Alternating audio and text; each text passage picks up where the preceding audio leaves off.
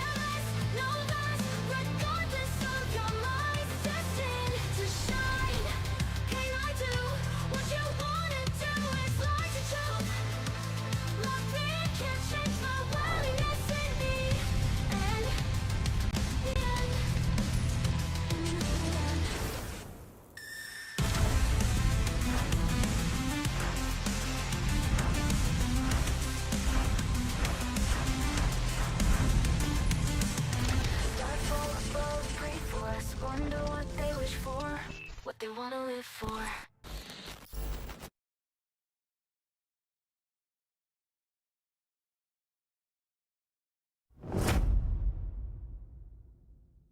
For thousands of years, my wrath has burned in the waters of the deep.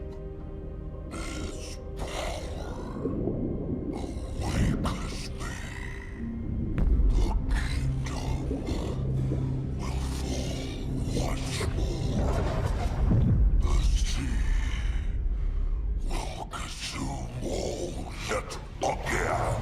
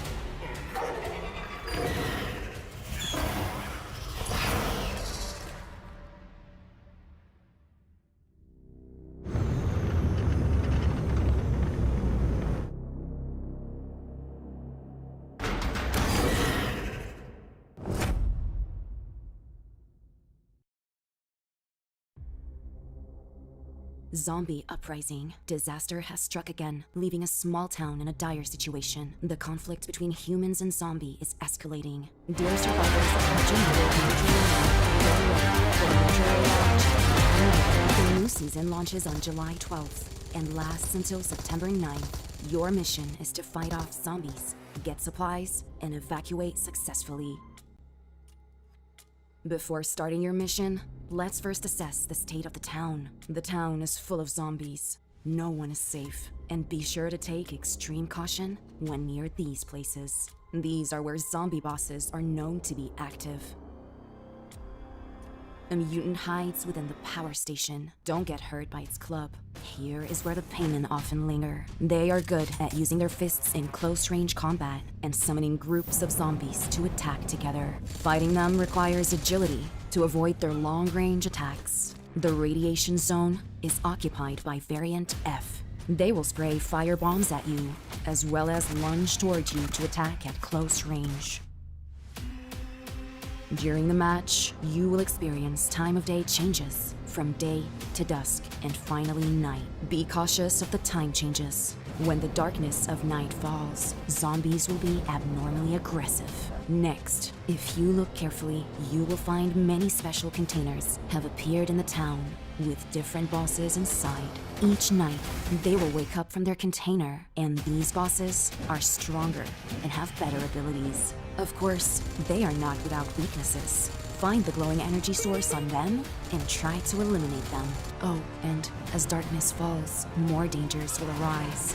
Watch out for newly dropped containers. Defeat the bosses inside them to get more supplies. In the town, you will encounter all kinds of zombie enemies, as well as special supply crates. Opening special supply crates attracts swarms of zombies to attack. Stay vigilant. When faced with a zombie attack, the new weapons and utility items may come in handy. First, let's look at the new weapons. The M134 and the flamethrower. These weapons will help you deal heavy damage to zombies and eliminate them more effectively.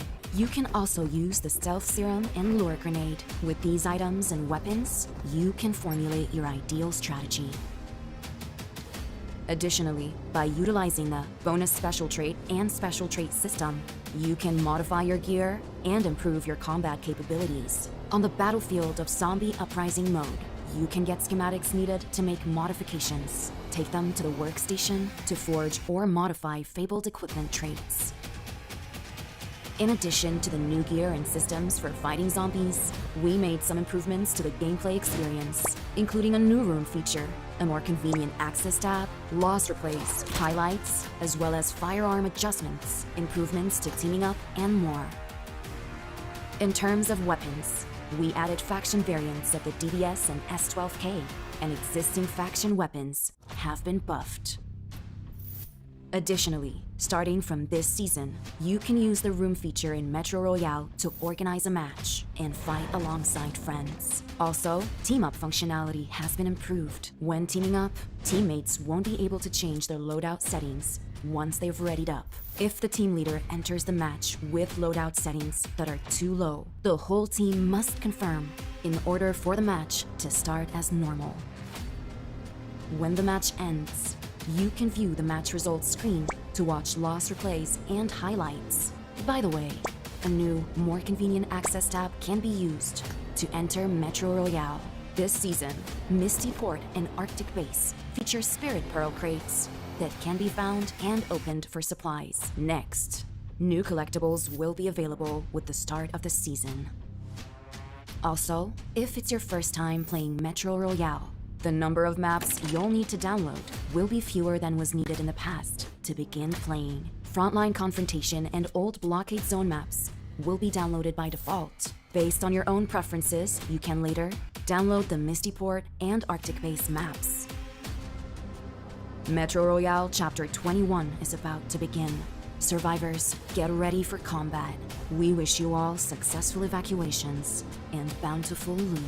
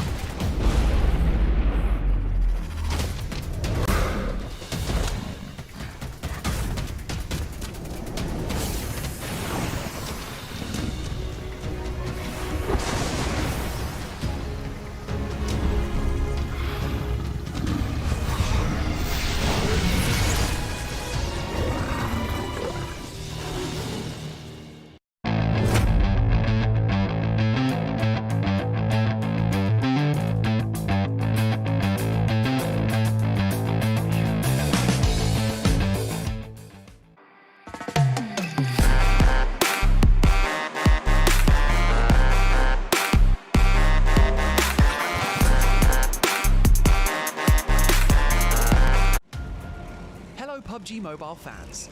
We're getting closer to the start of the PUBG Mobile World Cup, so it really is time to take a look back and remind ourselves of how all the teams qualified. In PMSL EMEA finals, Brute Force took a decisive lead on the second day with a stunning 23 elimination chicken dinner. A standout performance came from their newest addition, Frieza, who impressed everyone with his consistent play on his first official tournament. He sealed the victory with an incredible 1v3 clutch in the final match, securing the championship for Brute Force. Joining them in the PMWC group stage are IWNRX, Besiktas Black, and Moneymakers. Brazilian teams dominated PMSL Americas, but the title was ultimately decided in the final match, with Team Liquid emerging as champions. Mythic and Ayala delivered standout performances that impressed everyone.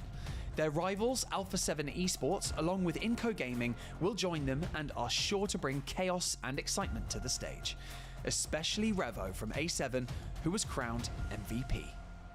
In PMSL Southeast Asia, Boom Esports dominated the finals with an impressive 115 eliminations. They secured 2 remarkable chicken dinners, each featuring 18 eliminations, showcasing their exceptional skill and strategy. A star to definitely watch out for in this roster is Yummy, who racked up an impressive 14 eliminations in a single match. They will be joined by DXavier, Alliance, and Talon Esports. In PMCL of Southeast Asia, Harambro had to give it their all against their fierce rivals, Oja Esports. But with Federales putting on a spectacular show, Harame Bro snagged the victory, claiming the title and qualified for PMWC by a 1-point margin. From the CSA region, 4 Miracle Vibes and Team Falcons were in a fierce battle for the title. Ultimately, 4 Miracle Vibes emerged victorious, with 98 eliminations and a consistently strong placements. The MVP, Doc, was a key factor in their success and is definitely a player to watch. Joining them on the journey to Riyadh are Madballs and IHC Esports. In South Korea, DRX dominated with impressive aggression and consistency, earning them the PMPS title, whereas D+ Kia will be joining them after winning PMRC Korea vs Japan. Over in Japan, CAG Osaka made a stunning impact on the final day, closing the finals with back-to-back chicken dinners. The PMGO champions, Reject, will also join them competing in the PUBG Mobile World Cup. Meanwhile, in PEL in China, Tianba's MVP QZZ made an unforgettable 1v4 play in boot camp during the league stages, setting a high bar for the competition. Tianba took an early lead into the finals and claimed the championship title and the spot for the PUBG Mobile World Cup. TJB Esports will join them, having secured the top spot in PEL annual points. Last but not least, we have 2 teams with special invites. Power Esports will represent Saudi Arabia as the host country invite, while Vampire Esports, the previous back-to-back mid-season champions, will join for the opportunity to defend their title. Get ready for an unforgettable tournament, and don't forget to cheer on your favorite teams.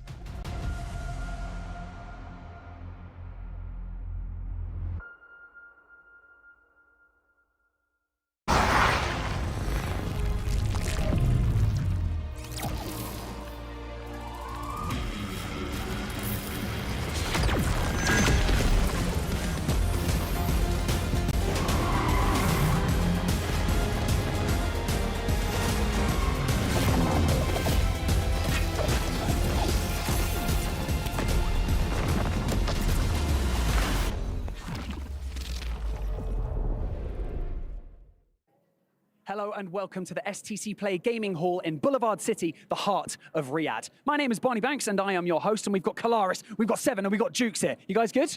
Yeah. You seem preoccupied, so okay. We're going to kick things off this week with the group stage. We've got 96 players, 24 of the best teams from all over the world. I've got Jackie and I've got Blank and John Allen here. You guys good? Hell yeah. Love that. Like I've said, 24 of the best teams from all over the world. We've got $3 million on the line and 1 trophy. Rivalries will be forged, and of course, hearts will be broken, but 1 champion will emerge. Welcome to the PUBG Mobile World Cup. I'm gonna have a game. Hey guys, our MVP's here.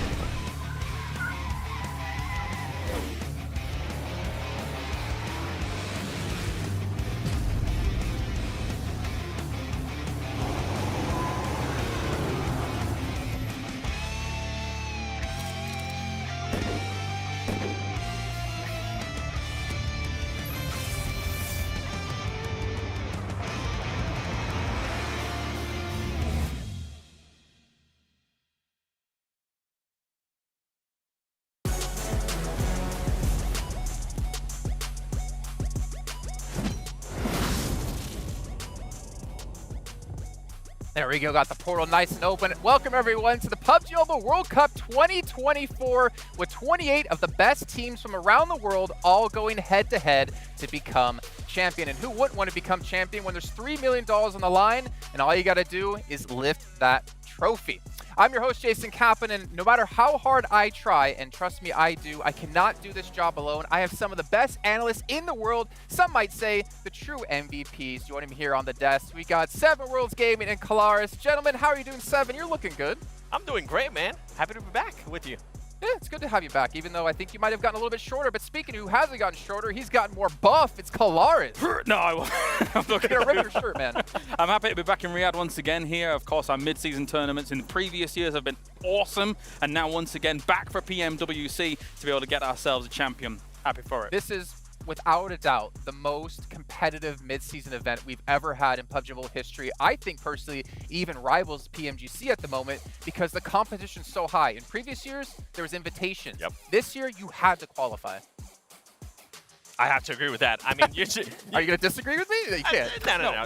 Usually, we would have some teams that are favorite to win. In this one, it feels like anybody can win with how some of the teams are currently playing. Yeah, definitely. I mean, everyone's looking at your Falcons, your Alpha 7s. If they both don't get second place, I guess both teams can't get second place at the same time. So maybe that's okay. We'll see how it all plays out. Yeah, we'll see how it plays out for you guys at home. If you're unfamiliar with exactly when the show is going to be starting, we've got you covered with our nifty little calendar here. You can see wherever you are in the world, what time we'll be starting. But also keep in mind on that bottom left-hand side, we got 3 different stages here. We've got a group stage kicking off today. We've got a survival stage kicking off on the 23rd. And of course, we might have our main tournament on the 26th. And to kind of clarify for people out there, Seven, some teams, 4 teams, did go straight into survival stage, which means they have 1 chance to qualify. And the rest of the teams here today are in the group stage, which means they technically have 2 chances. Yeah, and for the teams in group stages, they're going to be playing 12 games. They're going to make sure that they don't have any mistakes, and they're going to make sure that they try to make it straight to the main tournament because we have seen how crazy survival stage can be. You do not want to go there. You do not want to go down the survival stage. There are excellent teams here that will not be making the main tournament at the end because it is that grueling. Only 4 spots in the survival stage. There's 4 teams already in the survival stage that I would like to see in the grand finals. Never mind all the other 12 that are going to fall down there and try and battle it out. You know, I'm going to say this. It's like, as long as you're not in the bottom 50% of our group stage, you go straight into the main event. Yep. But that sounds way easier than it actually is because you have the best teams in the world all going head-to-head. And, of course, let's actually see how they get there, of course, with our point system, which if you guys have been paying attention to PUBG Mobile Esports, you know exactly how it's going to work out here. 10 points for a chicken dinner, but 7, again, eliminations. I mean, we've been talking about this for the last few days. So important nowadays in PUBG Mobile Esports.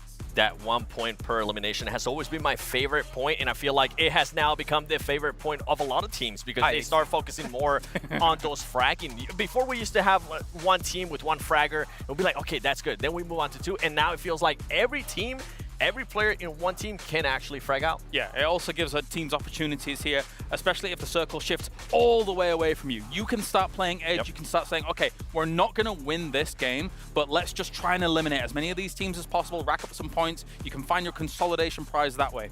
Yeah, and honestly, it's going to be tough because, again, you're competing against so many good fraggers. And, Seven, I did like how you brought up you can't just have 1 fragger on your team anymore. Talking with Maxman the other day, which, fortunately, he's not here today. It'll get better, Max.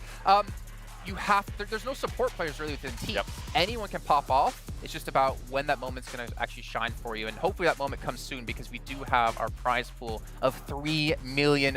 A lot of money to be won here for all these teams. But let's actually break it down. In group stage, $1 million of it. That's like a third of the prize pool just in the group stage. So if you didn't make it into group stage and you're in survival, you miss out on the opportunity of making bank. You do. That's $1 million $1 bills, just for anybody out there that needs them. Don't laugh at me. Don't laugh at me, Seven. We've got ourselves, yeah. The 1.5 million, though, for the main event. I mean, those teams that have already garnered themselves huge amounts of money. Again, if you're thinking like Falcons, Alpha 7, there's not that many teams outside of places like China that have been able to rack up over $1 million worth of prize pool. Some of them will be breaking it here at this tournament. Well, Vampire, I know they're looking to break it if they win the two back-to-back mid-season tournaments, but we can see the breakdown when it comes to our finals, right? This is not obviously group stage. 400 grand for first place, 200 grand for second, so Alpha 7 looking like they're going to go home with 200 grand. Obviously not going to be trying to as they get themselves a potential victory here. But that's so much money, man. That's life-changing money we say every single year here. And you know every team really puts everything on the plate, everything on the table to try to win. And I feel like that's why we get some teams like Vampire Esports. Usually when they go to the region, they don't tend to play that well. But when they come to Riyadh, my goodness, Vampire Esports is a completely different animal. And we'll get to there at some point. But I want to see if Vampire Esports could maybe defend some of their championships that they have gotten here in Riyadh. Something in the water here or something like that gets able to have them pop off every time. Let's actually check out how we're going to be breaking down our battlegrounds here, right? And if it depends on where you've come from in the world with your PMSL, but this is the form we're going to be going with here today. We got Sanhok to start the day off, and then triple Erangels. That's not a typo. That's not a graphics error. Triple Erangels into double Miramars. Yes. And honestly, I'm a big fan. I know, Clarus, you and I are both big fans of kind of how this format plays out. Yeah, definitely so. I mean, the fact that you can learn from your mistakes straight away in these groups. It's not like some of the scenarios where you have rotating groups throughout the day. No, these are 2 fixed groups through the day. You can say to yourself, okay, this team hit us on this rotation. Maybe we can avoid going along this path to be able to then get to these next circles straight away on the particular battleground. And 7, I know you want to see, you would love to see one potential change, which is kind of interesting, but we're not going to touch on that right now because something that needs to be talked about is kind of this uncertainty era that's happening within PUBG Mobile Esports. You know, Clarus, back in the day, you could predict who's going to win the event and generally be right. However, nowadays, it doesn't feel like that's possible. Yeah, the fact that we have such a level of competition at PUBG Mobile right now makes this uncertain. I couldn't have said it better myself, really. The fact that it's uncertain. We have IHC, current world champions. We have Rejects being able to come off the win off the back of PMGO, and then all these other names, 4MV, Falcons, Alpha 7. As we take a look at the teams, I cannot put a finger on who is going to take this. There's a plethora of teams that could easily take the tournament here in Riyadh.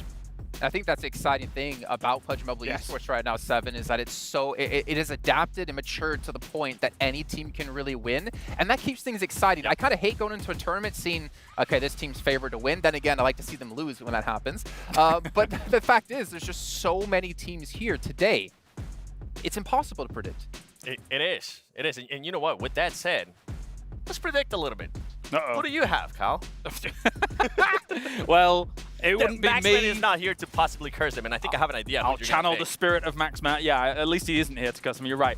I have to go with Falcons, man. Not only are they the greatest team, but now they have the greatest roster to be able to power things for. I'm not going to give the speech that I gave in rehearsal. Oh, come on. Come on. God. No, but ultimately, you've got Top, Action, Icy, Nerzed. All of these guys have been poised and focused to try and get themselves to that #1 spot. I think it might be now here. Team Falcons in Riyadh. Is it fate? Is it destiny?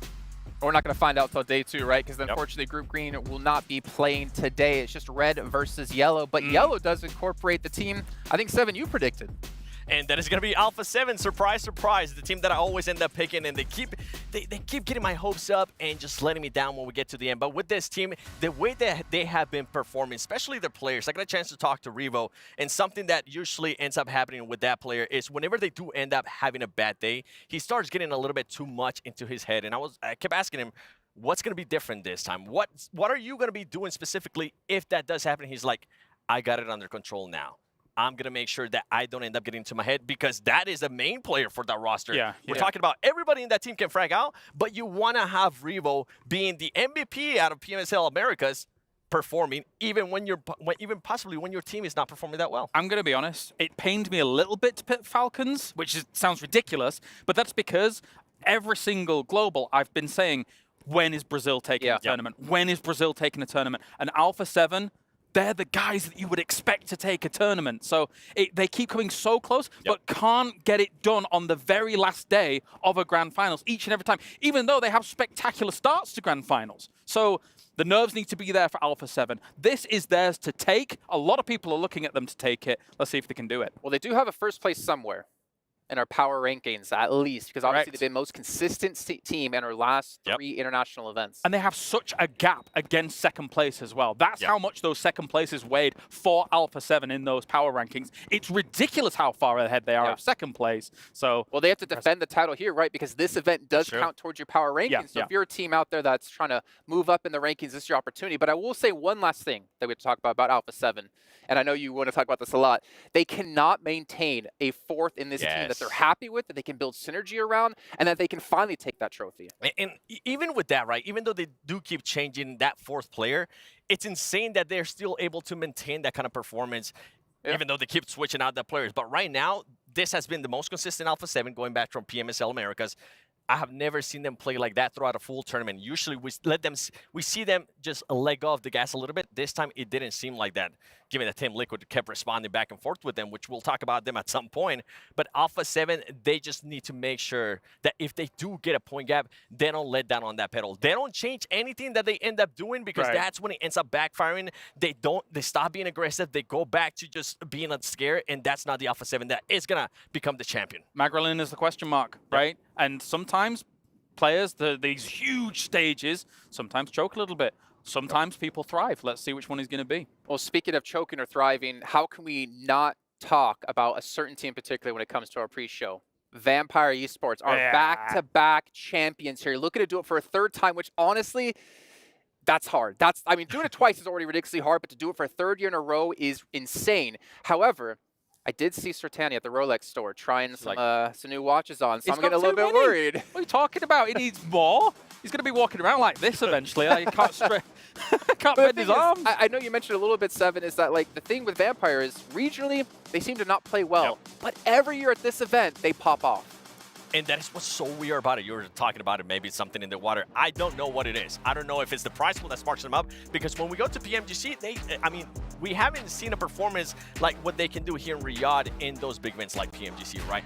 For them, it comes down to how is Tony K going to be performing. Tony K, I mean, that's a player that everybody's going to be looking at. Is he going to be bringing in that clutch factor? And how is another player, Noobsy, how is he going to be performing as well? Because that's been a big question mark for a lot of people. Tony K holds the record, 53 eliminations here on this stage from last year. And honestly, that was an unbelievable feat coming out from him. And not only that, but he was doing it in a different way to everybody else. He was using the DMR. He was unbelievably precise with the Mini 14. And if he could replicate something like that to that effect, I know the meta has changed slightly since then we could see another Vampire win.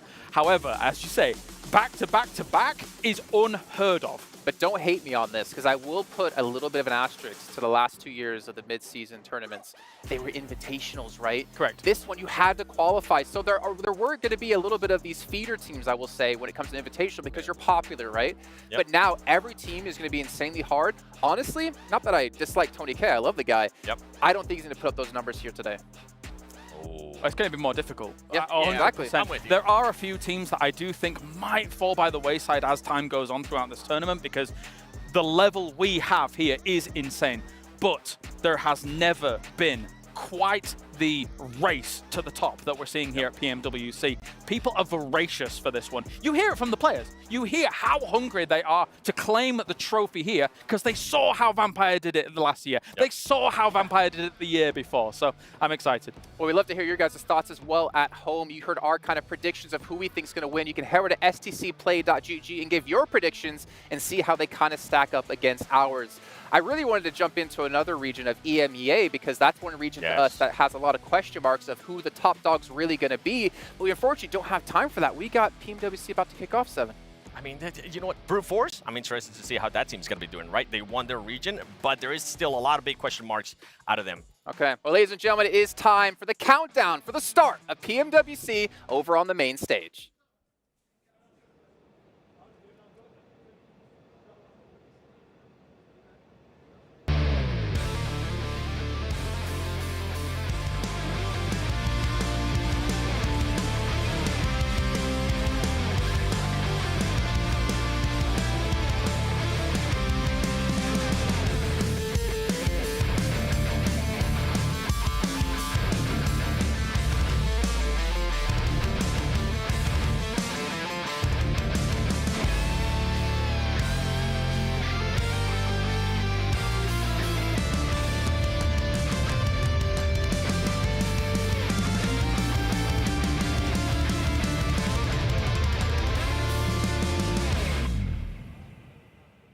Hello and welcome to the PUBG Mobile World Cup at the ESPORTS World Cup, live from Boulevard City in the heart of Riyadh.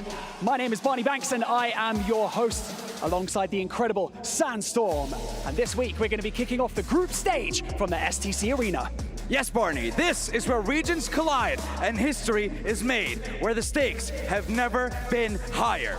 96 players will be joining us in the SEC Arena for the group stage, representing 24 teams, fighting for the $3 million prize pool and, of course, the beautiful PMWC trophy. It is beautiful. Each of our competing teams have dominated their region in order to be here. But when you step out onto the world stage, that slate is wiped clean and you are back at the bottom of the mountain, ready to climb once more. These teams will begin their journey with 18 matches spanning across 3 days, where the top 12 teams will make it to the grand finals, and the bottom 12 will join us in the survival stage, where 4 more teams are waiting for them. So, with that being said, I believe it is time to meet our competitors and introduce them to the main stage so that we can kick off the PUBG Mobile World Cup. That's right, starting off with the runners-up from the 2023 Mid-Season Championship All-Stars Tournament. Give it up for D plus Kia!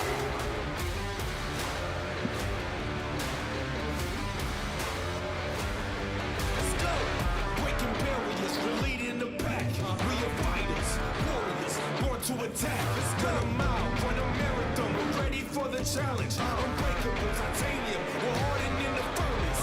Tearing down the boundaries, we're pushing through the limits. Foundness, Next up, give it up for your PMPS Season 1 champions, DRX. we are unstoppable.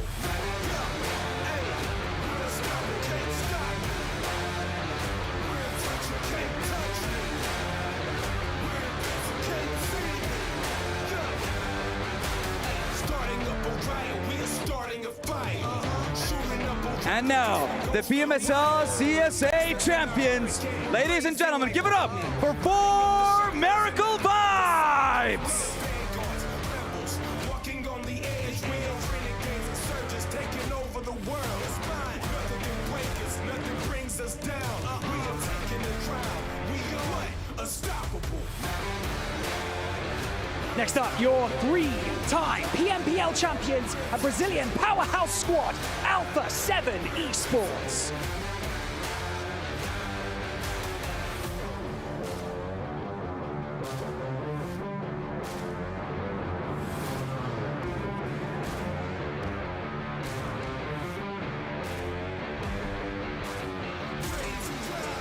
Joining us now on the stage, top 3 from PMSL EMEA spring season. From Turkey, give it up for Beşiktaş Black! We're unstoppable.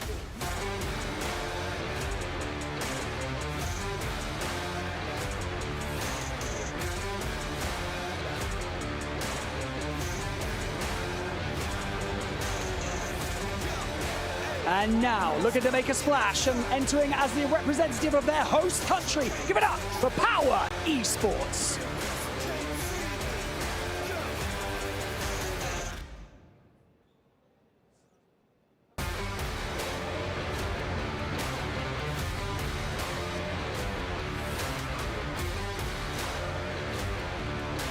And now, PMSL EMEA Spring Season Champions, give it up for Brute Force! Challenge, unbreakable titanium, we're hardened in the furnace. Tearing down the boundaries, we're pushing through the limits. Foundness, energy, rulers of the city, invincible. Your PMJL Season 4 Phase 1 champions, CAG Osaka.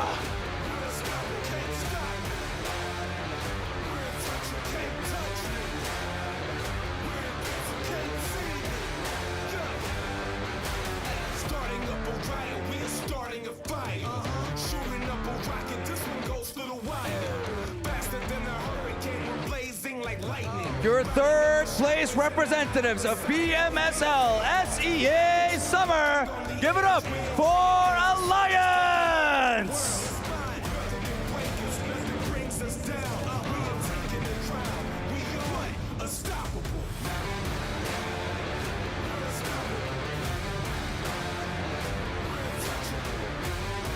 second place in spring season of PMSL EMEA. Give it up for Istanbul Wildcats next Royale.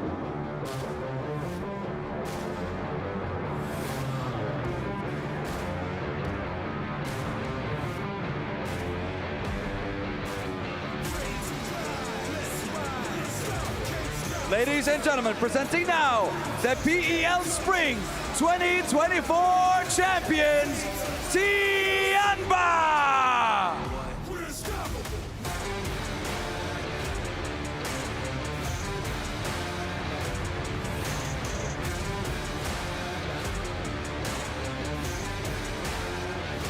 Next up, your PMSL SEA Summer Champions, Boom Esports.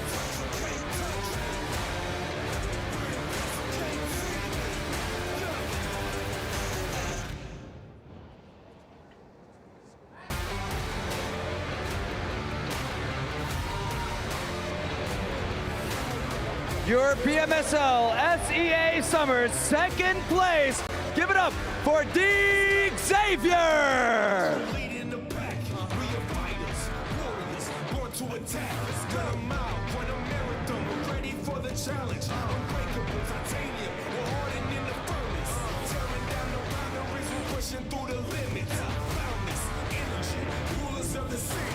Fourth place in PMSL EMEA spring season. Make some noise for Moneymakers.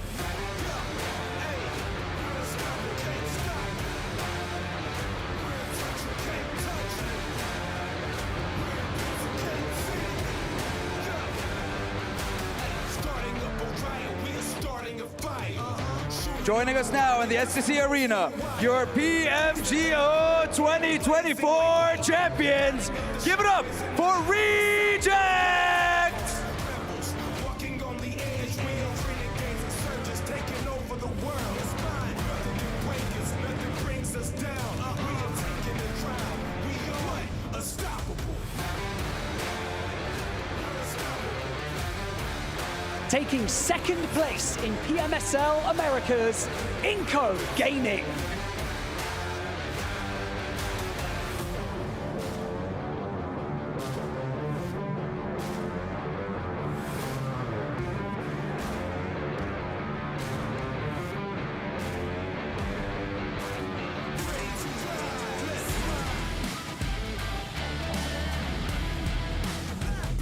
And now, your reigning champions of the world. Give it up for Al-Ula IHC Esports!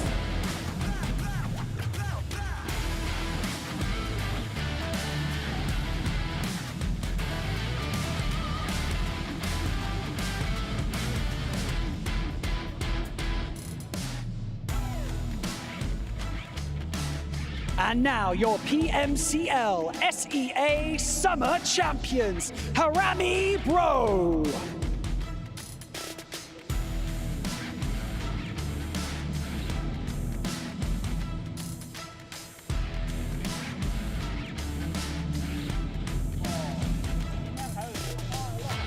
And now, third place in your PMSL CSA spring season.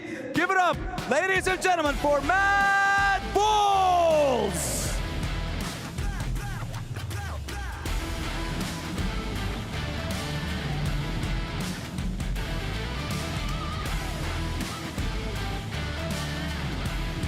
Next up to take to the stage, we have third place at PMSL SEA spring season, Talon Esports.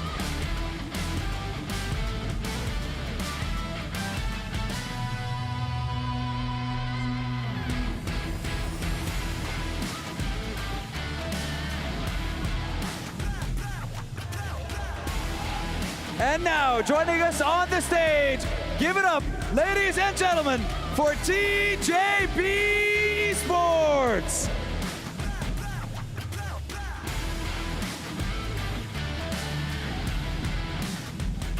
Changing it up, actually, boys and girls.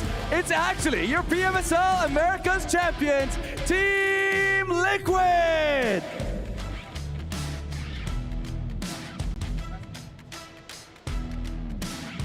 Now, stepping out onto the stage, we have our second place finisher at PEL Spring Season, TJB Esports.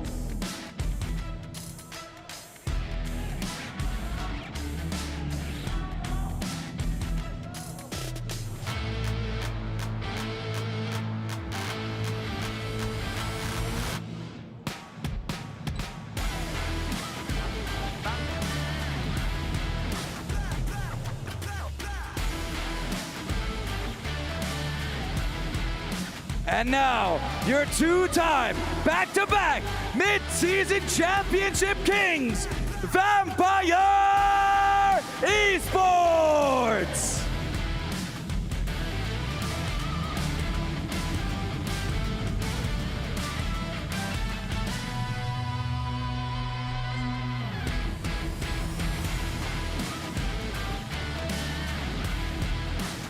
And now, second place at PMSL CSA Spring Season and your hometown organization, Team Falcons.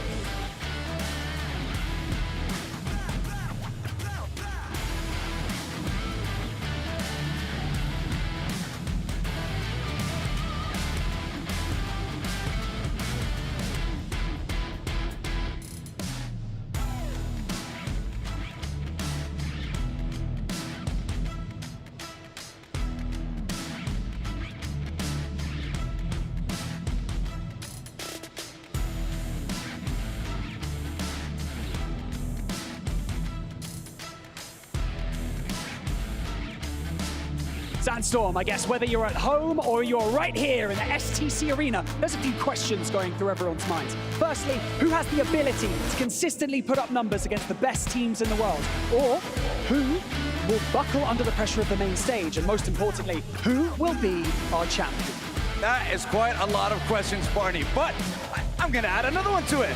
Who will be able to come out on top with the $1 million prize pool that we have only for the group stage? The stage is set, the players are ready, and their journey begins now with our first set of games. So, casters, are you ready? Let's get the show on the road. Let's get the game started, and let the PUBG Mobile World Cup begin! Let's go, baby! You know, we were born ready for this one. I have been waiting for this tournament for so long. The biggest tournament of the year. And to help me right by my side, I got none other than John Allen. Bro, are you ready? Blowing it up. We are ready to go Let's go. for the PMWC. Absolutely stoked to be here. We've got a lot of fantastic teams. As the desk was talking about earlier. Oh, well, the box. That's I right. guess. The cube. The cube. That's right. I don't know. We'll have to figure it out.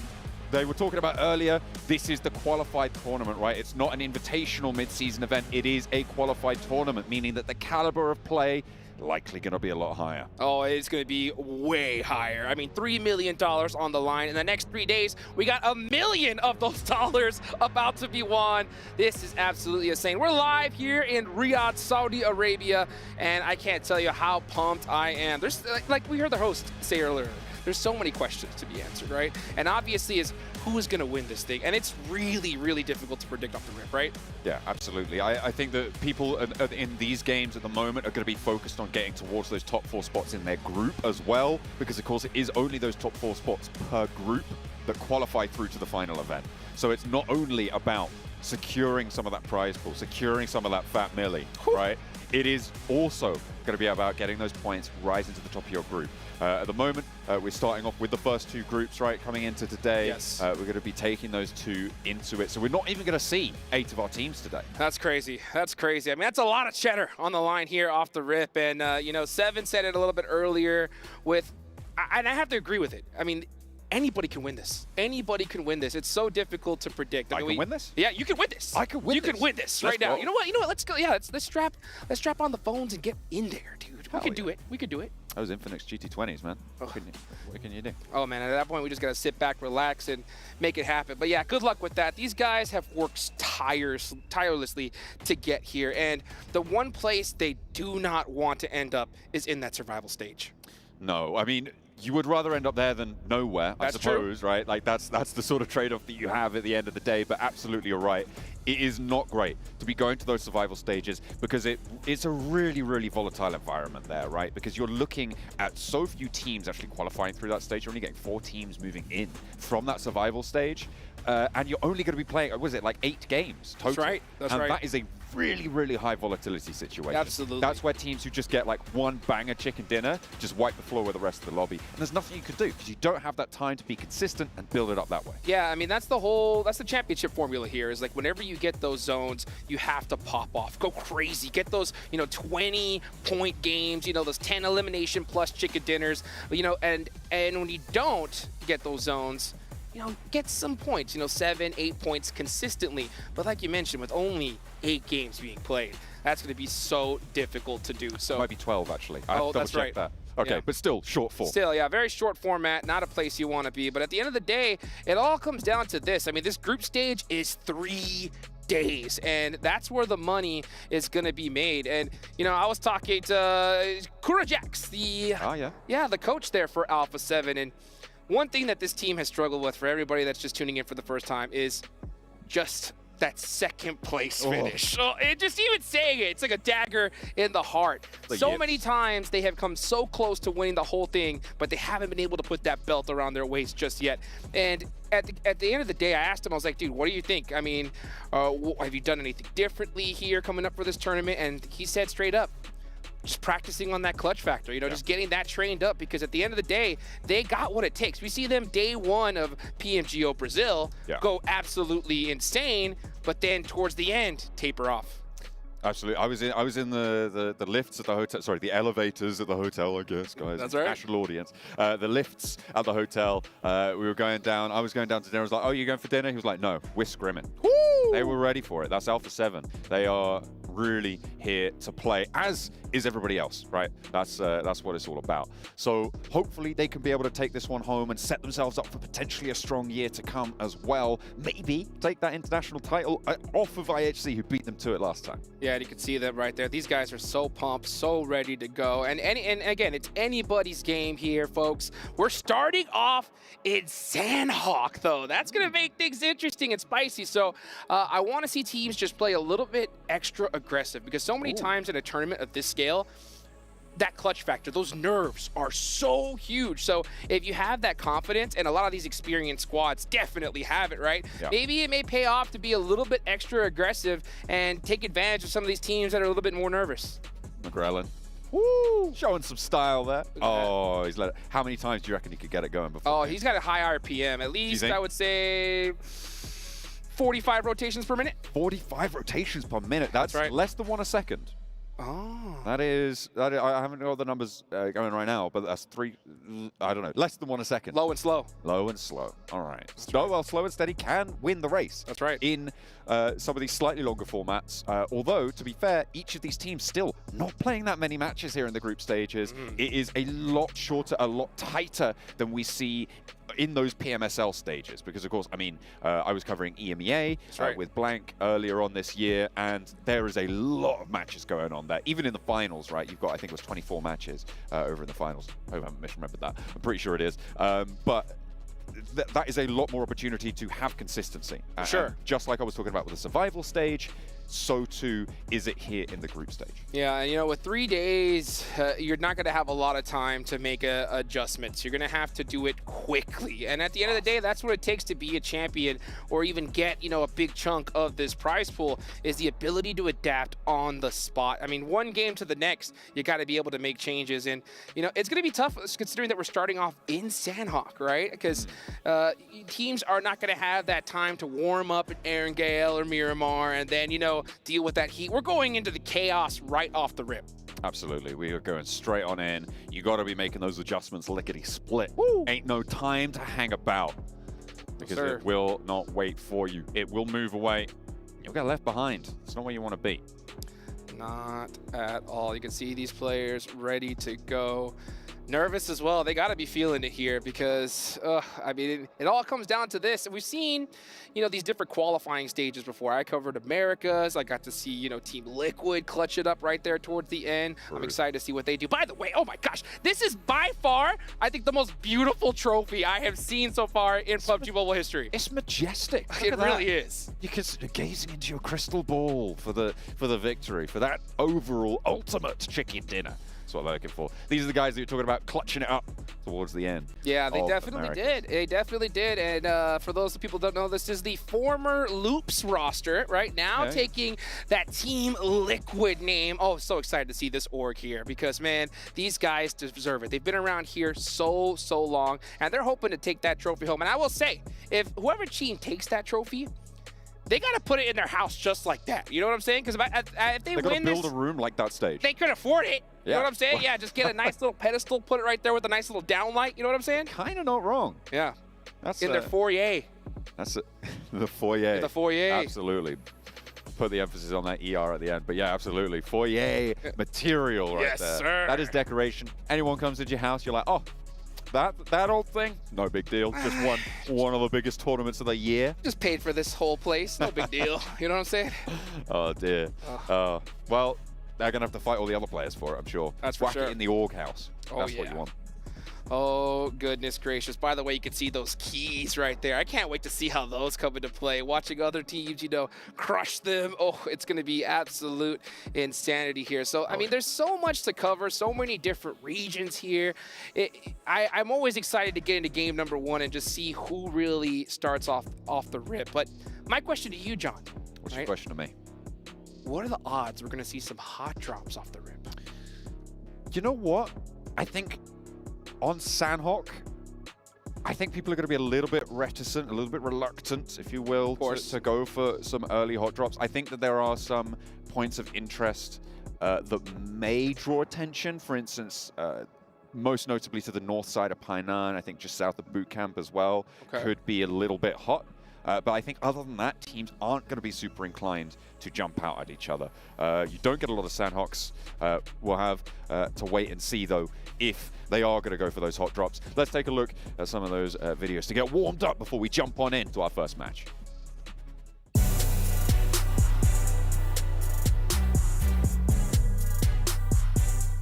チームの雰囲気はまあまあです。メンバーはG4の時よりかは強くなってるんじゃないかなと思います。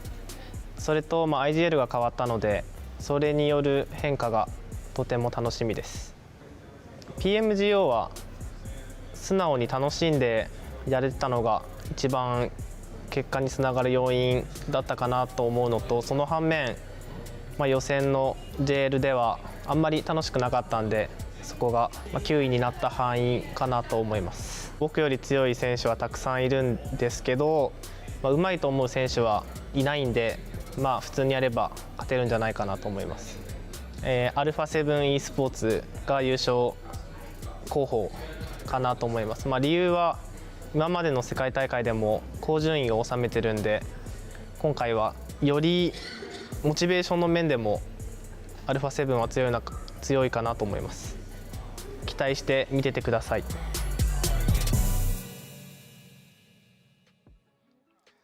You can see it right there. Hey, you could expect big results from us. And, you know, Team Reject was a team that we saw last year in the midseason, right? Hot drop off the rip in Rozhawk area. And they ended up winning the whole thing. So it just goes to show sometimes that aggressive playstyle works out big time. Yeah, absolutely. It can, obviously, with, well, the now not so recent reduction in placement point emphasis over towards going only 10 points for that chicken dinner. That elimination count really comes back through. Only echoed by, well, previously IHC, now Al Ula IHC, right? In that global finals at the end of last year back in Turkey, they won it almost entirely off those eliminations. That's what it's all about. And that's how they were able to change the game. This time around, though, I don't think it's going to be that easy, Jukes. We are going to be heading into the game with the dual gaming chipsets and 144Hz AMOLED screens. The GT20 Pro will equip the teams with up to 120 FPS, which is also the first batch of supported devices, offering esports level performance and visually stunning experiences in the 2024 PMWC. Well, ladies and gentlemen, it's time! Let's get this game started! Match number 1 of the PUBG Mobile World Cup live here in Riyadh, Saudi Arabia. Players have traveled all around the world for this moment. And we can see a beautiful playing path right down the middle here. Key points I'm looking at is I always look at to see which teams are landing on that island right there at the top left of the map. And it looks like Brute Force is going to be one of those, D plus Kia. If the zone goes there, that team has a high chance of winning the match and putting some serious points on the board. So it is a gamble, because if it does go to mainland, it's quite difficult to make it in there. Yeah, a couple of options you have available to you. The thing I'm looking right now in that Northwest Island, the feature is D plus Kia have that outpost that's almost a little bit surrounded by Brute Force players, right? You can see Osal there, very close to Freezer. By the way, one of the best rookies we've seen all year in these tournaments. Incredible performance coming out from this guy. Make sure you keep your eyes on him. But in this situation, what can I say? It's going to be even more important, right? Jukes has absolutely put the nail, well, no, hit the nail on the head. There we go. That's right. And he is going to be right with that Northwest Island circle prediction. Looking at hot drops anywhere else on the map, we aren't really going to be seeing too much argy-bargy, as I like to say, in these early phases. There's a little bit more distance established between these players. Freezer retreating, doesn't want that fight either. Well, teams are going to have to get moving pretty quickly here, and one team in particular is going to be Alpha 7. They're all the way on the bottom right of the map near docks, so they're going to have to push to pretty much every single squad to try to get into this zone. But you know what? At the end of the day, teams have prepared for this. Coaches, they know what the chances are if the zone does go here. They're going to have that strategy, and at the end of the day, it might not be bad for Alpha 7 because they love that edge play style. And if you're going to play aggressive, like I said, it works out. Day number 1, game 1, take advantage of some of those players that are a little bit, you know, extra nervous. But at the same time, this is the World Cup, baby, right? There's no stragglers here. There's no feeder teams. Hell. Every single one of these squads is the best of the best in the planet. Absolutely. That's exactly what they are bringing to this one. I'll be interested to see if anyone's going to go for a botation around the edge of these maps. I'm going to be curious to see if anyone's going to be looking for holds on those botations as well. I'm looking specifically at Tianbap and Kao. They have a pretty interesting place to hold a choke right on the edge. They can sort of sweep through. And DRX as well on that south coast. So if any botations go through, I'd be interested to see if they are going to be the ones to hold it. Right now, we're on board with DX Xavier, unchallenged in Paradise Resort, which sometimes can be a little bit toasty. Yeah, definitely can be. I mean, this is a place, a high loot area. You're going to be able to get pretty much every weapon, ammo that you want, and you're going to be set for the rest of the game. So DX Xavier are in a good spot. There's not really anybody holding them up to be able to make it into this next zone. So they're wanting to loot very, very quickly here and get moving. You can see that Paradise Resort. And I'll tell you what, fortunate, right, for the rest of the teams here that the zone isn't here, because this would have been chaos off the rip.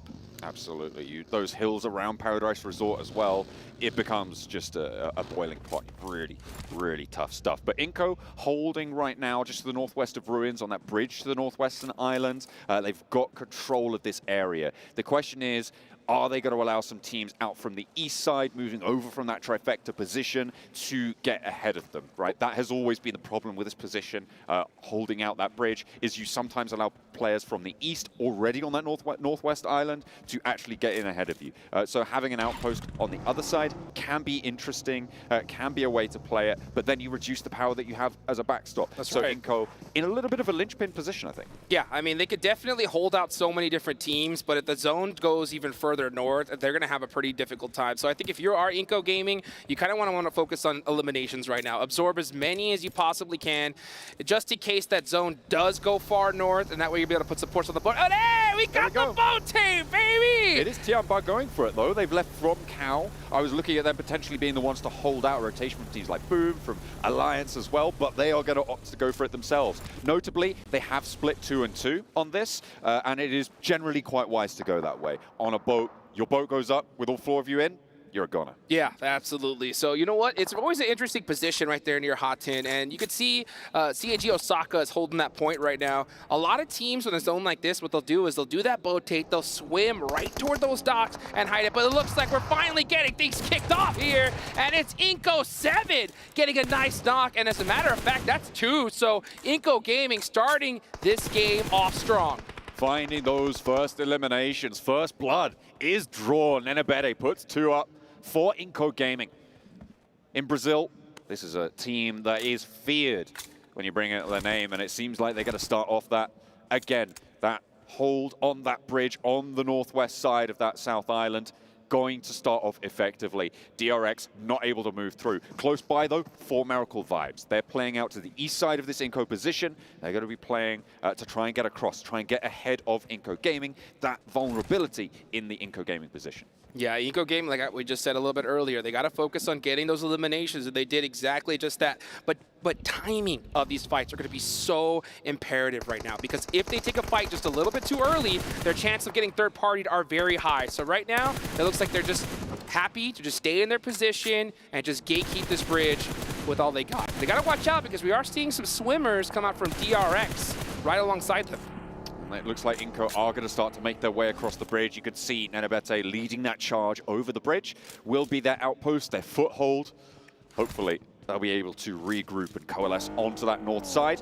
A lot more focus over towards the hard tin edge of things as well, as teams start to coagulate over in that direction as well. Yeah, it looks like Inko Gaming are going to start crossing that bridge and start taking a little bit more real estate here on this island, which is definitely a smart thing. They don't want to get stuck on the other side of that bridge for sure. And at the end of the day, when it comes to teams that have things to prove, Inko Gaming's definitely one of them. 3rd place in PMSL Americas. Team Liquid, Alpha 7, definitely up on them. But look at this, Tianba getting a nice double knock onto Boom Esports. So, I mean, we're starting to see these finishes come out early here.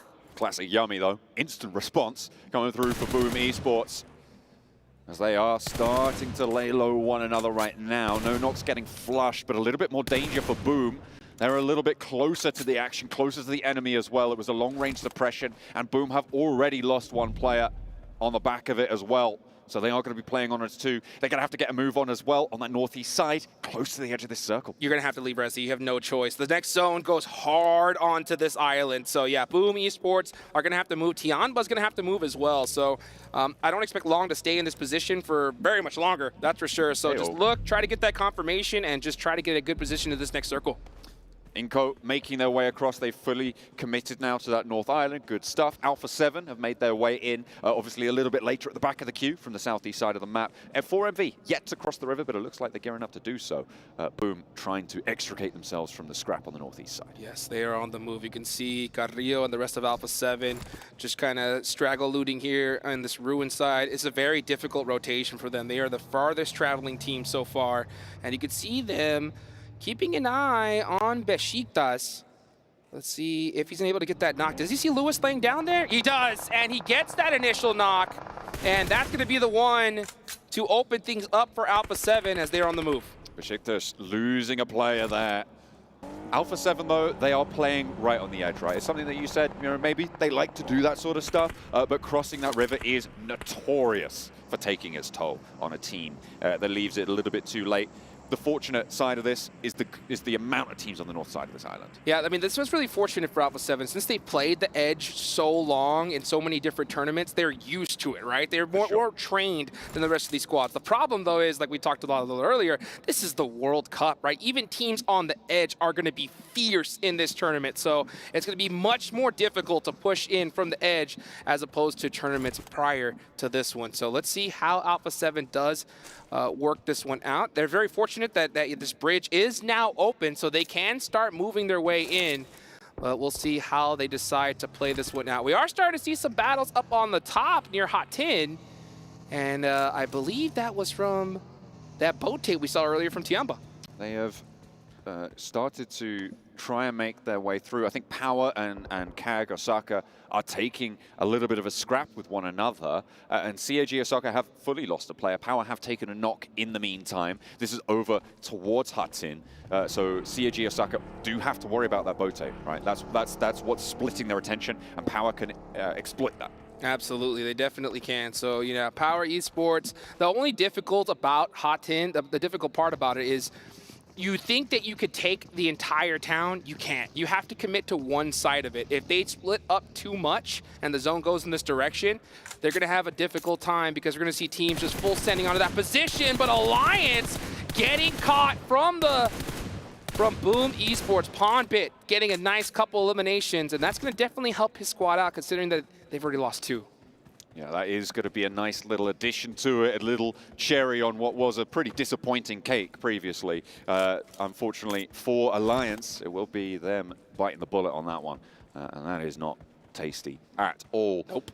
Alliance still looking across from that northeast side, and Alpha 7 as well, being held up a bit by the remnants of Besiktas. They were able to take down only the one player, actually, so they're going to have to still get across. IWNRX making the swim a little bit further west. Inco have spread their influence up that west coast, and they're still making life pretty difficult for DRX. Well, let's see how difficult this game's going to get here with this next zone. It's about to pop, and it does go slightly north here, so this is the game right now for Brute Force. This is the zone that you absolutely hope for. So they have a big advantage here. They got it. They have to capitalize on it, though.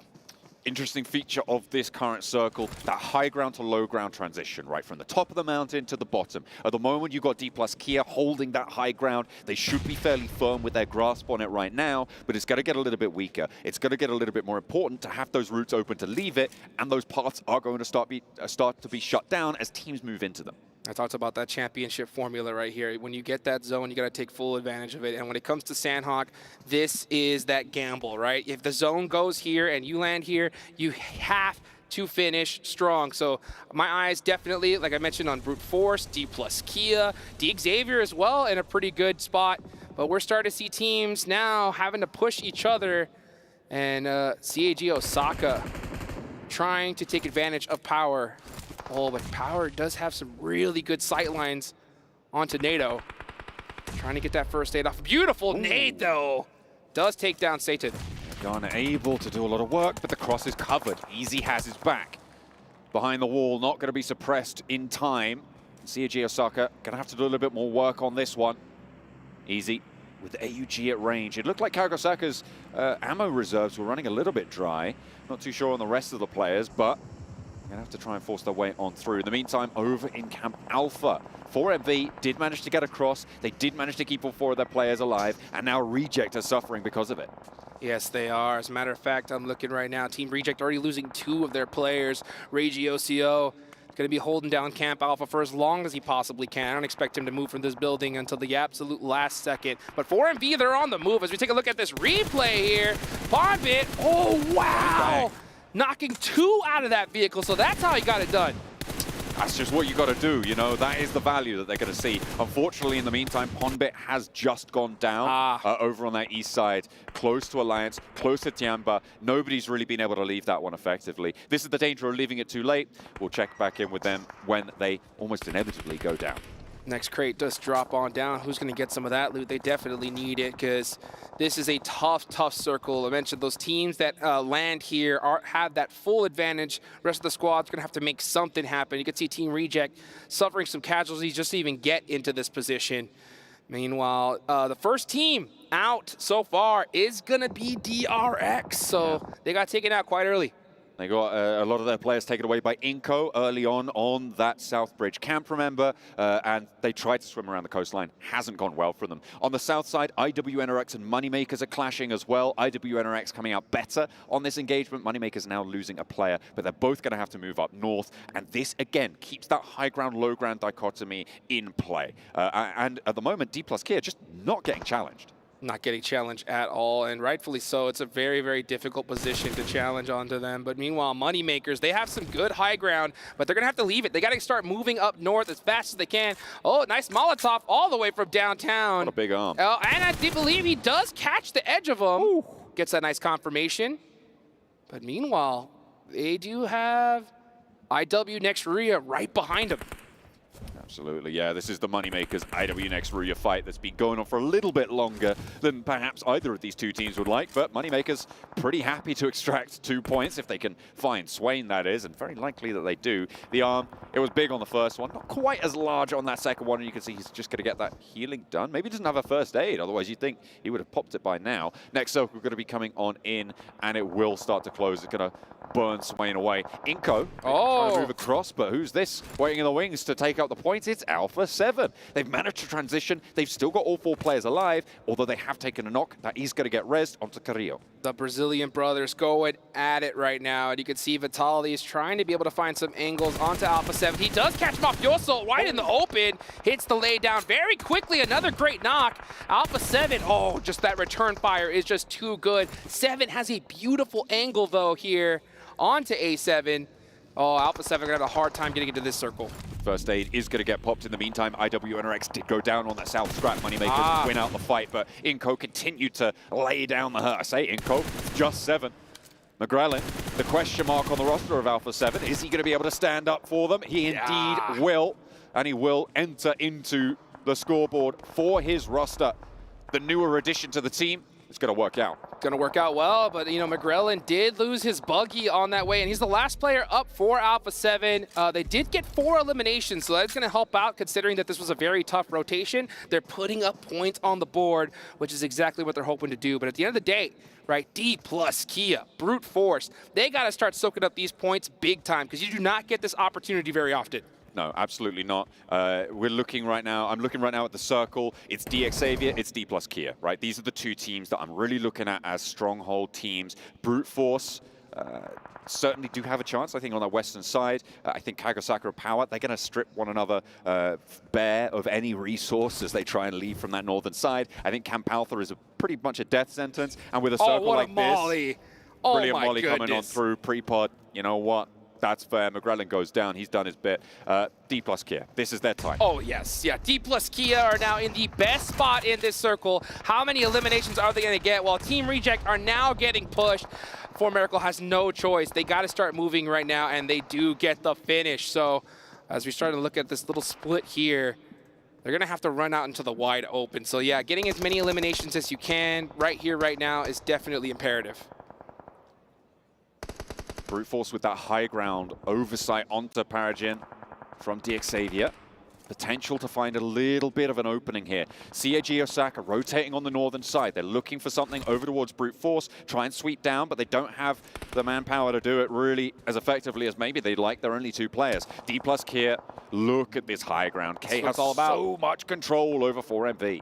D plus Kia are set up so good. The only difficult part about this is sometimes you don't want to give up that high ground. You just stay in that spot for a little bit too long. So once this next zone shifts, I want to see D plus Kia get together and just try to get this chicken dinner. D Xavier have been chilling right below this mountainside, though, and they're holding those edges, looking to soak up some of these points. But here comes Brute Force on the push. Frieza nearly goes down, but managed to find safety, and there's the shot from Neos through the window, looking for a second as well. They close it down. Ain't no thing, no sweat for Brute Force. Champions back in EMEA. They'll continue their run here. 4MV making the cross now. As Rivas looking to get through. Does get set on fire there, but with the DBS, it's not going to slow his roll. Fighting the first, the second soon to follow. But Doc goes down. In the meantime, the flush as well from Kakali. Projectors falls, but they take one down from 4MV. Kakali just got to get elimination if you can do it. And 4MV with 3 players up. 10 elims. Yeah, 10 eliminations. This squad has been pushing like crazy. This is going to be a difficult one to move away from, though. They're in a really, really tough spot.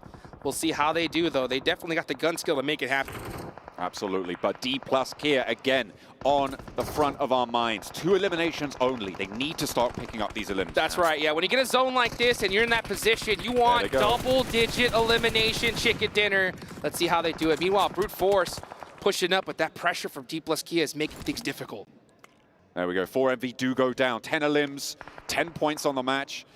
Plenty more of that. I think they got a couple of placements there as well, finishing up in 5th place on the match. they'll get some placements to add to that. But still, 13 points on a game, a great first match for one of the first place hopefuls. Absolutely. I mean, this is what you're hoping for, especially if you're a team that doesn't land in this island here and you get a circle like this. So excellent effort for them. 4 teams still remaining, and you can see D plus Kia have all the sight lines in the world, but Power are right there on the ridge line, center circle. So D plus Kia is going to have to start putting in some work here. With CAG Osaka rotating out to the west to try and take on Brute Force, that's allowed Power to actually make this maneuver down south unimpeded, because D plus Kia not really looking out to this north side. They've allowed this to come through, and Power going to be very happy about it. They are only 3 players, but they are all in the center circle low ground position. Yeah, let's see what D plus Kia can do. Like I said, sometimes that high ground is just so juicy, you don't want to give it up, but there we go. There it is. That's what you want to start doing, finding some of these straggler players and soaking up some of these eliminations right now. First game of the tournament. Very, very solid zone for these teams here. You can see D Xavier, they have been putting in work. 8 eliminations so far. And yeah, Brute Force is just completely stuck out in the open. Freezer trying to make that cross. Prepod drawing some fire, but it's not going to help out. Not enough, unfortunately. Freezer goes down on the off angle. The blue zone's pushing in. He's going to fall. A D Xavier pick up the point. 9 eliminations now on the cards for them.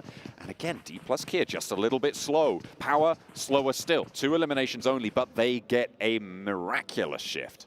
Oh, you can see Prepod right there just screaming, Lamborghini, mercy, mercy, please, please help. Just give me a couple seconds so I can move up here. But no, the nades are starting to come out. Will that do it? Oh, it hurts. Ooh. It hurt. Yeah, Prepod, it's only a matter of time.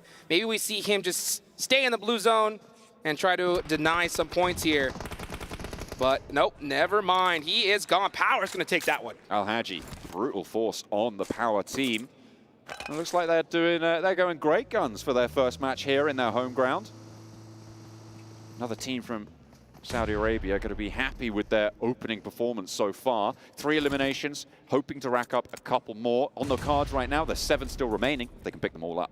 Yeah, let's see how this all ends up. It's all about timing right here. So if D Xavier and Power go at it, D plus Kia can come down and third party this. But it looks like D plus Kia are already on the move to Power. So let's see if D Xavier is going to get on the move. But K trying to hold it down, doesn't do it. Oxel does get a beautiful knock here. The DBSs are out.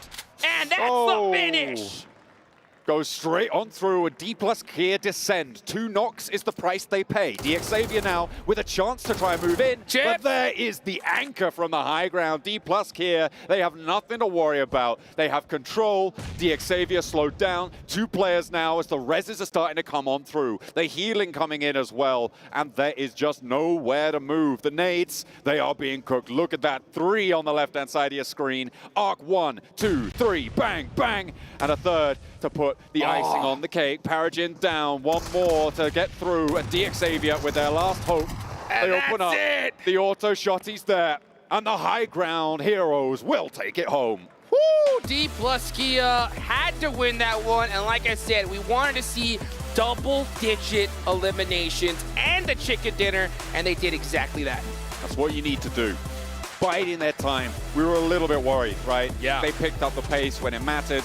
And this team from Korea going to be very happy with this opener. But there are plenty of other teams as well who've had a bit of a banger, right? The Xavier, they had a lot of eliminations. That's right. 4NV, 13 points on the match. Yeah, especially considering how 4MV got those eliminations. They were straight grunting their whole way through it, and they were able to get it done there. So a beautiful match number 1. And I like the fact that D plus Kia did send it down that hill. They didn't wait for that fight to happen and then get the guaranteed chicken dinner like I had mentioned. I thought that's what we were going to do. Instead, they say, no, we need these eliminations. Let's go down and get every single one of them. And that's exactly what they did. And getting through Power is not an easy task. These guys, powerful in their hold on the northern side, allowed to make that maneuver by CAG, and actually, to be fair, kind of allowed a little bit to get into that position in the first place by D plus Kia, but maybe that's because they had a plan to deal with it. They did, and not to mention, I love that 3-1 split they did. They left 1 player there to go ahead and just handle D Xavier, and they say, you know what, we're gonna win this fight and then win the game, and that's exactly what they did. So beautiful execution from D plus Kia, and what we wanna see here, and the rest of these teams now, got to keep an eye on the squad here because, I mean, even though it's only one game, like I mentioned, this is a 3-day tournament. Matches like this, points putting up on the board could be absolutely massive. So high value. When it comes to these group stages, they're chasing the lion's share of that big milli. You do not want to be the bridesmaid on this one. You want to be that bride coming into this tournament in these group stages. Going to the survivals, really far from ideal, and we are going to be looking to see if they can keep this one going, because that is a pace that's going to be difficult to keep up with. Absolutely. I mean, it's so crazy to see Sanhok off the rip, everything that we expected of it. Now we're going to be going into 3 Erangels. So guys, make sure you don't go anywhere. We're going to be right back after this break.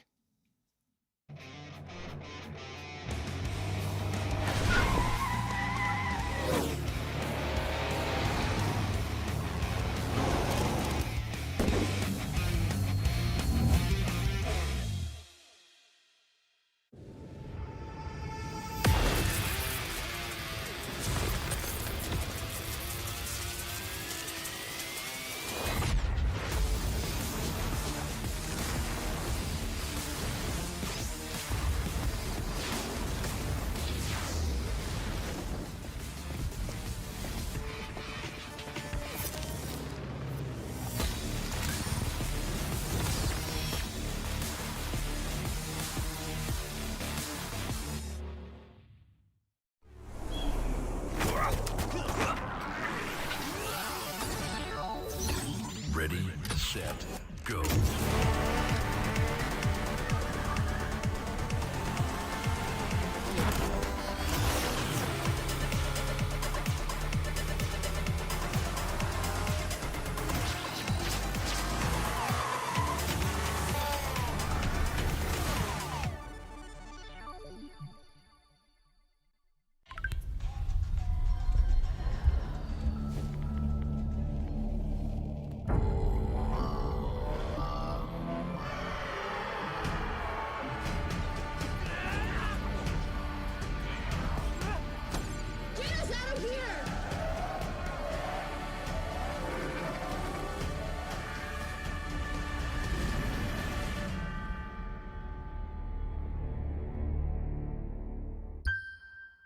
New adventures bring new challenges. Even as the heat rises, dandruff and grease won't stand a chance. With new Clear Men, powered by triple formula technology.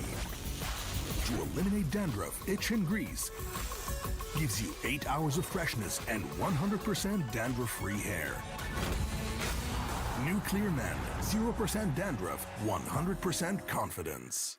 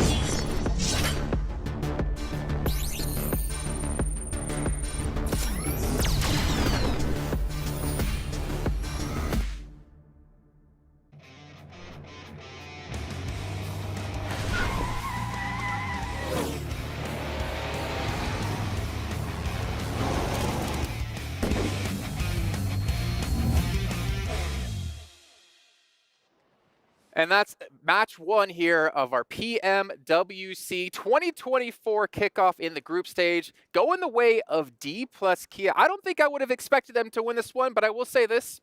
Sanhok, they had zone the entire time, playing from the high ground. But Kalaris, to be fair, you were commenting on the way they played that high ground was very well done. Yeah, no teams really came up to challenge them. I mean, the split is kind of a textbook split when it comes to controlling that high ground on the Northwest Island. And I think if this had been a Sanhok more mid-tournament, maybe teams would have been able to, you know, have a bit more aggression about them, maybe challenge it. But clearly they were flexing strong down towards the bottom, making sure no teams were coming that way. No team comes from the north. No team ever tries to attack that from the north. So the bottom was important, and they were able to hold it strong. If anybody was going to be challenging, it would have been Reject early in the match, but even Reject was like, you know what, we're going to be going away from this fight. We don't want to take it this early on, and we're going to be going to Camp Alpha. It didn't work out for them. Dflaskia there with the 20 points total. And 4MV, I mean, that was just such an... Even though they didn't end up getting the chicken dinner, that was just an impressive play by them. They were just taking on fights. And at one point, we're wondering, how is this team going to be able to get out of Camp Alpha? Boy, they did a beautiful against Besiktas. Yeah. I think also when you take a look at how some of this went down, if you think about D+'s actions in the late game, obviously Power had a bit of an easier time up towards the top and then was able to get up against the cliffside. But when D+ moves down, the coordinated triple nade throw forwards in order to be able to put in the boot a little bit, and as well as that, I think it was Osal? Was it Osal with the DBS? Finish things off as well. That's why we're seeing this shotgun meta really prolific, especially on Sanhok, I would say. There are so many close range fights like this that you need a shotgun, because if you're going up against an S12K, a DBS and things like that, you sure as anything better have your own in your arsenal. And we were wondering with D+, I was actually talking about it, wondering like how much ammo do they really have in this high ground position? And I asked like how many shots do you think they've been taking early on? I think Clarissa said probably not too many. And luckily for them, because they only had I think 2 eliminations, a majority of the match. But once the zone started to close in towards a position, they could confirm those, especially from the high ground onto like D Xavier. That's when like, okay, let's start taking some shots and getting up to 10 eliminations. I did not expect from that position, considering how early things have gone for them. Well, for D+ when they're taking the shots from the high ground, the onus isn't actually on them to even take the fights. They know that nobody's coming to be able to challenge them on the high ground, so they can delay teams a little bit and kind of take stock of everything going on around, which I think is a very smart and mature play here that we're seeing from a region which does usually make mature decisions in the game. Well, they did it so well against NRX too. We saw them being able to throw Molotovs, throw grenades, making sure that that team wasn't going to be hindering them whenever they did end up making that push down. Everything that they did in that game was just perfect. Yeah, well, speaking of perfection, I think really hard to pull off for a lot of teams. Consider it's just match 1, right? Teams are just getting used to each other, kind of warming up into this, but with almost 2K damage done. And only receiving 290 damage kind of shows that high ground dominance, because it's easy to take shots from, and it's easy to avoid shots being taken back at you. It's a confidence boost as well for D+, because I think they came into this tournament quite fortunate, I want to say. If you think about their road here, they did not qualify through PMPS. That was actually DRX that did, previously Duxan. So they had to go to Rivals Cup to try and qualify. And even there, we had Mirai and Songdrong very close to being able to take them off the #1 spot. There was only one spot for them in Rivals Cup, and they were able to do it. And again, when you've got names like Osal on the roster here for a D+, these guys are veterans of the Korean scene.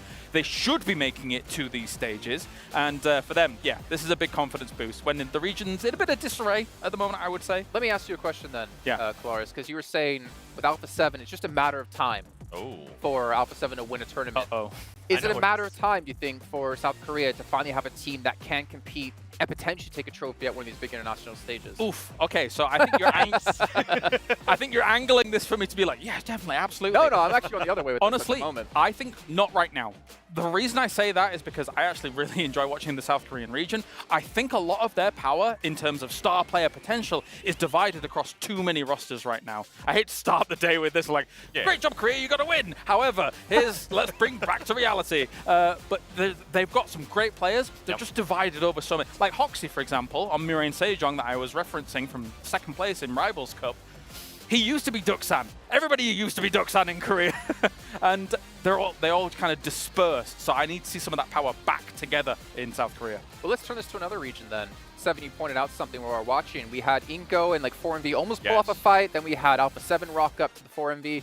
But Inko, they disengaged. They backed away. And you were actually really happy to see that, kind of realizing, or Inko realizing, like, this is the smart move right now. It was the smart move. I wish they would have just kept hugging that left of the map, just hugging that bridge, because it would have worked out perfect for them. They would have been able to surprise Brute Force, but ultimately they just decided to stop, and then they ended up taking a fight with Alpha 7, which kind of backfired for them.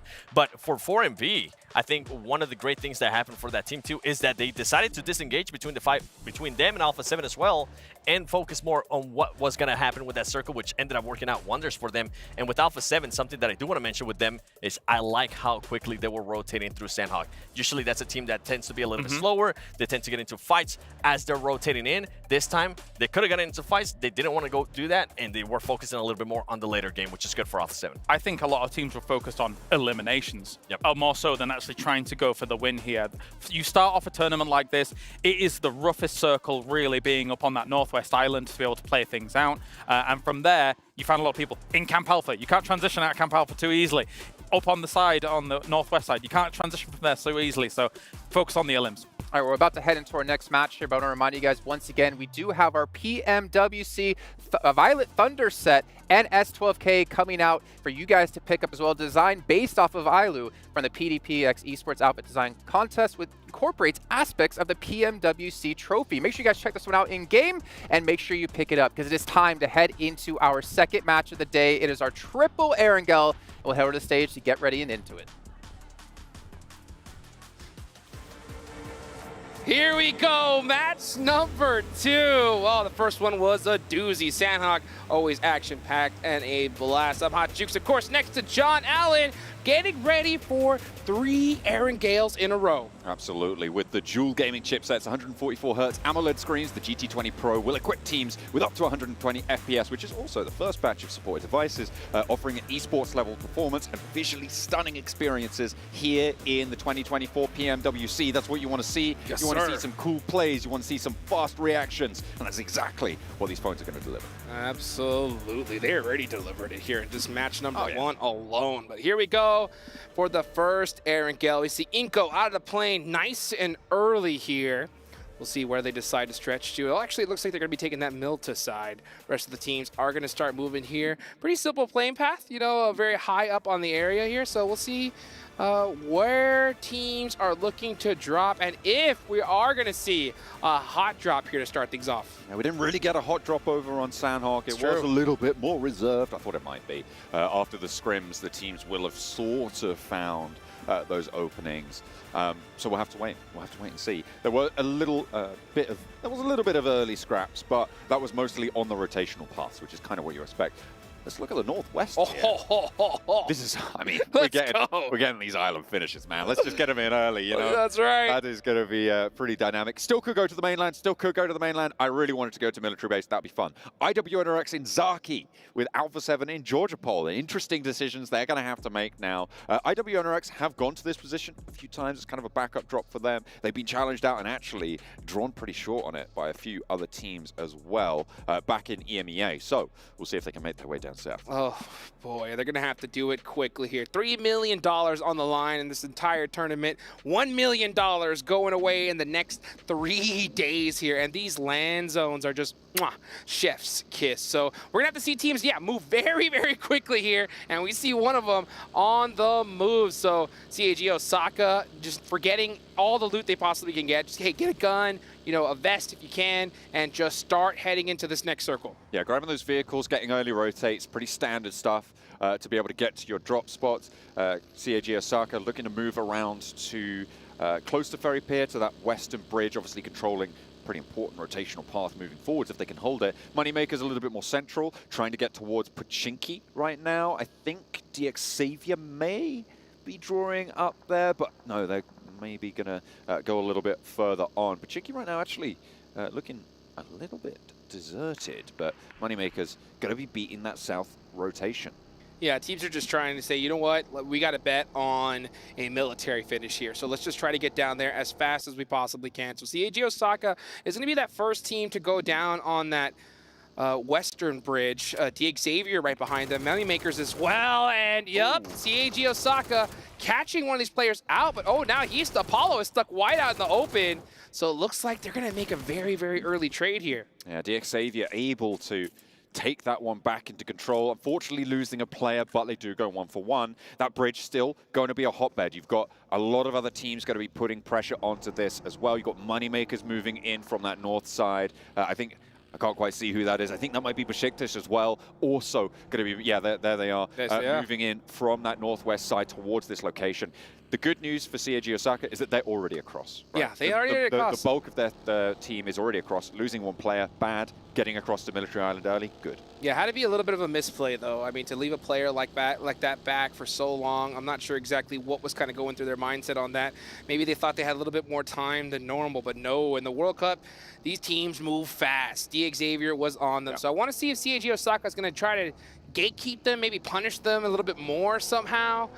Because when you're down a player this early and with a zone like this, you want to get those early eliminations if you can. I've historically been a fan of the rotation that Alliance are currently doing. They go for that early swim across from the middle of that mainland, right, down to the beachside compounds. I think getting that done early, in general, plays out very well for the team. Very safe. It's very safe.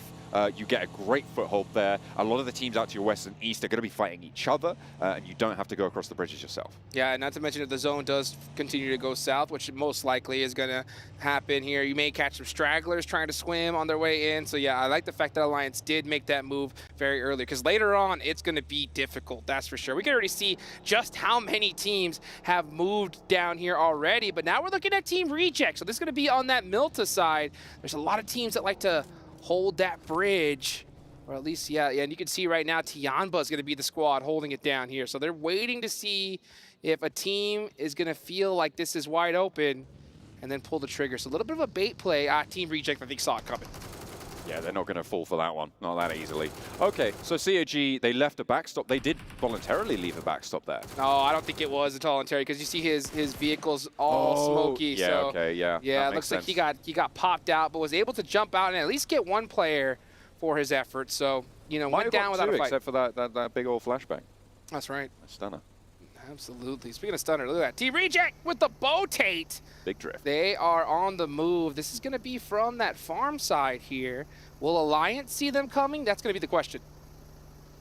Alliance a little bit tucked further to the west side. I think Reject might be able to get away with this one. Wow. It's holding on the south side of the bridge. This is a pretty bold rotate. You don't really know that other side of the bridge is being held.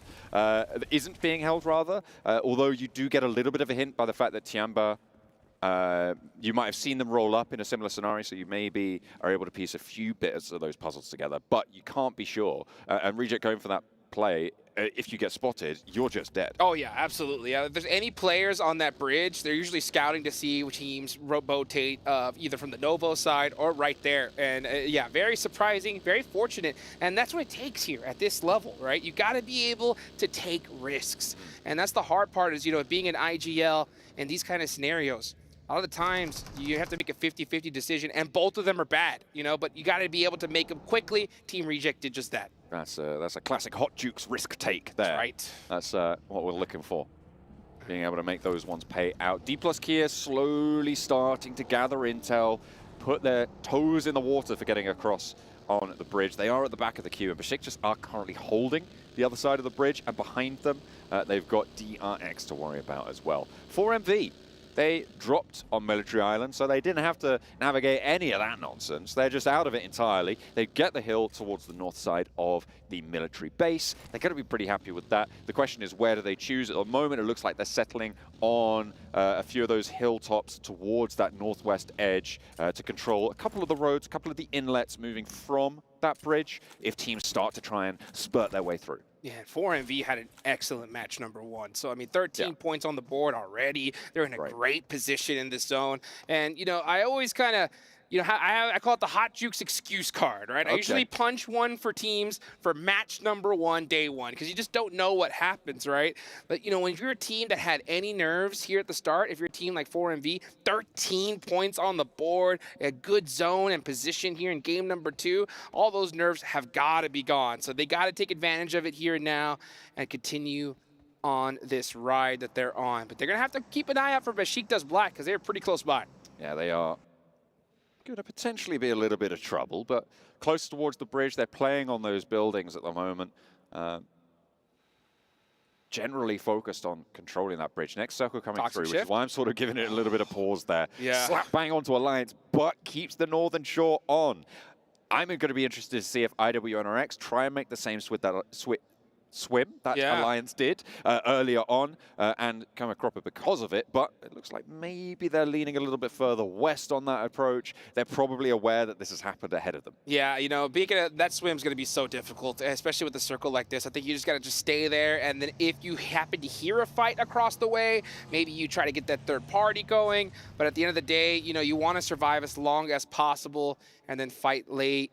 So we'll see how they decide to play it. You know, Alpha 7 were very late on the rotate in here, all the way down on the military base. They came from Primorsk, so they're going to have a very difficult rotate here. But, man, we'll see exactly how this plays out. Very fortunate circle, by the way, for a squad like Brute Force. Yeah, it keeps them in with a little bit of a chance. I'm looking at DXavier right now. I like those hills to the south side of that Alliance compound, playing split around that road. I'm also thinking, what can 4MV do? Because there are some real powerful hilltops here. This is kind of what we expected, right? An engagement between Besiktas and D plus Kier. Besiktas have just been absolutely convinced that they need to hold this bridge, and there are still teams coming through. Let's try and rack up these points. Yeah, D plus Kier are going to have to be careful, though, because they're focusing on Besiktas Black. DRX was starting to head towards this location, but they left it. So that's going to give D plus Kia a lot more room to breathe. But they did lose one early on. So you can see KH trying to get onto this rooftop, get a little bit more sight lines going. But that's proven to be a little bit more difficult. A little easier said than done, right? Maybe. Go on. Give it another go. One more. Yeah, one more go. That'll work. I'm sure. You got to believe. They'll get it this time.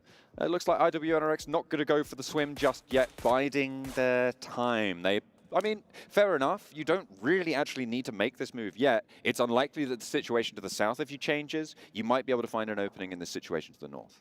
Yeah, I think IW next Ria are completely stuck in this position. They're not leaving it until they absolutely have to. And rightfully so, you got DRX right there next to you. If you start swimming, you're going to get shot at. So they're going to be holding that position. And right now, we're going to see a lot of hurrying up and waiting from these squads. Meanwhile, Alliance, dead center, that is a very hot position. Teams are going to want to start trying to usurp them from that spot. And they do have one player knocked right now.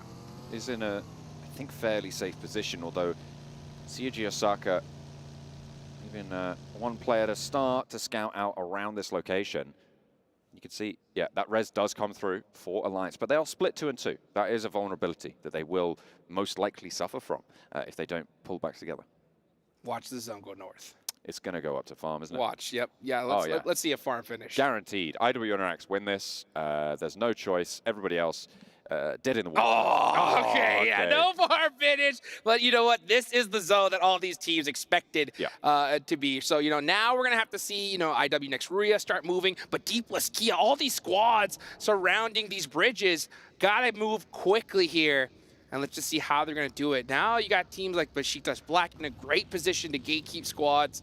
We're going to start see the action ring out as early as stage number 2. It's a military finish. What do you expect? It's going to be pretty difficult to make your way through, as Inco are going to find out against Power. Both trying to get across here. Pretty sure we've seen like 3 different pairings of teams on this East Bridge trying to make it past one another, but it is not going to get any easier. Power, however, starting to move out, stretch their legs onto that catwalk on the bridge. Boom is holding on the other side. This is just going to make it pretty impossible, unless Boom leave, to get across this bridge. I really don't like this play from Inco. I think that Inco needed to play this quiet. You want to let Power go into the bridge by themselves. Hopefully they get into a fight, then you third party it. But they pulled that trigger just a little too early. Now every single team here is stuck, and it's hard. I mean, when you're at this stage, you get a little bit too trigger happy, and you're gonna pay the price. So yeah, all these teams are gonna get punished by Papa Blue. It is stage 3, so the blue zone isn't ticking too hard, but you're definitely gonna suffer some casualties on the way into this next zone. This is going to be a pretty bloody bridge crossing for sure. IWNRX taking the scrap, taking the fight with the Moneymakers once more. And the Moneymakers have lost a player because of it. IWNRX holding that coastline. It looks like they're going to get one more onto Icy. Slap bang in the middle of the circle, though. It is 4MV all the way right now. They have high ground control in a pretty decent position. They've got, I think, a little bit of building cover there. Down to their northeast, DX Xavier, who potentially on track for another good game. So 2 teams now for a repeat. Moneymakers over the top. What a Frozen shot. goes down. Inco rolling on in towards Prepod. Out the window, the spray goes well. Yeah, this is just a lose-lose scenario. You don't want to take a fight, especially in this zone. And, you know, usually sometimes at the stage, we'll see teams realize that, and they'll say, you know what, why are we fighting, right? Let's just focus on getting into this circle, and then we can handle it later on. But yeah, these teams are just trying to soak up so many eliminations. And, you know, like, again, if you get a little too trigger-happy, you're going to pay the price. And look at all these squads. Inco, Brute Force, Power, they're all getting punished right now. Absolutely. It is going to be difficult to make head nor tail of this circle for the teams on the north side. Let's take a look at the difference of position right now from Alpha 7 and IWNRX. Alpha 7 moved so early from the northwest side. IWNRX bided so much time, and this is the result, right? IWNRX drawn short, can't get across. Alpha 7 get down to Primorsk fast, get across, and now they're taking meat and bones out of CAG Osaka. Yeah, now let's see what does happen with IWNRX, because D plus Kia said, you know what, we're not even going to challenge this bridge. Let's go back up north and go for the swim. That's going to be pretty difficult, though, right now, because you got teams like DRX staring at this area. Meanwhile, Nextruya down to a single player, just like that. Absolutely. Yeah, I mean, that's what I was talking about, right? Being slow to leave from Zaki as well, by the way, true. when it's a military island circle. I mean, you kind of are a little bit lumped into playing that that outskirts, that edge position. As our first team goes down, it is indeed D plus Kia. Yeah, D plus Kia, they won the first match, you know, but weren't able to have a similar result here. They put up a goose egg here in match number 2, but when you put up a good game number 1, that definitely does help. So let's see who else is going to be able to get it done. Right now, my eyes are on 4MV, man. They're in 3rd place with 13 points. They have an excellent position in this next circle. Let's see how they capitalize on it. Meanwhile, yeah, the rest of these squads are just trying to find a way in. Yeah, a lot of this military base right now is going to provide cover. I'm assuming we're going to see a lot of solos, a lot of duos, maybe a trio take a lot of control on that south side, but leaving it is going to be very difficult with 4MV holding where they are, and with DX Xavier as well. Power rolling up to reject right now, but Rage is too quick with it. Easy up to the door frame, but can he hold on? Divine tries to spray as a second buggy. Kareem's pass with the rest of Power. Another fall, another down, and there's Easy soon to follow. Divine gets the flush with the DP, and 3 players from Power dispatched. The 4th That's all of them. soon to follow. Getting into this military base now is all but over for everybody else. Ooh, Divine getting knocked, but able to get in the building at the last second. That ends up being pretty good here. Meanwhile, watch this replay. Moneymakers shutting down that player from Nextruya. So I think that does leave only 1 player left up for them. We'll see what he's able to do here at the end of the day. But man, great play there from Team Reject.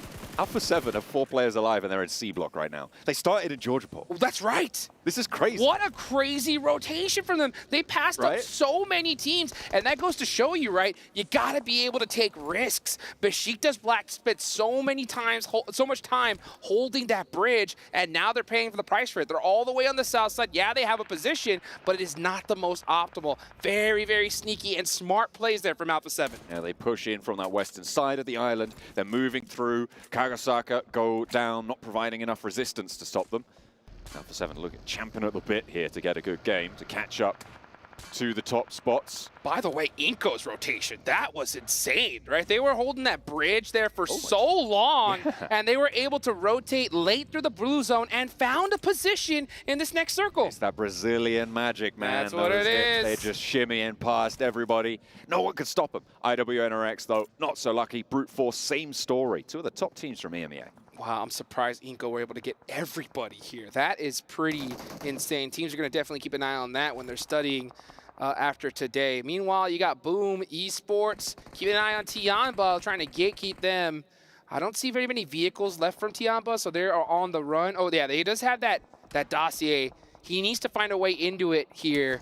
Because if that vehicle gets blown up, he is stuck out in the open. DRX right now, right on the top of the hill, moving up towards 4MV. 4MV have lost Huge a player. fight. An excellent nade to find an opening knock onto this 3v3, meaning that they now have got even numbers on the players alive. But Reefus is very, very low, very close to going down. And look at this, Alliance moving in on the northern side. They make that swim early, they hold their nerve, they play time, and now they can sweep through this northern hillside. One of the strongest positions in this next circle. DX Xavier want a slice of it too. Yep, and the battles are starting to ring out, and here comes Alliance looking to sweep up these players, and that's exactly what happens. That's 4MV Brilliant. out of there. That's what happens when you take a fight just a little too early in a zone like this. Stage 5, Alliance, perfect timing here, and DRX are able to make it out of there, but not completely unscathed. They lose one player. Yeah, they've been on 3 for a while now. I think it was just Lamborghini scouting. Right. The rest of them are actually in that military base down to the south side. Paragin and Nate both going to be taking up residency there in the shadow of the 4-man squad from Alpha 7 in C Block. And, you know, Alpha 7, when it comes to C Block, they know this area like the back of their hand. So they are ready for this one. This is their time to shine. And, you know, Alpha 7, when they're on that edge play, they have really good odds. But when they get center zone and the plays are obvious, that's where they are the most deadly. Let's see how they're going to be able to hold on to it, though. Meanwhile, I am looking here. We still have Boom Esports on top of that hill. That's a really good position. They are starting to push down in here to that broken wall. This might be a little bit of a bad play considering it's still so early. Boom moving down into the ditch. That was risky. Behind them. Could potentially get down shots, but the teams in military base could keep them safe as well. Sheltering in a storm of bullets might be their only option right now. They're going to try and make it work. Seiji Osaka will not be able to weather the storm. Unfortunately, they are going to go down. Now, this northern hill still very much contested. Alliance and DRX, who's going to be able to wrest control of it? Yeah, I would have liked to see Boom Esports, you know, hold that hill, maybe clear their backs out first and then focus a little bit inward. But it looks like they just try to hedge their bets and try to send it on in early, maybe catch some teams off guard. But yeah, they do make some sacrifices in the process. Ooh. Jimmy with the shots, putting in work, and the run over confirmation. DRX getting punished. Absolutely. Good stuff, but they do lose a player. Unfortunately, he sat down on top of a nade, but he steps out, he strafes away, and there's another knock. 2 players from U2 around in the sidelines, and now 1 more player from DRX to go. The vehicle goes up in smoke, and so does that northern hill position. Alliance need to keep it together, though. They've only got 3, and Besiktas have a sideline. Oh, but the smokes are ringing out very quickly, but Alliance are able to get that res. So they're going to continue with 3 players. 5 eliminations already. The most eliminations we've seen so far. Actually, no, Tiamba was 7. They're doing a great job in their position. And let's see if they're able to finish out Inca. Only 1 player left. It's Nunez. Nade over, doesn't quite get the job done. Got Another one. knock sent back, but it's not enough to slow the roll of Tiamba, who can get back up to 4 and contest for this northern spot as well. The next circle, so important now, and Alpha 7 are under pressure as it's going to pop. Oh, and this is a great time for teams to try to move on in here because there's so much action happening here in C Block. Besiktas Black, but this is just 1 player Down in this south. spot. Yeah, so they are going to have some sight lines from that scaffolding, but it's very, very, very difficult to make some good shots onto the C Block from that position. In they go. Toshbit goes down first, and Alpha 7 holding strong on the west building of C Block. Looks like they're all in the same building as well, so they want to stick together. They want to not have any vulnerabilities. I think it's wise at this point.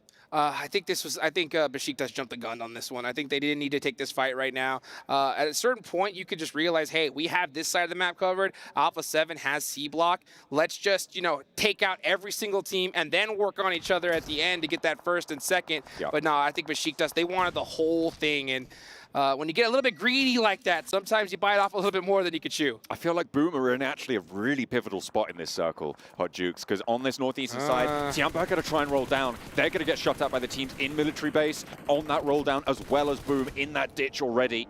As Besiktas trying to maneuver around Alpha 7 in towards C Block. I think Tiamba are going to have a really tough time to go through. It'd be pretty strong stuff if they could be able to take this one through. But they have so much coverage, though. That hill is still very, very strong. That's why I'm surprised Boom left so early. If they were able to hold that spot, they could have third-party Tiamba, and then they had nobody on their backs. But let's just see how it plays out. At the end of the day, sometimes, like I said, you gotta flip that coin. Sometimes it goes heads, sometimes it goes tails. take that risk. We'll see if it pays off. Over towards the billboard right now, Alliance actually moved down on that west side. They're taking cover there.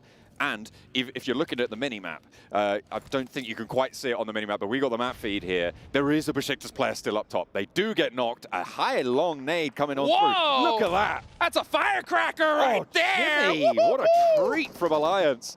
Delivering that nade on a silver platter. Perfectly placed. Able to get the nade and the job done. Alliance now playing on with 3 from the west side. A little bit isolated from the rest of this scrap. That's one of the sickest nades I've seen in a long time. Literally, that was perfectly placed and shots cooked. onto Mafioso. Yep, and now you got Boom in that one ridge. That little dip isn't very good coverage. You can see QZZ starting to put some work on it. One nade's all it take. Will that do it? Oh, he does get pieced up in the process. Yummy still trying to hold on for dear life, and he is down to just about a 3rd HP. And you can see Boom Esports, last player up. Like I said, this rotation, just I think a little bit too early. But we'll see. I mean, there's still plenty of time left. Yummy isn't out just yet. We'll see if he's able to sneak away some placement points. To get rid of Yummy right now, Tiamba are going to have to expend a lot of smokes to keep cover against DX Xavier. You can see Paragin has incredible sightlines out that way. They need to get rid of him now before they expend too much resource to allow them to get into military base and navigate through it later on. That's exactly what they do. The P90 is good for long, and now they can start to transition, right? But you can see no smokes for him. The rest of the team, likely not too many either. So we'll see if that comes back to bite them. Yeah, let's see what happens here. Now, Tiamba, they were able to get across, so they do have quite a few players. Looks like we have a 2-2 split going on. 12 limbs for Tiamba, by the way. 12 limbs. These guys are crushing it. That hill position paying off dividends for them. Meanwhile, Alpha 7, the other team to have 4 players up. One does get knocked, though, right here. But he should be in a position to get rezzed in that C block spot. Meanwhile, Alliance are going to be taking... Oh, actually, they're moving away from Scatling. Carrillo, quick on the gun, gets 2. And they are going to get flushed very, very quickly there. Excellent to be on the lookout. I mean, they knew there were players there. They tried to make the cross. The vehicle just didn't have the HP to sustain it. And it was the vehicle explosion that took them down. Tianban now starting to move in on the east side. Alliance going to start to crunch in on that west, but they only have that one player now remaining. DX Xavier and Alpha 7, the 2 real team forces right now in this circle. Tiamba having a tough time. If they can get a res off, sure. But right now, it's not looking so good. He's going to go for it. He does have a little bit of a smoke here. And not to mention, you got Alliance pushing up onto Alpha 7, taking a lot of the IA line, actually the sight lines from Alpha 7. Focused on trying to get this elimination. That could be good for a team like Tiamba. Oh, man, Mafioso. This guy moves an inch, and he's gone. Never mind. Yeah, he didn't even have to move. That is Alliance out of here. 4 teams remaining. Low ammo on the M4, though, for Mafioso. That's Fortunately, true. he's got the DBS in the back pocket, and it's going to get close range pretty soon. So yes, he sir. does certainly have the firepower to spare. Moving on in. That's the danger of holding a central position where people can't really get in towards you, is you do exhaust that ammo supply quicker than you might think. Yeah, absolutely. I mean, there are a lot of crates nearby, but it's going to be difficult to get to them. And I think you can see some smokes ringing out so they can hopefully try and loot up just a little bit. They do have some time. There's nobody on their backs, but that's the hard part about this particular zone. There's so many nooks and crannies players could be hiding. And if you're a team like Alpha 7, maybe you don't want to take that risk at all. Tiamba making their move on the eastern side, and Molotov gets that opening knock towards the 3 players of DX Xavier. They've got the numbers to back it up. They're trying to establish that smoke line to allow them more maneuverability around the scrap that they're going to take with DX Xavier. They want this. And Lamborghini goes down to an A. QZ taken low to an off angle from a distance, but gets back to cover, can get some healing done. 13 eliminations, and they want more. They are going to hold that sight line. They are going to go around the edge. Liu almost established now with those smokes bloomed. Long breaches into the building. They're pushing DX Xavier. Tiamba pushing into the police station here. They got those nades out and ready. Nade in big trouble. He gets naded himself. And so Tiamba are on a tear right now. 15 eliminations. These guys aren't messing around. Get Leo back to your feet, and you're in a 4v4 with Alpha 7. Besiktas on the sidelines. They're crunched into the south building, a C block, and it is all going to be on the momentum that Tiamba can carry forwards from this engagement. Do Alpha 7 have the smokes to stop them down? Do they have the ordnance to do it as well? Remember, they may have been bleeding their resources a little bit dry. 4 nades on one of the Alpha 7 players there, but Tiamba can move through these death crates. They can resupply. They should have quite a lot of resources at their disposal. They have a ton of resources, not to mention they are red hot right now. Their fingers are moving at a perfect pace. I'll tell you what, there's something about waiting for fights for so long. You know, it kind of puts you that 10th of a second behind. If you're a team like Tiamba that has been fight after fight after fight, you're going to be just that much quicker. But it's up to Alpha 7 to stop this rotation. I think if you're Alpha 7, you got to stop them right here, right now. And that's exactly what we're seeing. Revo is in this choke point position. He cannot get knocked. That's why we're seeing him play this so safe. Has got a teammate up on the roof with him. They're playing above the two Besiktas players right now. They are using Besiktas as a buffer to stop these players from going down. Oh, yeah. They're going to use that scrap, potentially third party it, hold the central position, and let the blue zone do the work. They're not worried about Besiktas at all. Right now, all eyes are on Tiamba. They want to take this team out first and then worry about anybody else in the buildings afterwards, and it'll be an easy chicken for dinner for them. But it's going to be quite difficult to get past Tiamba because these guys, like I mentioned, red hot. This is getting a little bit of time here, so they are starting, those fingers are getting a little bit cold, and it's not going to be an easy rotation. There's only so many different spots you can try to move from this area, this police station. But oh, we're at stage 9. This zone's about to go into nothing here, so it's going to come down to the last seconds who can hit their shots. If Alpha 7 take too many casualties, there's a potential for Besiktas to take this one down, right? They need to find this knock on the cross. Standing up is dangerous. The backlines can start to emerge. They haven't got the knock. They haven't been able to take him down yet. This nade needs to land. 3 nades in the pocket for Revo. Looks it's good. on target, but the first nade came through. Gets up to the wall as well, and the rest of Tiamba looked across. Besiktas in the meantime going to be nading them out as well. That Molotov is going to burn. It's going to hurt. Tiamba forced up against the wall, and it's Lewis to get the knock. Up on the roof, though, Alpha 7 continue to ring out the shots. Mafioso wants to drop, but he's held back on the leash by the rest of his team. They've got control, but over they go. They waterfall down, but they're getting picked up. As McGrellan goes down on the sidelines, he's looking for the spray. Long has the P90. He's got the challenge, hits the deck, the reload's there, and he's got the weapons out. Tiamba make the cross with 2 players alive. And not to mention, Besiktas are now out in the action. Tiamba, you is still holding that spot. That nade looks good. He survives to 1 HP, though. This is a close one. It is a 2v2v2. And with this. Oh, and Besiktas get the knock. From the top rope, Kakali descends the stairs, takes another player out. Tiamba now on 1, 2v2v1. Liu behind the wall, indomitable in his spirit there. Carrillo from the top rope, Revo there as well. They allowed players to go too far. They didn't need to leave the roof. They didn't need to leave the roof at all. 1 minute on the clock. Again, this circle is going to go down into nothing. We may see the blue zone take out the last player here. So you could see Alpha 7 Carrillo. Unfortunately, no utility left. So they're not able to take down you, but Papa Blue might just do that itself. So it looks like most likely going to be a battle between Alpha 7 and Besiktas to win this one. Liu now up into the corner.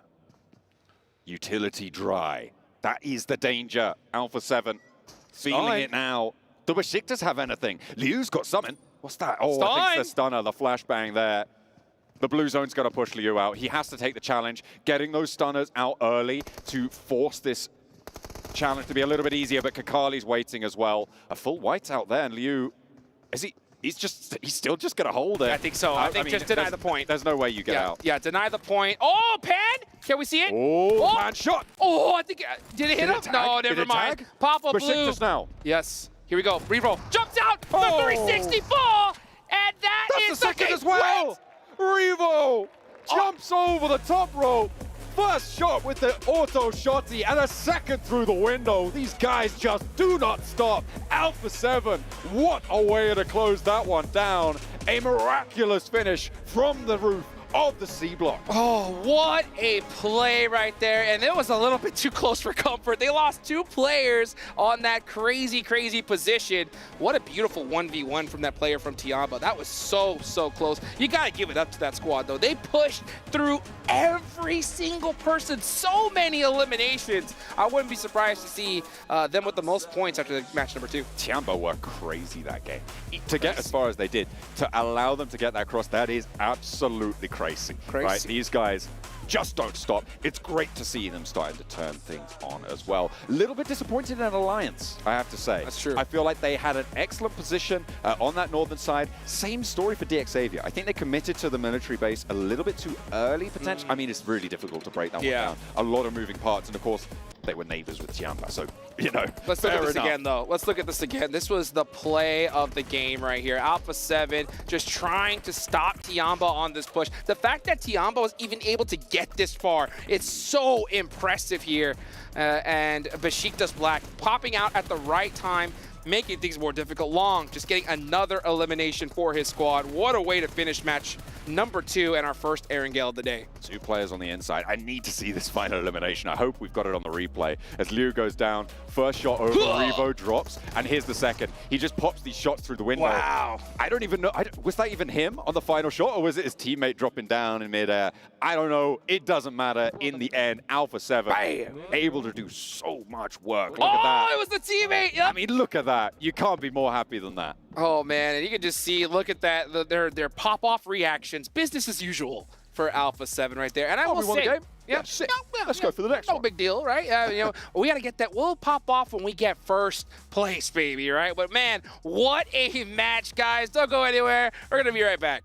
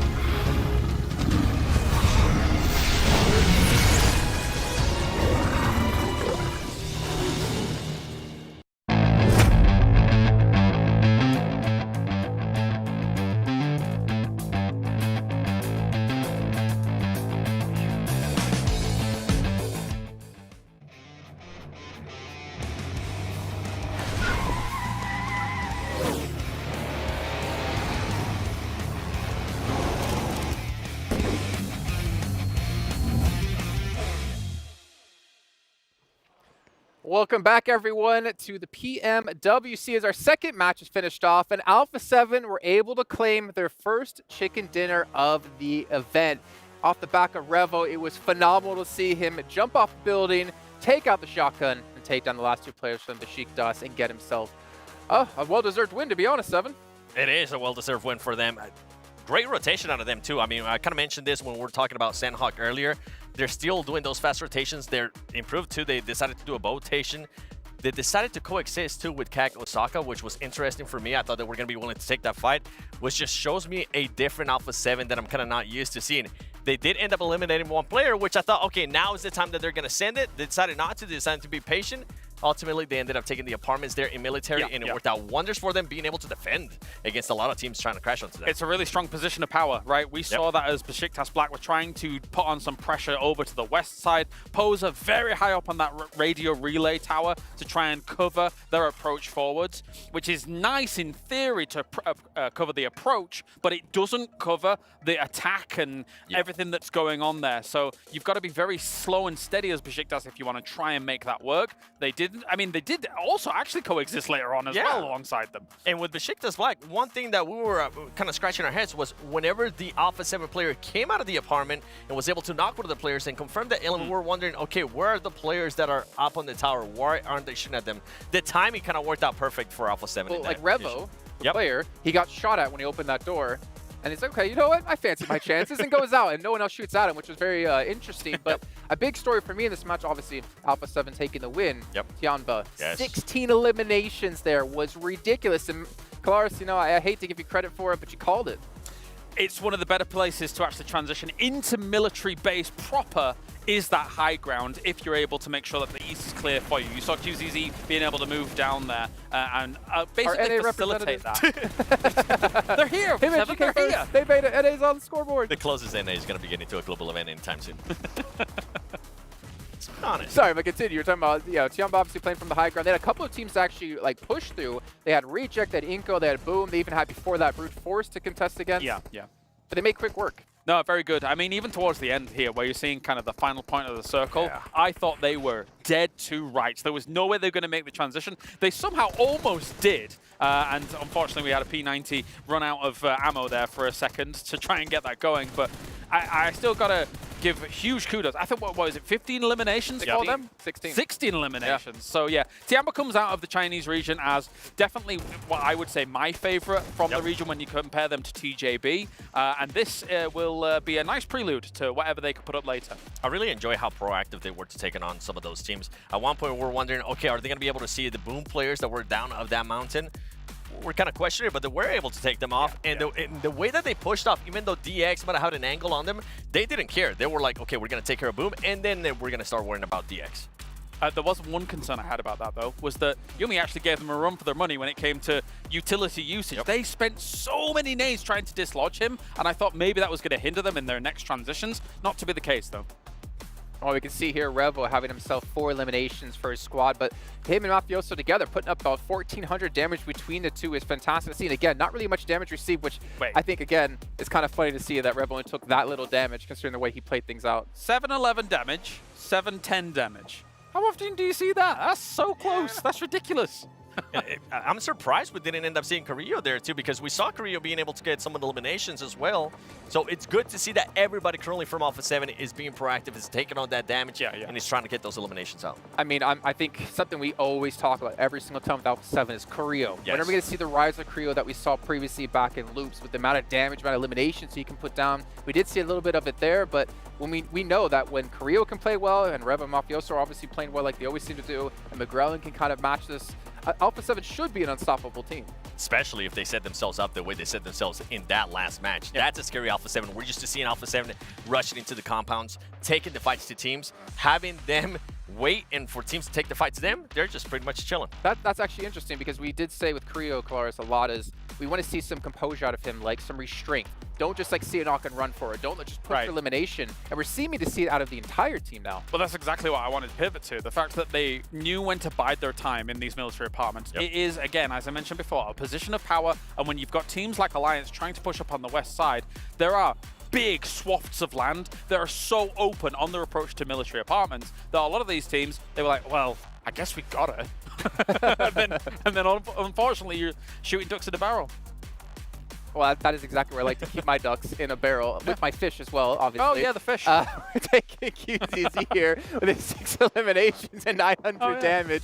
Our NA representative coming through big, but again, like we don't really get to see the Chinese region that much in PEL. And whenever we do have these bigger national events, there's always question marks about how well teams from that region will perform. But Tiamba, after the Sanhok kind of, brushing that one aside, have put up some really insane numbers here. And again, kind of like putting themselves in a comfort zone. You talk about building up some momentum, morale of the team. This is definitely one of those games for them that's going to help out. And as you mentioned, with the Chinese teams, there's always a big question mark if they're going to be able to adjust to the meta of the global events, right? For the longest time, especially with like Tiamba, we saw those teams not being able to use the DBS when some of the other teams were using the DBS, and they were just being outgunned when it came to close quarter fights.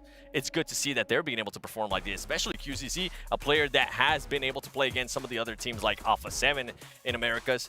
It's good for them to start early on. If I had to play devil's advocate in terms of their prep time coming into this tournament and kind of the level of competition that they got an opportunity to play for, PMRC, the fact that we had PEL versus CSA versus SEA, and that tournament gave them an opportunity to play an extremely stacked lobby, which was a great prep for this one. Well, we talked a lot about Tiamba, but we got to go back to our champions of this. Well, I can't say champions yet. I think I kind of leaked the script there. Our winners of the last match. We actually do have an interview with Alpha 7 we're going to take a look at. We'll come back and be ready with our third match of the day.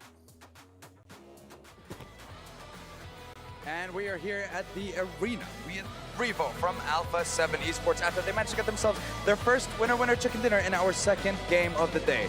Revo, how does it feel? You managed to get your first win at the PMWC.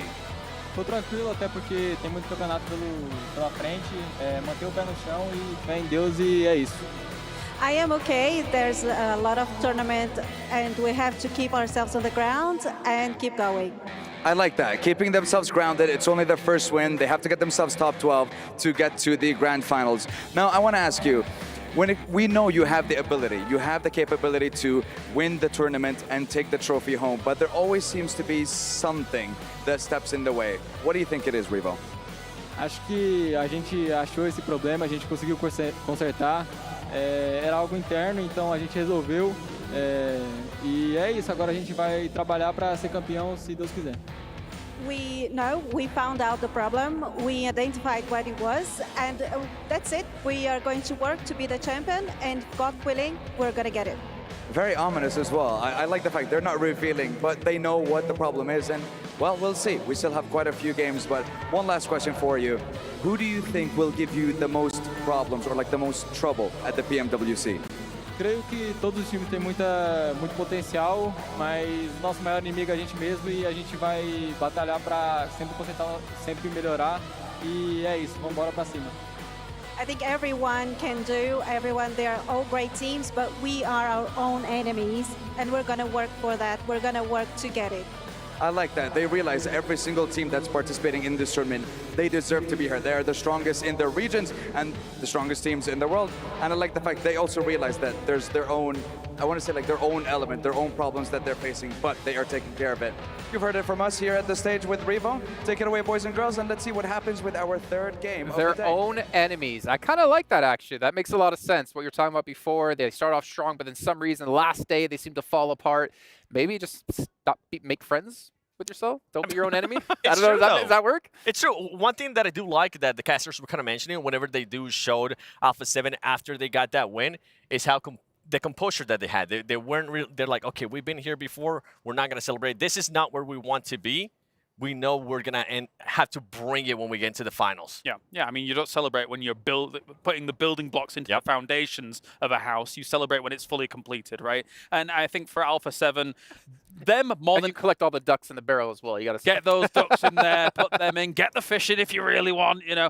No, I ultimately, Alpha 7, out of all the teams here, knows that best. It is not over until it's over because they have, honestly, lost tournaments too many times on the last day of a tournament. Yep. I mean, they're showing how they're veterans of being in these positions before, right? Obviously being consistently at the top level throughout multiple international events. But one team we kind of have to talk about here as well is DXavier. Now, if we're talking about finals, DXavier put on a show in PMSL SEA. They had, I want to say it was like 8 out of 12 top 3 finishes, podium finishes for themselves. And this team, which during the league play didn't look as amazing as you've seen in the past, can and have so far today put on a good show. Yeah, and for me, something that you kind of noticed too, James, right off the bat on the first match was how DX was doing that 2-2 split. And I feel like that was a bit of a question mark for me, especially in this last match, because we were talking about how they could have utilized that 2-2 split a little bit better. They could have put, instead of 2 players on top of the mountain, they could have put 2 players on the apartments where military, where ultimately Alpha 7 ended up going. The thing, though, Dick Xavier was way before Alpha 7 got close to it.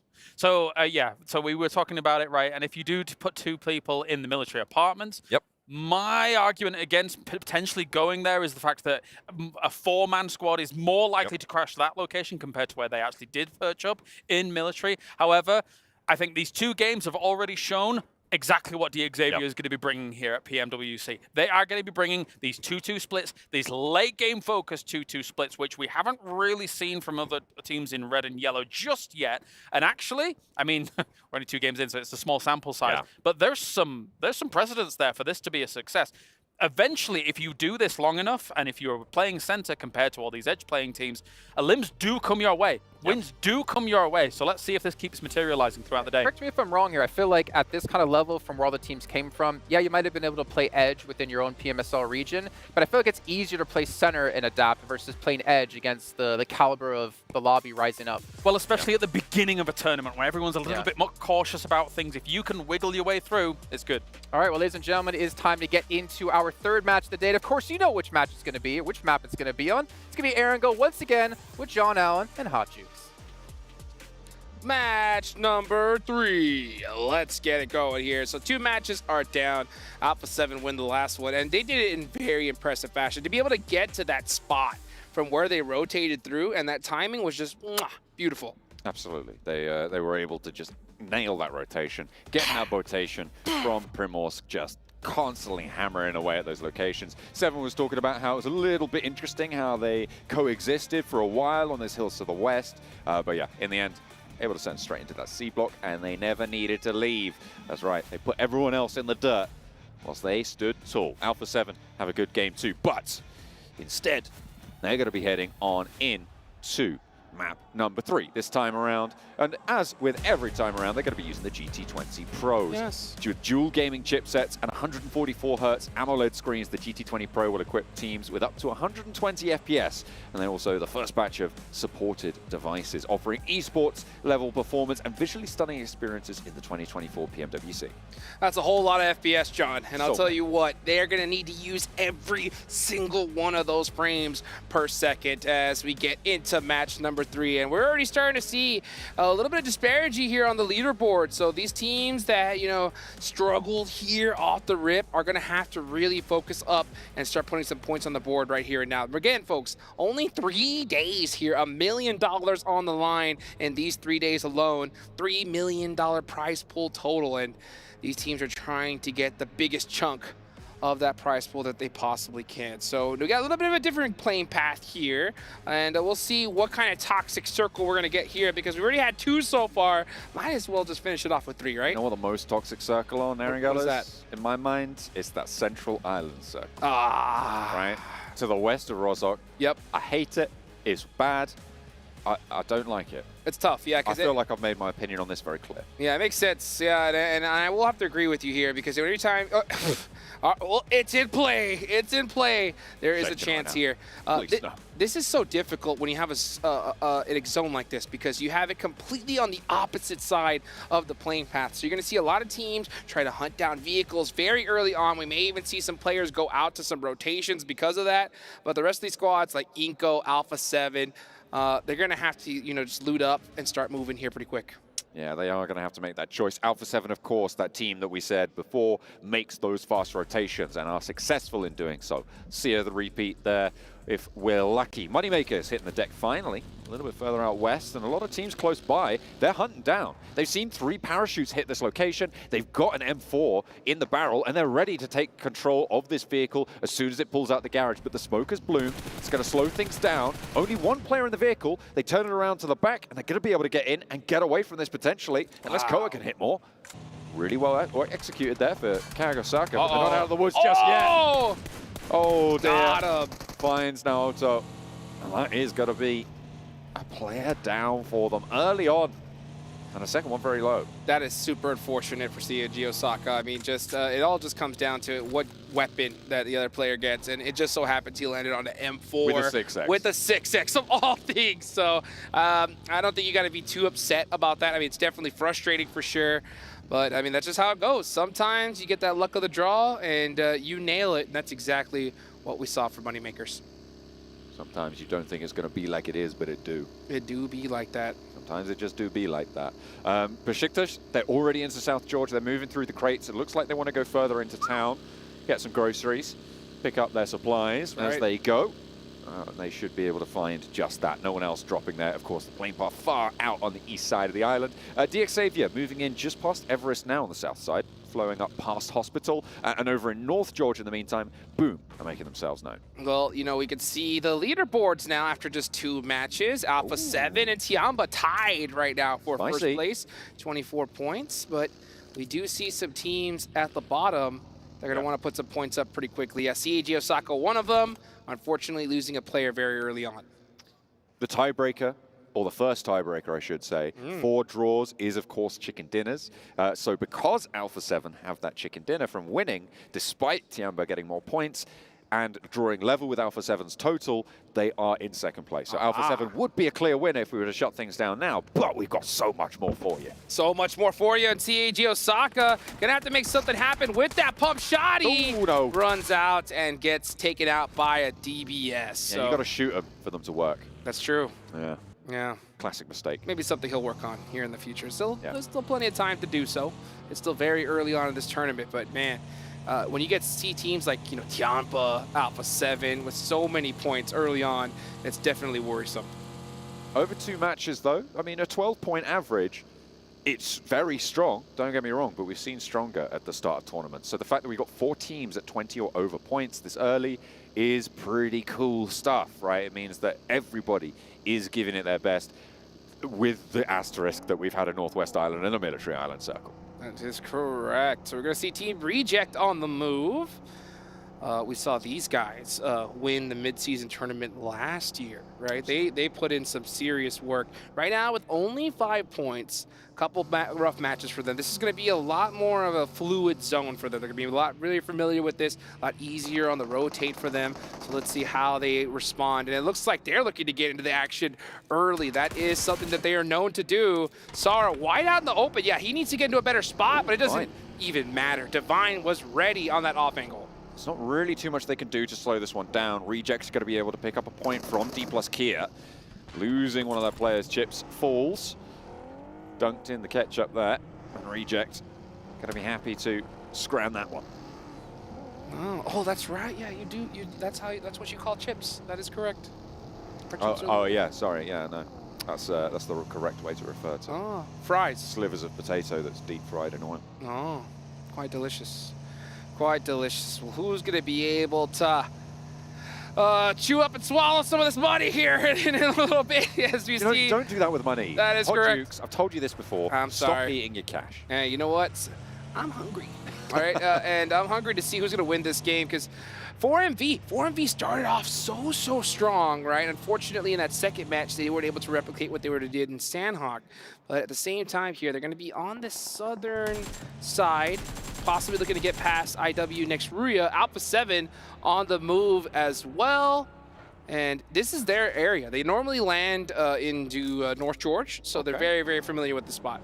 Yeah, and they're currently now in South George, of course, landing in Lipovka. Of course, they're right on the western side of the main group of teams. They rotate fast, and again, they do just that. Get it away with all 4 of their players. Carrillo takes a tickle of damage, but it's not really going to phase them. They've got plenty of meds, plenty of supplies, and a couple of more to maybe pick up. Besiktas, they sent into South George early.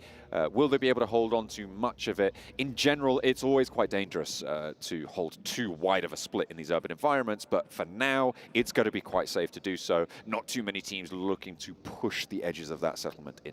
Yeah, they're going to need those vehicles, though, for sure, because they're going to have to group up together in just a little bit. So I think we're starting to see some serious growth from Alpha 7, at least in my opinion, because we've seen them play Edge for so long. Now they're starting to switch it up, right? They're getting out really early and going for a central position. So I think Alpha 7 maybe recognized what their problem was, right?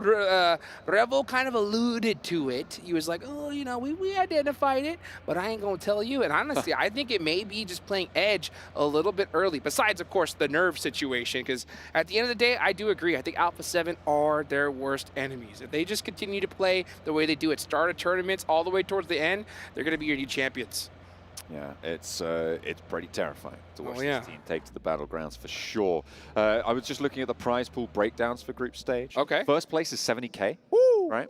Second place doesn't actually drop off too much, right? Obviously, it was saving the big drop-offs for the main tournament finals. This is to supplement that prize pool. Of course, we're giving away $1 million, so it's, I mean, a supplement of $1 million. It's pretty huge. But 70K for first, 67 for second, 65K for third. It drops off in about a K and a half increments, going pretty much all the way down until you get to 12th, where it drops off from 54K in 12th place to 13th place with 25.5K. But there is a reason for that. There's a prize pool as well that's in the survival stage. So you can earn more money over there, potentially bringing that 25.5 grand up with a 27.5 grand first place in the survival stage, which would put you just behind that 12th place. So it's trying to stay linear on those prize pools. Otherwise, technically, it would be more profitable to become 13th, right? And then win survival stage than it would be to come 12th. Yeah, but I'll tell you what, yeah, but I would definitely not opt for that. I think going straight to the finals is what you're looking to do. Guarantee 25K in the final. Absolutely. So we're going to see right now 4MV on the move here, possibly even looking to take a fight early. But I think at this stage of the circle, stage number 2, you're kind of wanting to avoid fights, especially when the zone starts closing, because if you do take a fight right here, right now, your chances of getting third party are just through the roof. Yeah, it's going to be quite an interesting one. Everest, a major feature in this circle on the eastern side. Reject currently holding the spine of it. Well, some other teams probably going to be looking to break the back, though, as Inco moving in from the east side. But Brute Force as well in quite late, but they're a little bit more further on the south. Alliance trying to move on in, but they've taken a knock.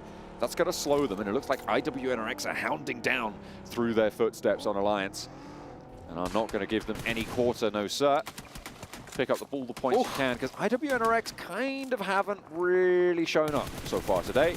I've been waiting for them, because this is a team that has so much power, so much potential, some great players on this roster as well, but they just haven't been given that opportunity to shine, to show what they're really made of yet. That's the hard part about the World Cup, is that all these teams, all these players are just so good.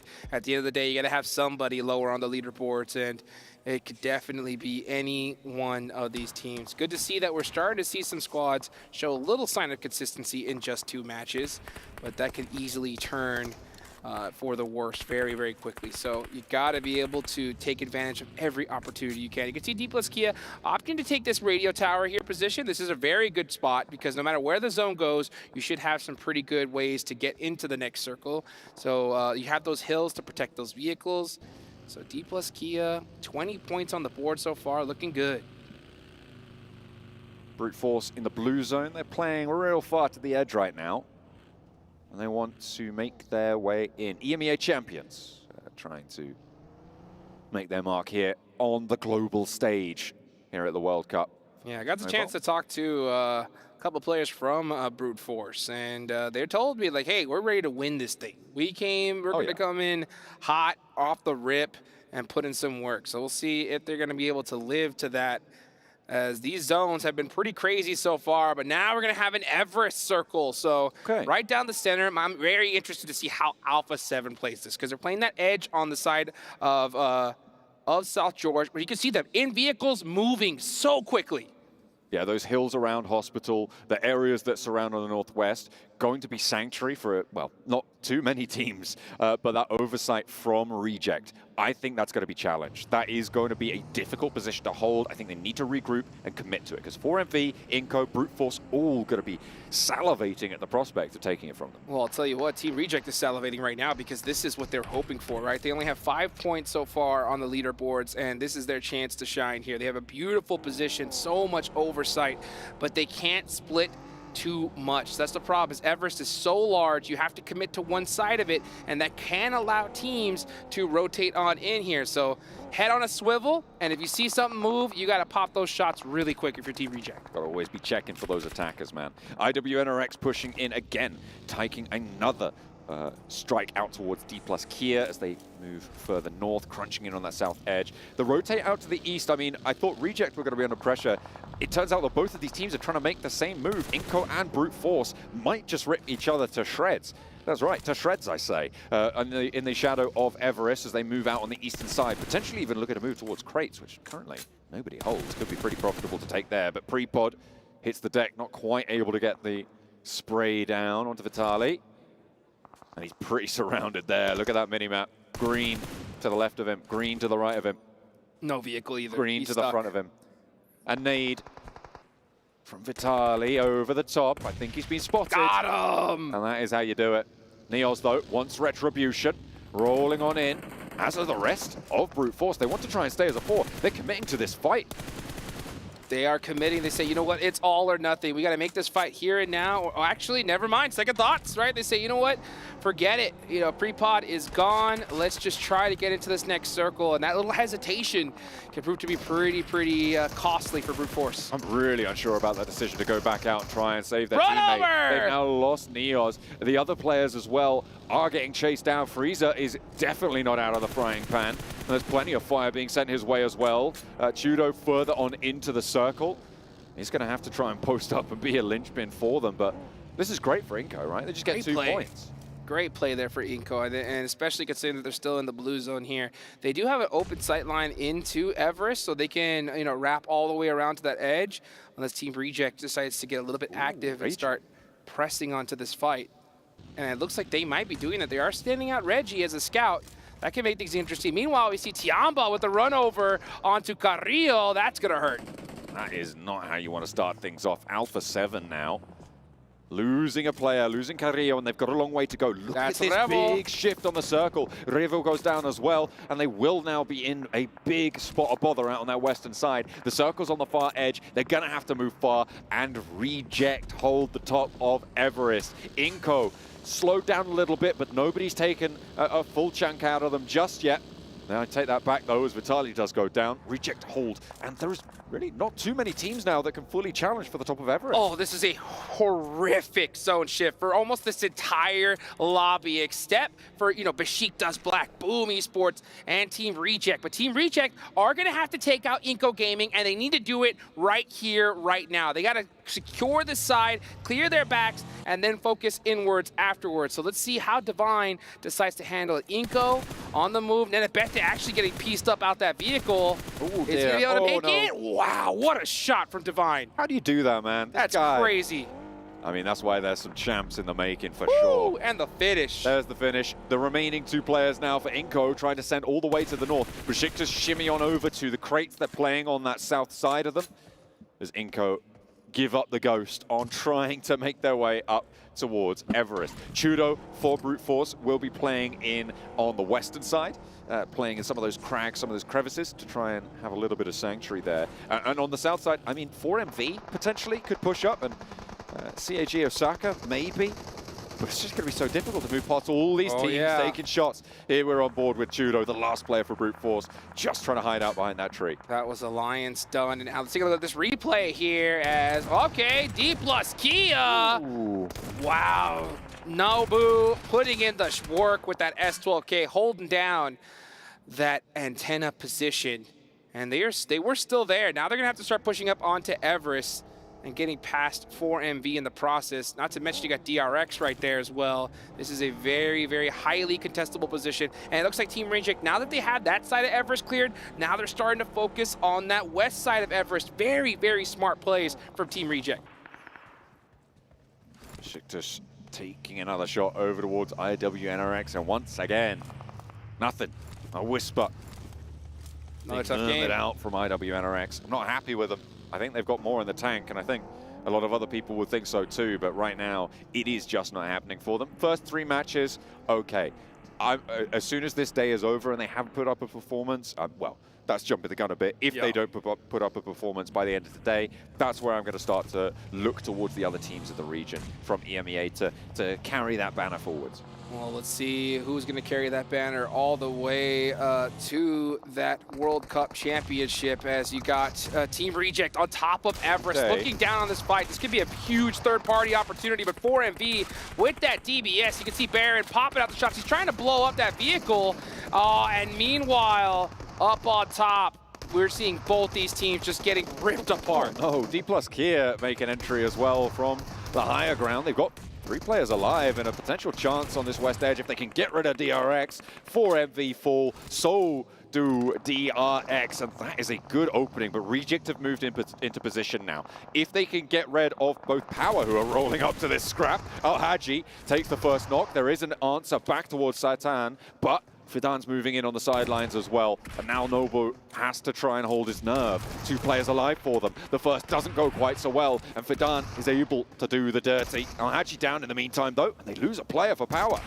Both these teams suffering casualties like crazy. Where is Team Reject? Now they're starting to get active because this is a perfect time to third party all these teams. Looks like Power is going to try to get the reses off and get a little bit of a reset, but oh my goodness, that is it. D+ Kia are out of there, and Team Reject just looking too strong from this position. Did I read that right? D+ Kia got 11 eliminations. Wait, when did that happen? I have no idea, man. That southwest side was pretty brutal, though. That is true. I mean, they took fights with, I think it was like IWNRX, with Kagasaka, with a bunch of other teams. So they were just racking them up slowly. And D+ Kia put up another good result. That's going to keep them towards the top of the tables, unless Tiamba can show up now on this rotation down to the south. Oh, they're getting beat up like crazy. This is a blind rotate at Tiamba, an absolute desperation play. Will it end up working out for them? They do end up finding somewhat of a safe position into this next zone, but it looks like Power Esports are looking to make that unsafe very quickly. Oh, never mind. Satan getting popped out of his buggy in an instant. Duello raining down hell upon Power as they try and rotate through. Divine as well. We've seen how accurate this guy is with the M4, but they're low on ammo. Look at that, Divine. Not much in the back pocket. Yeah. The UMP is there as well, but only basically 1 magazine to be getting on with. No one's really been able to push up that far. They've kept them at bay, and they're dipping into the nade resources now. Ragey with that beautiful nade. Here comes Sar on the other side. Yeah, as well. 1 mag is, Reject are down to absolute scraps. Ooh. Beautiful angle, though. And with these eliminations, they should be able to finally start looting some of these boxes up. And Team Reject on a tear. 11 eliminations so far. Meanwhile, Besiktas Black are just saying, hey, you guys have fun. We'll deal with you later on. McGrellan on the north side for Alpha 7 as well, keeping things going. There we go.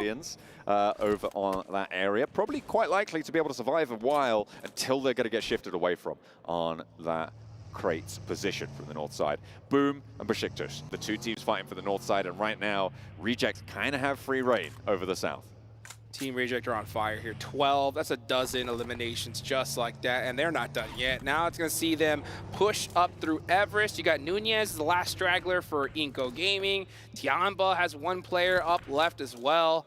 So once those 2 players are cleared out, depending on where this next zone goes, we could see, Team Reject end with a ton of eliminations here and possibly a new record for the World Cup. Right now it's what, 16? In 1 match, I'd have to check. I'd have to go back and check total eliminations. Most match eliminations was 24.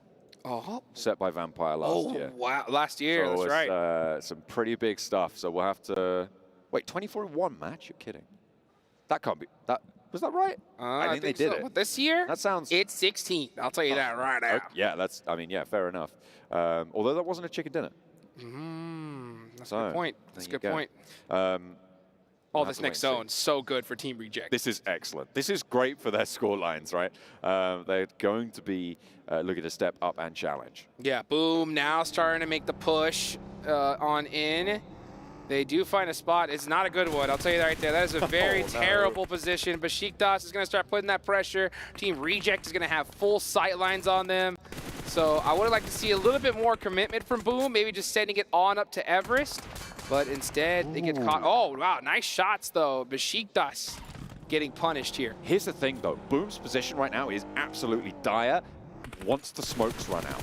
Is it going to be enough time with that smoke cadre that they have in the back pocket for Besiktas to have to make their move, because then they can alleviate a lot of pressure. But with Nunez this close for Inco Gaming, that's going to hurt. Those nades are going to pop through. You can see immediately how desperate they are to get rid of this guy. Look at the amount of investment they're making. That's 6, 7, 8 nades being thrown over to them, and they haven't got the knock. Let's put a 9th on, and right over the rock. Not going to find it. Nunez dodges everything and puts one back down range. Let's see if Pondbit can get it. Oh, but we got a bolt action! Reggie is on fire! That is what I've been waiting to see. Oh, and he gets another shot. This man is a menace with the bolt. Besiktas having to make their move. They're getting suppressed. They're getting pushed back. Going to be tricky to make your way through the shooting gallery. That's one way to conserve ammo, though. That's right. Add that bolt action to the mix. That is going to be huge. He's hitting some of these shots, unfortunately not getting knocks. PUBG Mobile, these have got to be some knocks here with shots like that. Let's see what Reggie could do, though, with the peek. Is he going to time it perfectly? Trying to get some little poke shots through the window, just making it even more difficult for Besiktas to make a move. Nunez down. That's going to remove a thorn from the side of Boom as they try and survive. With 3 players remaining now, 4 teams. And McGrellin's still there, the new addition to the roster, as I'll remind people at home, our viewers. This guy, a small question mark on the titanic performance that Alpha 7 have been able to put up, right? These guys have been a consistent trio, and McGrellin is the newest addition. So if he's able to put up a good result here, he's going to once again prove his worth. And I'll tell you what, he already has 4 teams remaining. That's some placement points right there for Alpha 7. Let's take a look at this replay, though. Reggie, getting another one. That is what we've been waiting to see. And he got the confirmation? That's what I'm talking about. Reggie, when you got a bolt and you're low on that M4 ammo, it's time to bust it out, and he is doing it in great fashion. Yeah, McGrellin. Yeah, big trouble here. Might just give up the points. Never mind. Divine actually gets it. I'm surprised he didn't go for the deny. Team Reject will take that all day long. And now Besiktas Black looking to get a little bit active here. 15 eliminations on the cards for Reject right now. 7 more potential for them to add, which would put them up to 22 on the elimination tallies. But that relies on them getting all 7 of them, right? So if any points are denied, if those 2 teams fight off with one another, that's not going to go their way. 15 eliminations found, and that is now going to be reduced to 21 potential on the cards. Eliminations so far. Kakali making the dash, and actually, uncharacteristically, they're not going to connect these sprays. That's a lot of investment as well. Not a lot of 5.56 left in the bag for Reggie. He is trying to just suppress Besiktas here, and Besiktas Black are saying, you know what? I think Team Reject have got this one. Let's try to focus on Boom and get these eliminations. Besiktas have 4 up though. They do have 4 up, and with the zone shift, Team Reject are on the back foot. So if Besiktas Black is able to get a big knock onto Team Reject, they could definitely turn this around and win this game. There's a difficult factor here, though, for Besiktas. They can't really control too much of the rotations further up from them. They're going to rely on Boom a little bit for that, in fact, to try and slow Reject if they try and strafe across and roll down right on top of them. It's going to be quite an interesting dynamic to see how Reject are going to handle this. This is where they're going to prove that they deserve this chicken dinner, right? They've held Everest effectively, but now it's their test. And I'll tell you what, they've already gotten that extra credit, that's for sure. 15 eliminations for Team Reject. They're feeling good. No matter where they end up in this game, it's going to be a solid one for them. But, you know, you want to be able to finish strong. You want that chicken dinner. So let's see if they can do it. Wow, there's one. Opening up. And he's not getting rest. Despite being, you know, in a pretty, what looks to be a pretty safe position. That's just no way. With Besiktas on their 2-2 split. There's that knock, there's that nade. That's going to leave them in a 2-team situation now. A full 4v4, 17 eliminations for Reject. 17 eliminations. I'll tell you what, this Everest decision paying dividends for this squad. Only 1 more team remaining. So it is got to be Team Reject's game to win here. And it's up to Besiktas Black to pull an upset. That high ground position being established by Poser could be absolutely brutal. We'll see if it comes into effect. Can they slow Reject moving across? Because now the fight's going to come through. Poser finds Reiji. A brutal force to take away.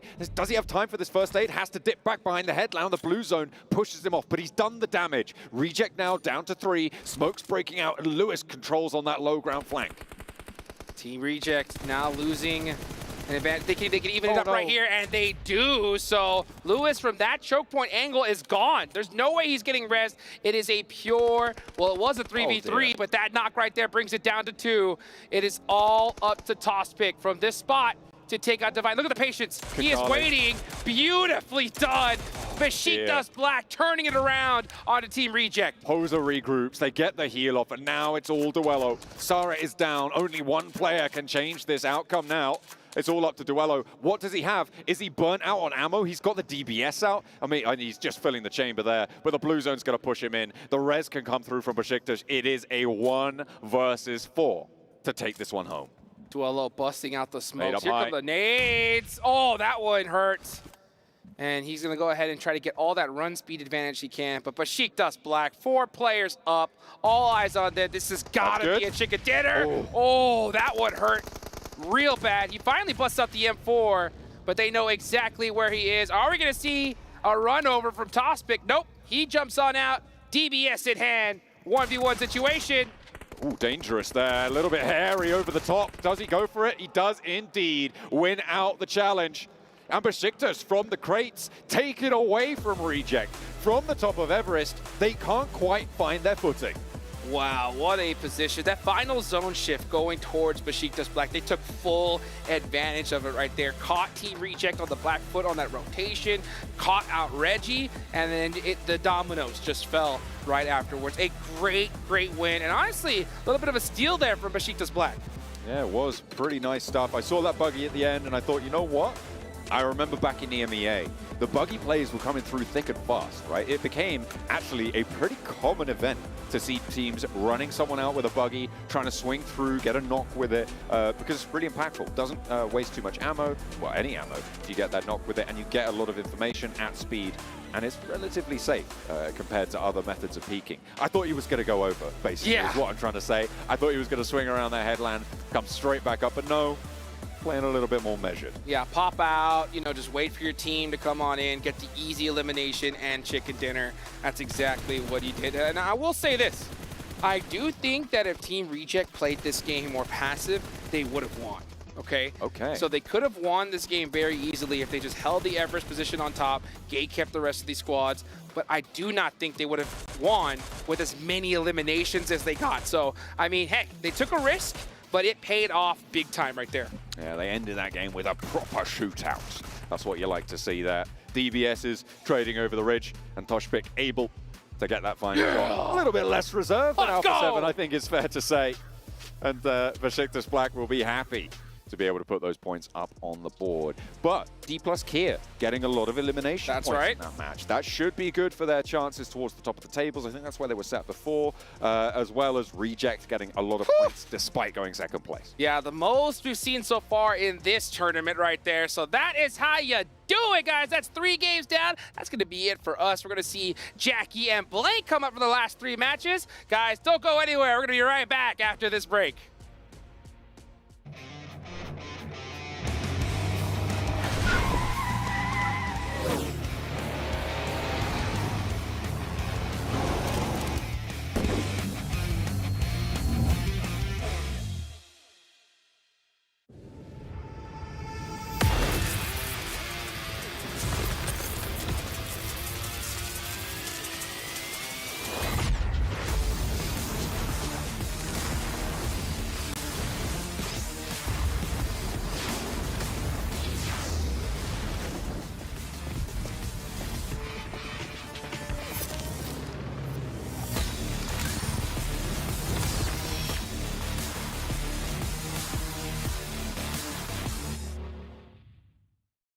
لحظات البداية عاشت معنا. كنا نحسبها وقت للتسلية بس. نحسبها بس ذكريات. عبود أعطي أختك اليد يا ولد. ابتكرنا فيها ابتكارات، وإذا بغينا قلبناها خرافات. كنا نحسبها بس لمة وصحبة وسهرات، انتبه نوب ترى نوب. لكن كنا نشوف عالم ما حد يشوفه. لا تشغل وقته بشيء يفيده. الله عليك على اليد. عالم كبر وعاش فينا، عالم الحماس فيه يوصلك كل مرة لحلم أصعب، بس ما يصعب عليك. بارد معك وين ما تروح.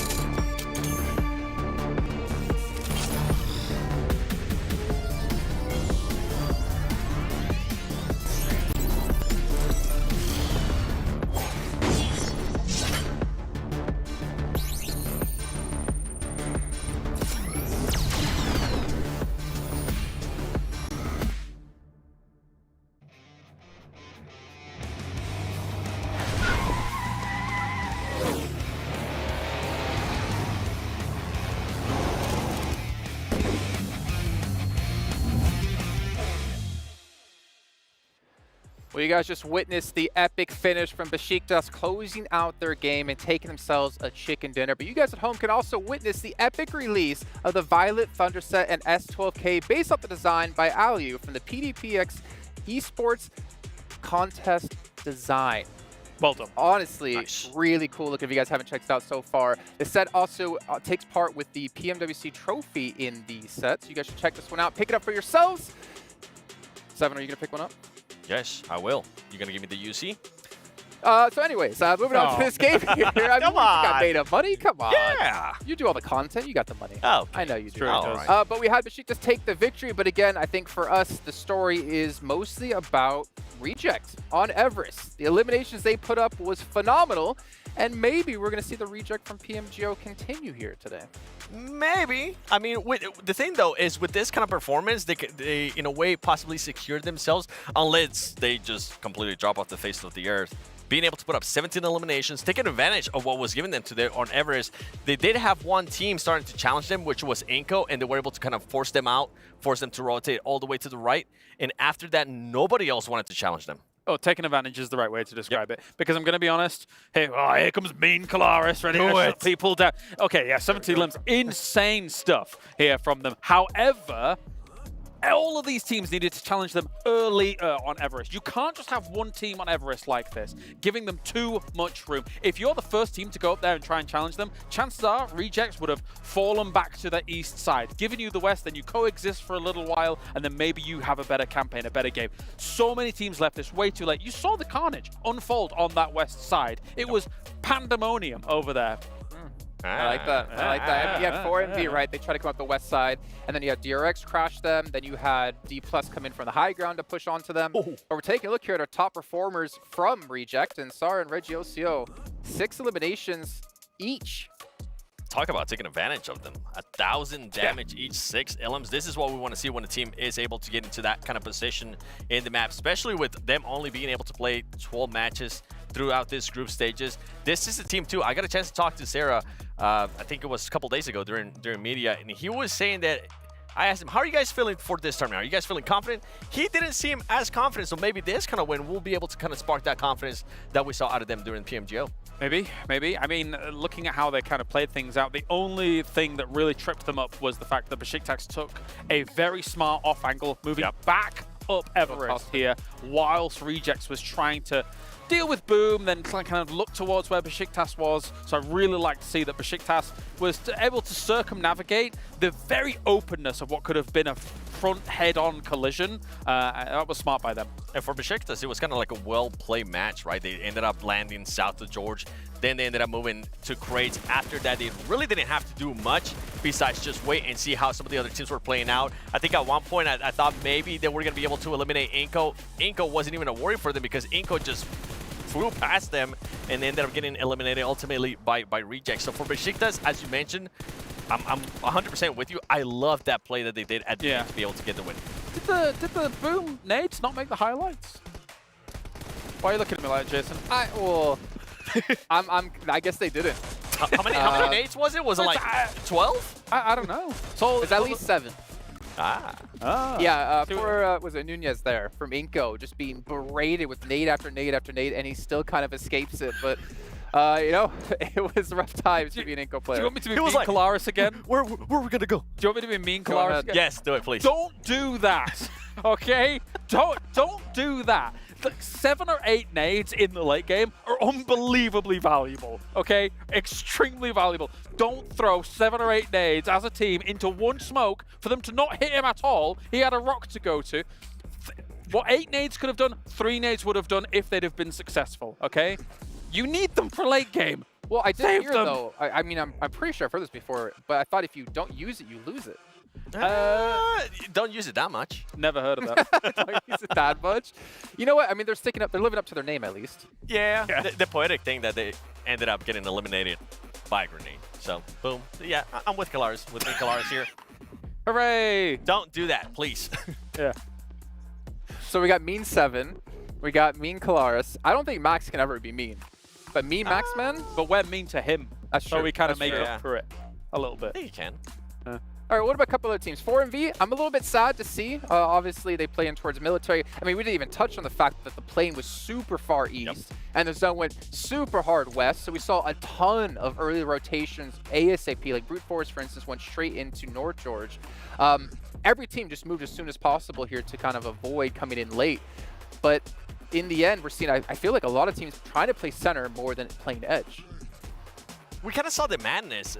You were talking about 4MB. We kind of saw the madness that happened there towards the bottom of Everest, towards the west, if I'm not mistaken. It was DRX, it was 4MB, and then it was D+, and at the end it was Power. Meanwhile, Reject, I felt like they were having just a field day, just looking at all those teams fighting, seeing if they could steal some kind of eliminations from those fights. Yeah, there was even a moment where Boom was like, oh, we hear some commotion over there. What's going on? 3 of them got in vehicles, decided to try and rotate and wrap around there, and decide against it. I mean, I know exactly what Boom was trying to do there. That's what their nades were intended for. Well, yeah, apparently. But they only had one building to really work with, and then they knew that they would end up having to lie down in some of those fields. So they were hoping that maybe Everest was a little bit more open on that right-hand side. Not to be the case, though. And again, it's all a symptom of Reject just was given too much space this whole game. It's very reminiscent, actually, of the first game. The D+ was given too much space. And again, I've said it multiple times already today, but we're in those early phases of the tournament where everyone's playing a little bit cautious. And then it ends up ensuing chaos on that west side where everyone's like, oh, okay, we literally have no time anymore. We have to do something. And everyone hits the same spot at the same time. Well, speaking of chaos, why don't we actually take a look here at our overalls, get an idea of where all of our teams currently stand? Because right now, honestly, could not tell you. We've had quite a few games with very high eliminations, and we have a two-way tie from Besiktas and D+ Kia. Okay, that's actually a surprise. It's so close. I mean, obviously, we only had 3 matches, right? But between first and fifth, it's 2 points. We have 3 teams on 29, 2 teams on 31. If I'm going to start being picky here out of the top 3, what I'm seeing out of D+, besides the placement points that they got out of their chicken dinner, they haven't been able to get any placement points from that. I want to see a little bit more there out of D+, or was it a fluke in the first match that it was kind of given to them? It's been all 3 games, either a tough circle or a wild plane to circle situation, right? So there are some abnormalities in the first 3 games we've had so far relative to, hey, we've got a central plane, hey, we got a central circle, okay, we can play what people would consider like fair PUBG in inverted commas, but that doesn't really exist for PUBG Mobile. So yeah, I mean, very close up towards the top. There is quite the gap in terms of 7th from 8th, but only 3 games, too early to tell. I mean, 1 win will easily catapult you into basically our top 5 right now as well. So obviously a lot of other teams still looking to show what they've got, and they still have a lot of matches left to go, obviously, of course, over the 3 days. But if I'm not mistaken, Seb, we were talking about this earlier, I think it's Group Red will not play on the final day. So if you're in Group Red currently, you need to put up as many points as possible, as we do see the cutoff will be 12th place. Yeah, for sure here, as some of these teams, not exactly the right teams, a lot of that, but you know what, it's fine. But yeah, you were actually right, Jason, in regards to Group Red not playing the last matches. That's kind of why I was talking a little bit more about D+ as well, because yeah, you are currently within the top 3. It is only 3 matches, but I want to see a little bit more in regards to those placement points. You don't want to be that team that's just a one-off, took advantage of what was given to them that one match, and after that, you don't really get to see anything out of them. I'm surprised by Besiktas so far. Besiktas Black up at the top to be able to take that spot. I mean, again, this game, it didn't come to them. You have to still get out of crates, which has an overlook of rejects for a long time. They were able to do that well and then get that big wraparound on that. But they are South George for a lot of that game. There's not much action going on from South George towards crates and things like that. So it's a nice start for Besiktas Black. But I think that overall, Turkey does need a good start. I think the Turkish region has been caught up by a lot of these regions. Gone are the days of S2G being our world champions and things like that. The region's got to have some more oomph here for the tournament. I mean, the fact is for them, right, they're obviously trying to prove to be one of the best teams, not only in Turkey, but in EMEA as well. In the meantime, we got to head down to the stage. We have Janiro waiting for us. What do you got, Janiro?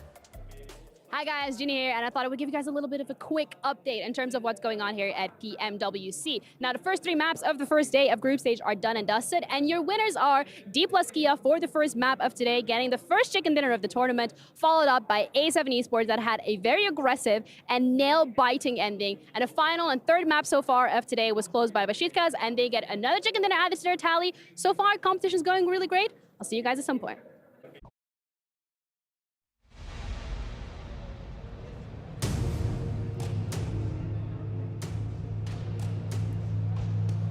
Welcome back to the STC Arena. My name is Banks and this is Sandstorm, and we have just hit our halfway point of day 1 of the group stage. So a little bit of a recap for you. All 3 winner-winner chicken dinners that have been claimed so far have been claimed by D+ Kia, Alpha 7, and of course Besiktas Black. Some really impressive stuff so far, Sandstorm. Yeah, and we were talking about Elim specifically. 4MB in their first game in Sanhok managed to secure 10 of them, but then Tianba in our first Erangel of the day, 16 eliminations. But Team Reject were on their way to a record-breaking game. 17 eliminations, and they only had Besiktas in front of them at the very end of that last game. They were so close to getting 21 and a chicken dinner. You're talking about 31 points potentially from one game. And when we're talking about 12 matches per team, per group, that's a lot of points in one game, Barney. It's incredible to see some consistency already starting to emerge from our players, and we're only 3 maps in. Of course, some highlights so far. Revo off the top ropes with an S12K through the window. What an incredible thing so far, right? That was insane. But honestly, I have to give it to Reiji from Reject as well. The M24 at the top of the mountain, ridiculous shots he's been hitting. It's just, this is the kind of PUBG Mobile action that we've been missing. This is what the PUBG Mobile World Cup is all about. And you know what? I can't wait to see what we have in store for the rest of the day. We still have 3 more games, 3 more maps waiting for us, and I think it's time to toss it over to our casters. Do you think they're ready for more action? Of course I think we're ready, so why don't we dive straight in. Let's go over to our casters to carry on day 1 of the group stage.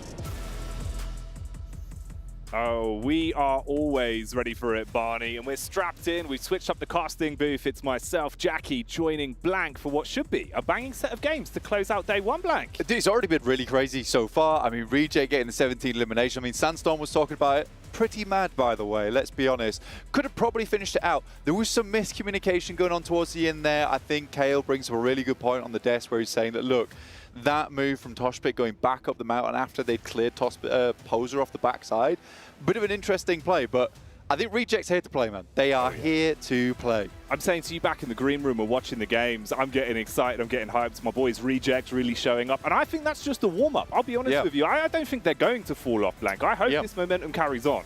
That's just a couple of high knees to the chest there for them, you know, before they're revving their engines. You've got Al Hadji on our screen right now. He's looking happy, you know. A lot of times he's looking very serious when he's playing with his team, but this time around looking extremely pleased with himself. I'm glad to see him here. I hope Power does well. I was talking to some of the Arabic talent as well, and they're like, we're rooting for Power. We want them to win. How can you not? You know, Al Hadji just seems like such a cool guy inside and outside of the server, dude. He gets you hyped. Like, I remember even with the online games when we were covering, you know, a while ago now, Al Hadji, it's hard to not want to just focus in on him and be like, dude, this guy's sick. Yeah, it's really, really difficult. But what's nice now about Power is that they've got Easy on the team for Dan as well as Satan. And I think all three of those players support him really well. And it was sort of funny, in fact, watching them over in their games qualifying into this, where it was like a case of, oh, Al Hadji's not doing it all anymore. He still looks pretty awesome, but at least he has a good team behind him, and Easy really impressed me. So, yeah, looking to see if Power can do some more here. Big story, though, as we were talking about, Reject. Kind of mad. Want to see more of that. More of that, please. Oh, yes, please. Some more of that, indeed, Blank. It feels like, for me, Reject have always been a team that's bigger than the sum of their parts, and it's just when they all come alive at the same time in the game, when they're gunning for that chicken dinner, and coming that close, that's got to make you hungry. Very, very hungry indeed. And you'll want some more off the back of that, and that's what momentum's all about at the end of the day. For Alpha 7, though, this is sort of a weird one for me, you know? Getting a chicken dinner on the second match for Alpha 7 is much more of a big deal than I think a lot of people made out to be, because Alpha 7 does not start these tournaments crazy hot a lot of times. It's usually a case of gets towards the end of the tournament, they're like, we need to qualify now, then they annihilate the lobby. Them coming into this, playing an unbelievably good hold in C block, not easy to do, by the way, and getting a massive chicken dinner off it. I think that what I was talking to their coach about was a case of, how have you guys really prepared for this event? They were saying, look, it's the pressure. We know we're a good team, but it's the pressure that gets to us at the end of the day every single time. Let's work on that a little bit. Let's calm our players down. Let's give them a quick, you know, shoulder massage before they go in. That's what it takes. That's what it takes. And I think that's been really helpful for them overall. I think that can, you know, genuinely be a huge part of it, right? It's the mental game and the confidence that sometimes you don't realize from the outside looking in how much that can affect everyone on the squad, because you're on that big stage. It's an entirely different environment, right? You've got to be able to switch on instantly and dial in, which sometimes it can take a little while, like you say. But if they found the formula and are able to mitigate that, make it a little bit easier for themselves to have a quicker start, well, then they could be absolutely lethal. More lethal than they already are, which is probably somewhat akin to a deadly Scorpion. Yeah, I would say so. Scorpion on rollerblades. Ooh. He's coming at you fast through the desert. Get away from him. Yeah, you can't. It's like, you can't even back away. He's too fast. He's quick. But for Alpha 7, it's kind of interesting for me as well, because they are, you bring up a good point. Actually, I liked what you said there. It's a case of, you don't a lot of times see that what's happening within the team in terms of the mental game, because Alpha 7 is a bombastic team in terms of just personalities alone. So you see them, you're like, these guys are confident. These guys know what's going on. But it's a completely different story once they step on the playing field right at the end of the day. You can see him here looking a lot more calm, though, which is nice to see. Revo, you know, staring off in the distance. He's disassociating. I like that. Have a quick disassociate before the game. Everyone needs it. Look at Al Hadji, though. He was just smiling away. Yeah. So, man, it's interesting. I think that is something that I've always been quite switched on with. The body language and sort of the human element of very competitive games, especially with PUBG Mobile. You see what the difference is, right? Power's you've got happy to be here. younger players. So sometimes it can sort of creep in a little bit where you're trying to conserve that energy level, right? Because you are waiting it out before we get in. And it's trying to balance that, Blank. So you're still switched on, but how do you keep yourself in a flow state? And it's always fun looking at everyone else, seeing how they deal with it. I remember before we had some interesting maneuvers from a few of the players in how they would keep themselves dialed in. Yeah, just throwing the heat packs around the room all the time. It's always the hand warmers. It's always the hand warmers, yeah. Or even get a little bit of hydration there. Oh, we'll take that as well. We like that. You've got to stay hydrated, Black. You do have to stay hydrated, you know. A little Pepsi might do the trick, though. I'm going in for a Pepsi later, actually. You hitting the Pepsi Max? I might be hitting the Pepsi Max in a little bit. Sheesh. I'm not going to lie. Possibly after this game. Hey, this is what we wanted, mate. Yeah, dude. So the thing is, right? These guys, when they qualified in, they actually they had a free ticket. Right. Okay. If you guys didn't know this, in PMSL EMEA, it was going to be the highest rated Saudi team that would go through. Yep. But Power just qualified the normal way. Okay. So I think for Power, not only did they come into this feeling fresh and happy, they came into it knowing they deserved to be here. Yeah, you've earned your spot. Exactly. I think it would have felt pretty bad coming into this and knowing that, you know, you sort of got that free ride, but they earned their spot. They know they're meant to be here. They're meant to be playing against the big boys of PUBG Mobile. Happy days. This guy, McGrillen's got his name tattooed on his neck. That's pretty cool. That's pretty cool. I like that. Yeah. You'd never forget who you are. You never forget who that is. You never be like, who is that? It's McGrillen. Maybe all players need to do that. Also, like checking into hotels, just point at the neck. McGrillen. That's but me. You would have to update your legal name. Maybe the team manager asked him to do it. He keeps forgetting who they were. Talent managers were struggling. I keep losing him. I keep losing him. There he is. We need to get his ID. I need to get him ID. Get him chipped. Get him tagged up. We'll know where he is at all times. Put the air tag on him like hot jigs. We got Power here on your screen, showing off. I think they were saying that Satan's actually now IGLing for the team. Easy's taking a bit more of a back seat actually for him. I don't really agree with it though, honestly. No? This is the one gripe I have about it, and I really hope Satan does impress me because he's a pretty big vet in the scene. But I do believe that Easy taking more of a supportive role is the wrong choice because, well, more of a fragger role, sorry. Because I think he can frag, but you can leave a lot of that to Al Hadji at the end of the day, and Fadan's a great off-angler.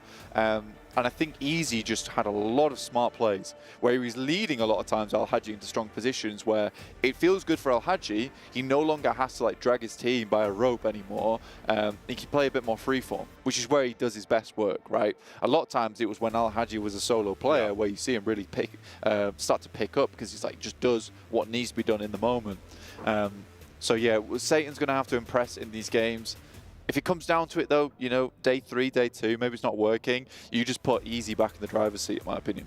Yeah, you've got time. You've got time to make those decisions, right? So that's always the funner part with the format, at least easing in over the course of the first day. Obviously, you want to give it as much gas as you can. Yeah. But if it's a bit of a slower start to it, you do have time to adapt. Yeah, it could be interesting, Matt, seeing what the differences is there. If, you know, a bit of a step back, not having that anchoring isn't going to help as much. Oh, boy. I have a little peer over the top of the camera here. Ooh. Brute Force, actually, really good team. Really, really strong team. Sort of an interesting team to follow overall, just because they are probably one of the biggest wildcards, I would say, scoring one of the craziest point totals over in the finals of EMEA. I think it was like 31 points in a game, which was very silly. Let's be honest, very, very silly behavior. Yeah. There was a lot of fortunate events that led up to that 31 point game, but at the end of the day, you know, even just hitting that number is pretty big. Oh, here we go. He's even getting the crowd going here in the building, pandering to the fans, and that's what you've got to do, Blank. Imagine the energy on that camp as well, off the back of, you know, a bit of a delayed start going into it. You're going to be feeling pretty fresh, actually. You know, you've got everyone on your side. You're feeling pretty hyped. Yeah. Just hope it doesn't go wrong on the drop. You really do hope it doesn't go wrong in the drop. And I think we'll be getting to the game very shortly. I do apologise for the slight delay, but we've got to show you these wonderful player shots and get you into the real business with the body language, as we brought up from Jackie. You know, Jackie's psychological suite over there. We like to see it. We like to see how things are going down. Right now, Power look very pleased to be here. Getting the claps coming through. People living the movie. This is the happiest I've seen Al Hadji in a while, you know. Look at him go. As I said over on PMSL EMEA, this is the Al Happy. It's like the old school quote, Blank, that's been around for absolutely eons. If you're happy and you know it, clap your hands. And that's exactly what he's doing. So that can only mean one thing. All the power are happy. Famous ancient proverb. Yeah, right I'm there. pretty sure, originated from Egypt, that one, I believe. In Egypt? Yeah, it was found on a plaque a long time ago. And we co-opted it. Yeah, we stole that. Into a nursery rhyme. Yep. Adapted it for the masses. Mate. They must be very pleased to be here. Because it was kind of unfortunate, because I think a lot of Saudi teams didn't actually make it in. Yeah. A lot of them got knocked out quite early. Power was one of the, if not the main representative right now for Saudi. So it's really, really nice to see. Obviously, you've got Falcons as well, but again, I feel like Power right now is a really good representative for them. They're the people's champion. Yeah, like, they are the people's people's champion. You know, you can always see like the excitement that comes around whenever we have them on screens, the individuals as well. And like we say, personality is a big part of it. You've got to have someone to get behind. And this team, for me, really does have absolutely bucket loads of personality blank. So much so that it's probably hard to find someone to store it all. Yeah. Yeah. In Al-Hadji's massive quiff on his head. Yeah, tuck it in there. You tuck it all in there. Hide it away. Yeah. Whip it out when you need it. We've got the big hair to make things happen. Here's our beautiful trophy here at the PMWC. And that gorgeous stage behind it as well. Mate, it looks mint. It looks really mint. We're getting some cool AR action going on here as we head into the first match. Well, here we go then. The plane is departing. Players up on screen, Blank. Doesn't it all look damn pretty as we lock ourselves in for the 4th game of the day. It is going to be tasty, and it could be even better if you are playing it on your G20 Pro. 120 FPS to work with, Blank. 144 hertz screen. Woo, the reaction time on that. It's banging. It is banging. You want to play with the best, you better get the best technology on side as well with you. Playing path down towards the south, heading all the way towards Primorsk. Slightly difficult one really on the south lane here, Jackie. But I think most teams will get themselves into a fairly decent spot as we throw ourselves into this one. Osal, second place, 9 elims. You got QZZ as well, 10 elims for himself. But look at that. 2 players from Reject, top in the charts here in 2nd and 3rd place on damage alone.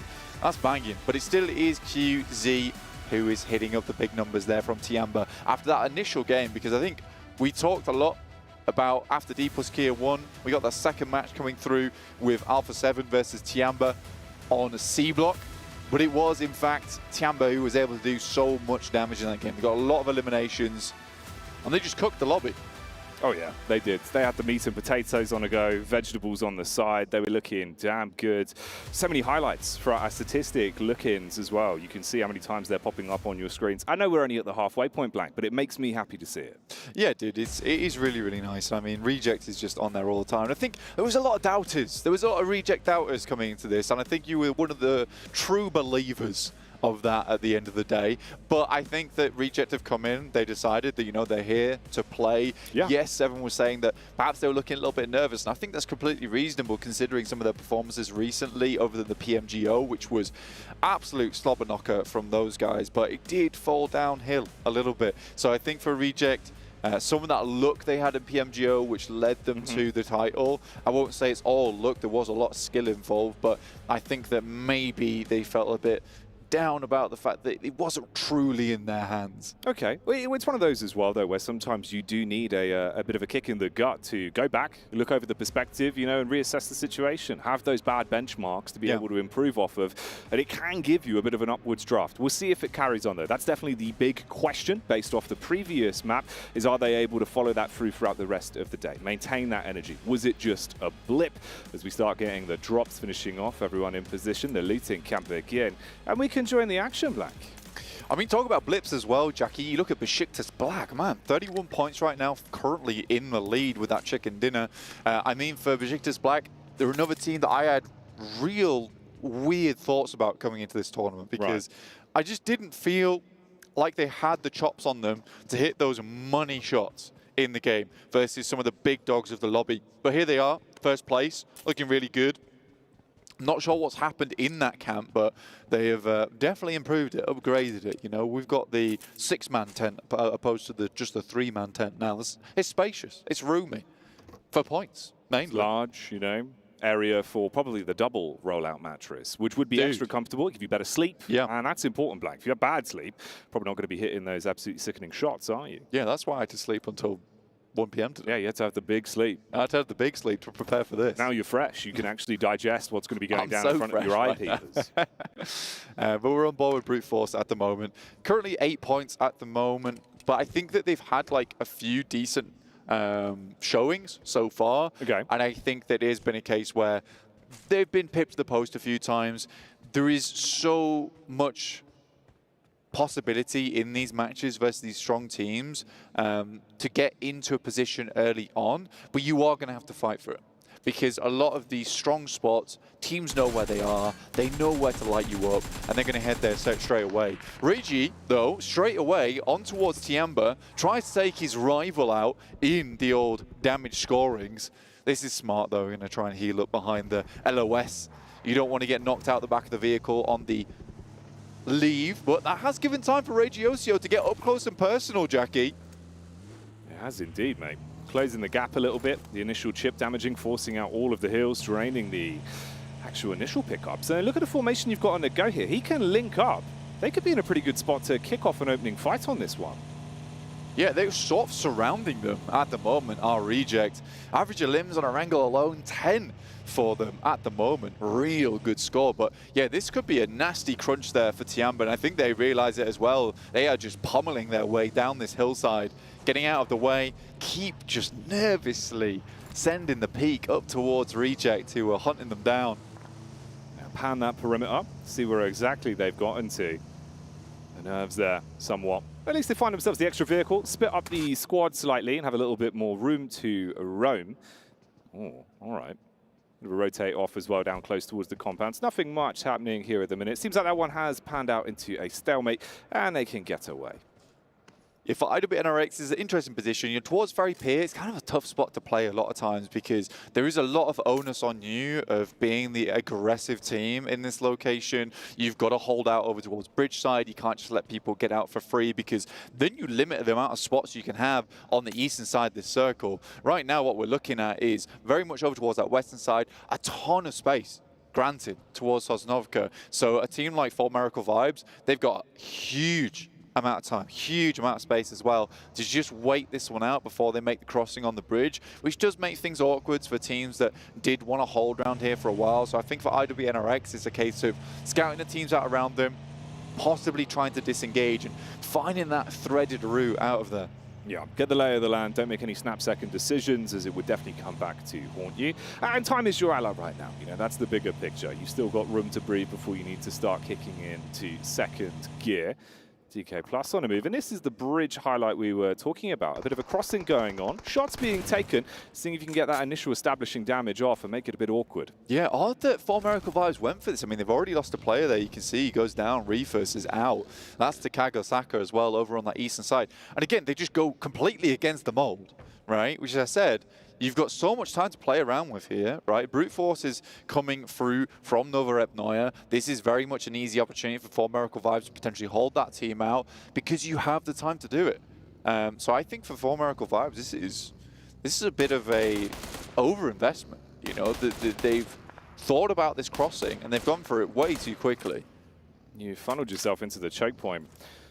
Does make it a little bit more awkward for the get out. It's also the amount of chip damage you're going to be taking from this. Even speaking about the plane path as well, Jackie, the fact that it was so far on that south side, it lines this coast. Yeah. So if I'm Full Miracle Vibes, if I was them, I'd be like, crossing that western bridge seems like a very bad idea until at least minute 15.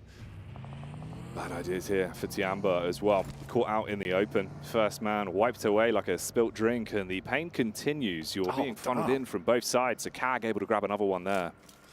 I mean, regardless of what happened there, Reject has secured themselves some more position on the map, right? I mean, they were rotating close in towards Tiamba, and they have just shepherded them over towards this side of the map. Losing 2 players feels rough. Yu's going to try and get over there to maybe pick up QZ. I think they will do it. It's a question of whether D plus Kia wants to go for the aggro push there onto that compound. Right now, you just assess the situation. Don't need to overinvest, really, with the initial damage done. Again, very early. It's the opening flow of things here. 4th game of the day. They do get the res off. They're able to get him back on his feet, keep him alive for now. On next circle, straight down towards that south bridge. And again, look, there's more room. I'm pretty sure that's another player from Full Miracle Vibes going down as well on that south side. I think if you've done your research here, even if I'm looking at Full Miracle Vibes, they're a very tactical team. Yeah. It doesn't make sense to me that they'd make what I would go to say is a rookie's mistake here in the lobby, considering the plane path. And now Brute Force has them just penned in. So I'm a bit confused about what's going on with 4 and V this game. This was the clash with Tiamba that we had on the replay as well, and the pain seems to continue with Boom being able to get stuck into the action. Bit of damage going out, finding those knocks off the back of it as well. Alpha 7 on the move, in close quarters in the rear. Power takes a flush there over towards Al-Haji. Not so Al-Happy anymore. Alpha 7, Besiktas Black, Akali goes down. Quick plays here from Alpha 7. This is what they're very known for, right? Just quick in and out, speedy action. They know exactly what to do. I think a lot of times between, you know, Carrillo, Mafioso, Revo, these three guys, so well coordinated between one another that if they want to take a fight, there's going to be immediate backup coming through. And that's what having this consistent roster has done for them, is that a lot of times that they're in each other's heads, but in a good way. No, they've got that synergy down to a T. It's the target prioritization as well when you see a lot of these fights. They know where they need to be distributing the majority of their focus fire and how to maximize their opportunity in these fights. Reject back on the screens here, close on the hillside down towards the compound. Still got the lay of the land to work with. Quick look at the map at the moment. Most teams have made their way in. I think it's really only Inco's out in the blue at the moment. This is on the eastern side. They're just coming through shelter, but Pachinki, Gatka, south side on Ferry Pier. It's a bit of an awkward finish here for a lot of teams at the moment. Jackie, there's a huge amount of fielded area that sits down towards the south side of this circle, and more often than not, in fact, I'm almost certain this is going to shift away from Sosnovka and away from that water, so we're cutting out even more land on that next circle. Some good shots there from Carrillo as Kakali tries to get a bit of scouting done. The rest of the team just flies on past. That'll be the issue as well. Not much cover to work with if it goes that way. If the wind blows in that direction, things could get a lot more awkward. Close grouping across the board though, Blank. Looking at the map screen right here with how things are working out. Look at the rotates in. Meanwhile, in the compound, we see the shotty pulled out to say hello to Tiamba. And that's a very aggressive way to say hello, Blank. Yeah, I mean, they just got another knock onto this team as well. So for D plus Kia, I think they were revving up to go. S12K comes through, they finish off QZ. And I think Tiamba, this might just be night-night for them. Trying to put up the fight. Bit of damage back to slow down the initial engagement. Closing the distance between the two, though. A good use of the nades so far. You're creating a bit of space with the zoning. Molly on the top floor makes it harder for the peak. You've got a man in the back line as well. Looking to steal away some points on potential. Tiamba through the door, and they're gone. Insane as well for them. This fight looked a little bit edgy for me, honestly, because they had to force their way into this compound, and you could see the deliberation that was going on earlier as well, Jackie, in terms of, do we want to make that push over that side? We know they're wounded, we know they're weak, but with this circle shifting hard over towards the eastern edge, this now gives D plus Kia really strong base of operations to work with now, which is sick. Yeah, it's worked out well for them. Alpha 7 always on the prowl as well, closing the gap and starting to make their move over. Reject, they've been reluctant to move, and they haven't really had to from the positioning they've established themselves in. They've got high ground to work with, and the map favors them right now. We're getting closer towards that crunch time. You've moved a lot of teams around as Reject. They've had a lot of control over towards the side. You can even see here, like, just moving through this field alone, it's really tough. But Reject's taking this even one step further in a case of you are not getting up this hillside without taking a couple of casualties. So they are just maintaining this position, strengthening it as much as they can towards that late game. Really fortunate on the eastern shift on the circle, but they've done the right thing here. So very, very happy with this for Reject. Smart game plan to start things out. They didn't go too hard on Tiamba. They allowed them to flow into a zone that felt a little bit rough for them. For Alpha 7, on the other hand, they've had a long way to travel, but they have just been taking shots as they go. They pick up this position. Very nice. Over towards the south side, but good compounds to play with. So I think for Alpha 7, they're pleased with this one. This is good. This is real good. Yeah, it's working out. Similar sort of storyline, just making it awkward for everyone else rather than throwing yourself into the frying pan, the proverbial one that would burn you, Blank. It would be very hot at this point. The oil's been heating up for a good 7 minutes. It's spitting at you. Ooh. I've had to leave the kitchen. It's the worst. Put the long sleeve on. Protect yourself. The long sleeve, you know. Maybe even hold up another pan in front of my face. The defending pan? The defend pan. Okay. I have the attack pan and the defend pan. And you could parry the attacking pan. Parry the oil. That would be pretty good. I think that might save you. Yeah, potentially. Looking at the map at the moment, though, 4 Miracle Vibes had to go for that swim down towards that southwest side, and they have just been given not a lot of room to play with now. But again, like, if we look at this map right now, the western bridge is still in. Brute Force moved over towards that eastern side.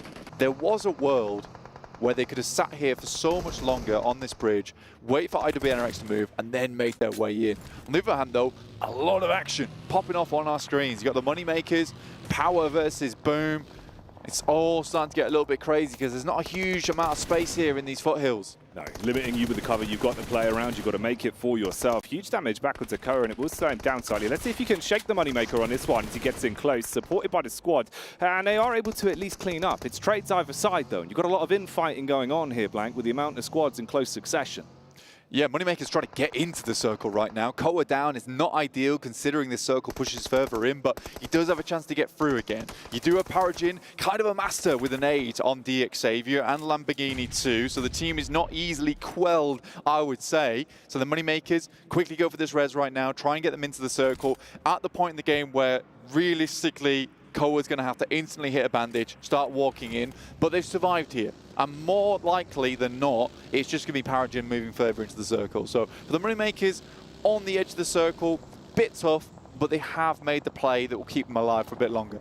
Yeah, and the fights are breaking out all over the shop as well. You do Alliance taking some damage and forced to go for a bit of a pick-me-up on that one. Similar state of affairs across the map with the circle now closing in. Power have been lurking down towards the bottom side of the hill as well. They've had an assess on the situation, seen where Moneymakers were. Didn't feel comfortable to go for the engagement yet, especially with the smokes making it a bit more awkward on the vision there. Quick stock of the map right now. IWNRX has really been quite cruel to 4MV. Here's our quick replay. Revo driving the car on its side, does get it back onto its 4 wheels though. Could have been much worse, especially on that field, to be honest with you. I think contextually, that's sort of bad. Yeah. You know, on the side of the vehicle, out in the forest, funny. In the field, dangerous. I'm sweating right now. Yeah, it's not good. But yeah, for IWNRX, I think this is now the time to move. They did just hit a shot over towards Alpha 7. This might be just a quick rundown. I mean, IWNRX, when they want to pull the trigger, they absolutely can. So Alpha 7 better be ready for this. They do hit the shot onto Frozen as they approach. There's a 3v3 right now. Oh, mate. It's a bit awkward as well with Power of how they've been playing this one. Depends if they've been sussed out from the position. Bit of a backstab could occur. Satan's gone, though. Cleaned up on the flank back around as Koa assists once again. And it continues. Problems occurring for Power more and more. You're also getting the stick in from Reject that are able to find damage, completely wiping Power out of the equation. Goodness me, they're gone. That was an unfortunate game there for Power. What I'm really curious about, though, is this IWNRX fight. They jumped in, but Alpha 7 is cleaning house with them right now. Reject also taking fights with absolutely everyone, and I think that's IWNRX out. So that is kind of a big thing for me, because IWNRX is one of the big teams coming through from EMEA. Alpha 7 similarly from Americas. And we've just decided who's top dogs from those regions. And that dog is barking loudly with the firepower on the server. Ooh, continue to make it awkward on the hillside as well. Moneymakers, they found good opportunities to get stuck into these third parties and doing a nice bit of damage on each and one of them. Enko basically getting blown out of the waters. You've got to bail out, make the quick move, hop inside the vehicle and see if you can reposition off. Try and find some sort of safety net. It's not looking good though, Blank. Entirely surrounded in terms of the positionings. There's a lot more cover to work with for some of these teams rather than others.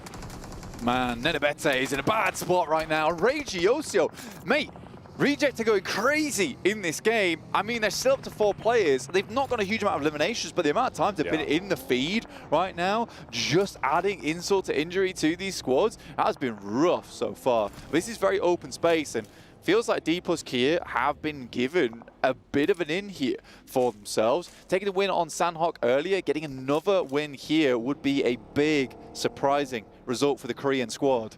I think a lot of people weren't expecting a massive amount from them coming into this tournament. But there you go. If anyone knows how to play center, it is a Korean team, and it is D plus Kia. Setting themselves up the longer this one goes on.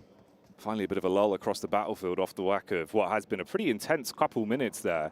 A lot of casualties done, finning our way through the herd here throughout the flow of Stage 5. Keeping you guessing. I do like it though, Blank. You're right. I mean, with the Reject are playing this, right? It's not as if they really have to be the focal point. They're just making it awkward enough to shape rotations that keep everyone in uncomfortable positions. Dude, you're 100% right. I mean, they've done that from probably minute 3 of the game. And we saw them coming up against Tiamba early on and just moving them into a tough spot. And it has cleared out so much space in front of them. The only worry I have is getting through this next zone right now. They've taken another shot, but to get towards Alliance is going to be a really difficult run. Alpha 7, though, what a run they've had down towards this south side. I mean, they've been roaming for a while, looking for a position to stay. They battle off versus IWNRX. Not an easy team to go toe-to-toe with, and that is 4MV out. Just a weird play from 4MV this game overall. A lot of chances, a lot of bones thrown their way, and not a single one chewed upon. Yeah. And you can see the gun skill really coming through as well for Alpha 7, the way they're taking these range fights and making them look trivial, Blank. Skill is there. Sara snacking his way back into it as he takes a bite out of DRX, and they are down and out. So Reject, as much as they took that heavy hit, they found the man, got it back on his feet, and continue to find success, bring themselves up to the 5 points now. I mean, they're right on the edge at the moment, on that western side. Still playable. I mean, I think right now, making the push down towards Alliance can be really difficult. Alpha 7 coming up versus Reject now. Oh, they're cleaning house, one by one, annihilating their way through them, getting up close to close the distance, and the shot betrays them. Alpha 7 go in, Blank, and make that look easy. That's a couple seconds on a fight with a clean sweep. 10 elims. Mate, I was just talking about what they could maybe do next. Look back at the screen. Alpha 7's wiped the floor of them. They don't exist. They're gone. They're gone now. It's Alpha 7's land. Reject were just living in their dream, and it turned into a nightmare for them. Kag still hoping to make the best of the situation. 3 of the 4 alive and kicking. Bit of splash damage from the side. I'd be terrified if I was Kagasaka right now. You don't want to reel in Alpha 7, yeah, mate. I just want to watch the team get stripped to pieces over on that western side. Don't come back down towards the south, please. It's not like we've got 3 apartments that maybe you could stay in, potentially. D plus Kia dealing with Moneymakers. They assault on towards their position. Bad nade from Biscay. And another bad nade there from Koa. This is all going wrong for the Moneymakers. I mean, they're dumping the utility. They're trying to force them out, see if they can do much with it, but it's a bit of an elongated fight. That one could be nice, at least, to establish some damage back. There's the up-close angle. Koa dropped once more inside of this match and in a very unfavorable position. Response is good, though, Blank. Nice 3-pointer there with an 8. Absolutely, really, really good here from D plus Kia. They're handling it. I mean, they are down to 2 players. This counts a lot here, though. Needs to find some kind of value off that play. K comes through, though. The flying shot with the S12K. Oh, mate, he's the Flying Dutchman. Just breathing his way through the air, bit by bit, blowing them to pieces. And they're making this one work. The elongated fight that seems to be going in their way cleanly now. Icy Boss on the side, though, with a nade could be devastating if he places it just right. Getting the nade through the window onto the stairs, not that difficult to hit either. So I think Icy Boss could potentially hit something big here. Just tosses it out into the open room, though. Does not get anything done. So Icy from Moneymakers, probably his last stand here versus D plus Kia. How awkward can he make it? And how bad's it going to get for the Alliance side? Ooh, nade in over the back, detonating the vehicles and taking a man with it. Woohoo, lucky to be alive on the drop there for Brute Force. Yeah, Neos is living. Another nade comes through. Not sure if it'd be good enough. Icy actually is going in. Finds Nobu from D plus Kia. He's still going too. Just weaving around like a rat in the building at the moment. Giving himself low to the ground, mate. Those little paws scurrying along. I mean, if he can make it more awkward, find a way to at least maybe take a few out with him on exit, it could have worked out well. But that's the end of his story as they are able to remove the Vermin. Yeah, I mean, if maybe you got that molly off, different story, but they put an end to the heat quite quickly, turn down the pan, parry it with the parry pan. The second pan blocks the initial pan. The second pan came in clutch in that moment. Alpha 7, though, just feels menacing on this west side of the map. I think they're just gearing up to wait for a fight to take place, and they're going to be all over it. Kagasaka tries to get Garnet into position, but Isnauto does find Mafioso on that edge. That could be big, especially with the circle starting to push in. Revo has to make a tough decision. Does he try and deal with a player that's tried to come up close to him, or immediately go for this res? And I think he has to straight away go for this res, but I don't think he's got enough time. He has to just leave. Mafioso's down, and that is a big blow to Alpha 7's strength in this lobby. Oh, you're ruining them, mate. He couldn't even get back in through the zone in time, Blank. You've really ripped them to pieces off the back of the engagement. He's down and out, so that's 2 for the price of 1 from the response. Going for the pickup. Oh, Blank. It's all going wrong for Alpha 7 in the late game. Maybe there's still some time for him to build off this, though. It's down to the duo now, really. You're being pushed hard on this. They've got to play defense, and they've got to connect those shots. Yeah, smart play here from D+ Kia. They instantly see this. They know they don't have a lot of places to go right now, so they have to go for the third party. They lose a player, and Carrillo, as well as McGrellin, holding on. But these nades up close towards them, right on the edge of the blue, devastating. McGrellin is trying to make his way in. Great shots to the Orc, though, from K, who has been a monster today so far. Can he get the last man? Oh, shot back on the drop down. At least it's the trade. Get him on his feet. See if they can salvage him. But the game itself for Alpha 7, it will not be theirs. Out in 5th. Man, it felt like it could have been so much better, but Revo just makes a big mistake trying to pick Mafioso up. And I think if you're Mafioso, you're just saying, don't raise me. Just leave me. I'm done. Yeah. We need to get 3 players into this zone, and this is taking way too long. So, Mafioso potentially calls for the res. Potentially Revo's just too good of a friend. Just did not want to leave a man behind, but in a situation like that, you've got to go. CAG, they've been going absolutely nuclear with some of these plays from the sideline, though, consistently dealing deathly blows and finding opportunities to take fights blank. That's what's been working for them. The high ground they're establishing, just making it so awkward. There is a bit of a knockback onto them. 2 still alive, in good stead, at least in terms of the positioning, and the smoke's blocking the line of sight back from Brute Force. Yeah, just a rough push, though, for Kagasaka right now. I mean, they are not getting across this side. Alliance and Brute Force, they make a bit of a split-second decision towards the early game where they just pick up this coastal side, and you can sort of have that agreement, right? Sign the contract, we'll have this side, you'll have the other.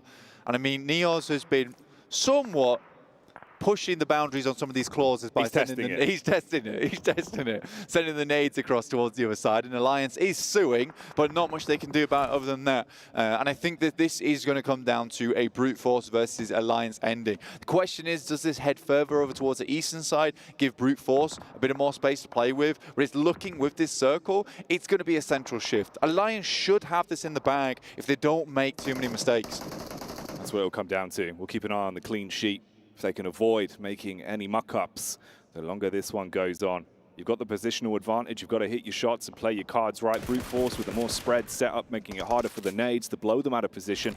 But again, you're still finding an opportunity to make it a little bit more awkward from way back in the range. CAG might not have the cleanest rotation, but if they can put the pressure on, they might be able to buy themselves a bit of time. The Lynx AMR, bro.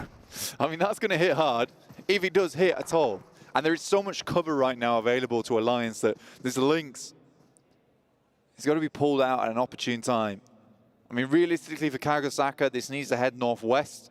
It needs to give them some more breathing room. They have the hard cover of the crate to play with. That is fortuitous. That is a blessing in of itself. But yeah, things are quietening down now as we get towards the end of the match, where it's all going to explode on our screens. Bit of a difficult one, though. Again, for Brute Force, far down in the rankings. Yeah. This game means a lot to them. They need to pull up their socks in this match. We'll see how that affects their play style as well. If they overindulge based off of the fact they want to get stuck into it, cause the first issues. Hang on, a bit of a rotate round the back as well for Alliance in terms of the angles you could work with here. Oh, they're Jimmy. spreading themselves out a bit blank. This could be tasty.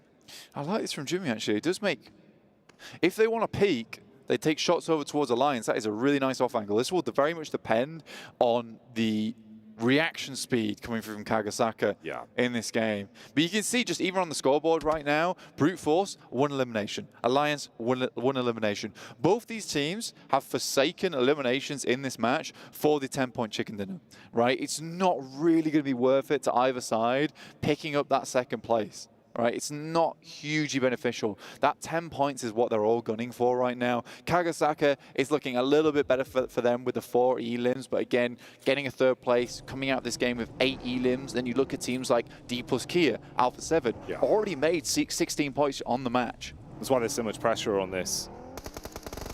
The decision-making has to be pristine. Ooh. Brute Force do get stuck in. That's actually a knockback onto the Alliance side as well, which does turn up the heat a little bit and maybe provide some room for CAG to get stuck in with the third party from the side. The wind goes against them, though. Brute Force clap back. The fight continues on, and we're seeing the issues arise. This is where Jimmy's power play could be a huge maneuver. You're talking about the fact it's not worth going for it then. It well could be now. He's got the close angle clear as well, peppering damage down, and it's good for him to clean up. So Alliance making some smart moves here. Yeah, real clean. Neos even actually on his pass in, took a shot over towards Kagasaka, hit one of those other knocks, so Jimmy's life was made a whole lot easier. Pre-pod, up front, very low HP, is taken down, and Jimmy's still up, hasn't been shut down just yet, and Cluck is just taking names. They're desperately trying to get this res off here, Jackie. Oh, it's the nade though. This could be the big money maker around the sideline. If you're able to hit that one as a haymaker, it keeps the pressure on them, and you've got all eyes drilled in on the backside of the rock, clearing the cover as they turn it. It's going to have to force them out. Splash damage round the corner, a 1-for-1 trade onto either side. Alliance really committing into the fight, but the Tides, they're starting to turn blank. You're finding an opportunity back for Brute Force. A menial one at that, but if they can do something off this, maybe there's a chance. You've got a bit of space to work with.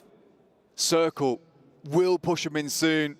Chudo picking himself a first aid kit, has to hit something, but Jimmy's off angle here is devastating. He has to win this engagement, moves out, the molly's there and will finish him off. Brute Force goes down and Alliance will pick up those 10 points and see themselves even with the other boys in the lobby by just 1 point ahead though. They keep it close, they keep it tight, but in the end, it is the Alliance that are able to unite and find that one. Oh, the decision-making as well. Fair play to Jimmy with the backstab and the repositioning. Even the slight moment of divine intervention, staying alive with about 1 point of health in that firefight, so the rest of his teammates could clean up. Huge win for Alliance there, Blank. That's a big chicken dinner. Yeah, massive. Again, it's one of those decisions you have to make where you have to pour a lot of your heart into those final moments to come away with some good points. And Jimmy taking that off angle was huge, because he really weakens his backline, right? Brute Force could have maybe pushed in, but they did a great job to keep him at bay. Jimmy cleans up Kagasaka. A lovely, lovely stuff from that team. And again, you got to put a lot of trust in Jimmy to handle a three-man team over on the north side by himself. Yeah. And in the end, that off angle became crucial as well to deal with Brute Force. Yeah, he had the only line of sight that was actually beneficial for them for the fight off the back of the engagement from the nade. So did really clean house and put them in a way better position. You got to appreciate that one. They knew the situation they were in, played it as best they could, and walk away with at least a nice buffer of points there with how the game could have gone blank, because there was a timeline where no one was winning on that one. Yeah, dude, I feel so bad for Alpha 7 as well, because it looked like they were absolutely pumping, and then D plus Kia just comes in and takes them out. Reject as well. Yep. I mean, the way they dealt with Reject was so speedy. And I think that's something that Reject's never been really all that good with dealing with, is just brute force at the end of the day, where they fly, not actually the team, but brute force from Alpha 7. Just the play start. Yeah, where they come in and they just start slapping everyone on the cheeks. So I think for Alpha 7, great play from them. Reject need to start to learn to deal with these quick plays. Yeah, you've got to find an answer in the playbook for it. The early game strategy, the way they controlled rotations and at least kept other teams guessing was good, but that's only going to work for you for so long. And you're right, it did feel like it really blindsided them, just closing the gap instantly, couldn't handle it in the close quarters combat, and that's the way their story ends. So a bit of a slower start for them, still a couple of points accumulated off the back of it, but all in all, you're going to be very happy with walking away in that one in the Alliance camp. Yeah, I think we've already covered this a little bit here, but yeah, Jimmy's off angle, so unbelievably good for that team. Just fixed the entire situation for them, honestly, because it could have been very, very bad. These nades started to come through. You can see here, Neos hits a good shot just before he goes down. And Neos was doing that all the way through where, you know, even moving, he was still trying to deal with Kagasaka on the side. That was a cool play from Chudo. I respect the fact that he just sat out in the blue and just took the trade. He's like, either I win this and we potentially have a chance, or I lose and we lose. Yeah. But there's nothing else I can do. And I think a lot more players need to start doing that, where you just commit to the trade. You got to know your win condition, and he absolutely did on that one, right? Tried it the best he could, Blank, but it's never going to be easy with the situation they were left with there. All in all, though, pretty nice way to ease ourselves into the fourth game of the day. Yeah, dude. Yeah, 100%. I'm really happy to see it. We're going to head to a quick break for the time being, but we'll be back with you very soon, so don't go anywhere.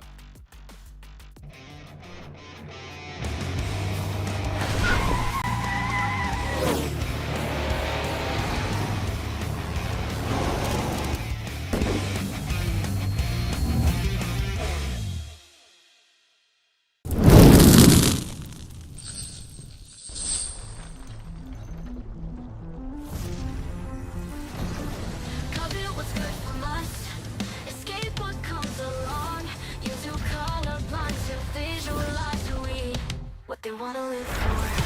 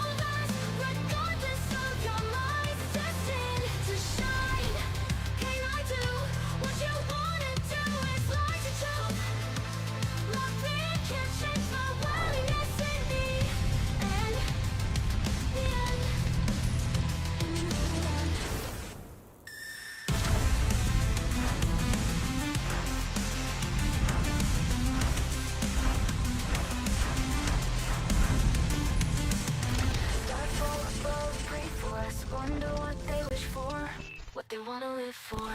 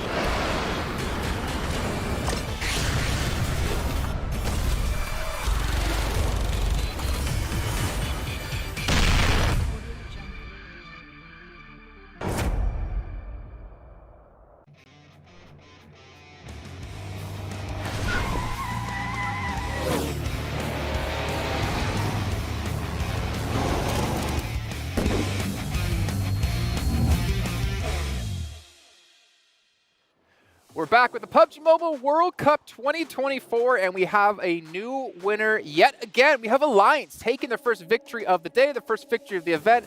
And honestly, with the position they put themselves in, gentlemen, they looked smart. They looked good. Really good. That split, I mean, at one point it was one. They were all single out. You pointed it out, though. I think it was you that pointed it out. It's always me. It's always you. Thank you. With that insane split, they were at one point it was controlling about, I think it was, I'm not going to look this way because I know he's staring at me. I think it was about like 30. It was you? Oh, Jason, it was. Oh, yeah. He can move around here. I'm not limited by a desk this time. I was like, if I don't look at him, then he won't come towards me. But they were just controlling such a big area. And the timing, too, something that was impressive that I liked out of their play was their timing in regards to them being able to push out of the compound that they have 2 players. As soon as they saw brute force, they didn't want to take that fight against 4 players.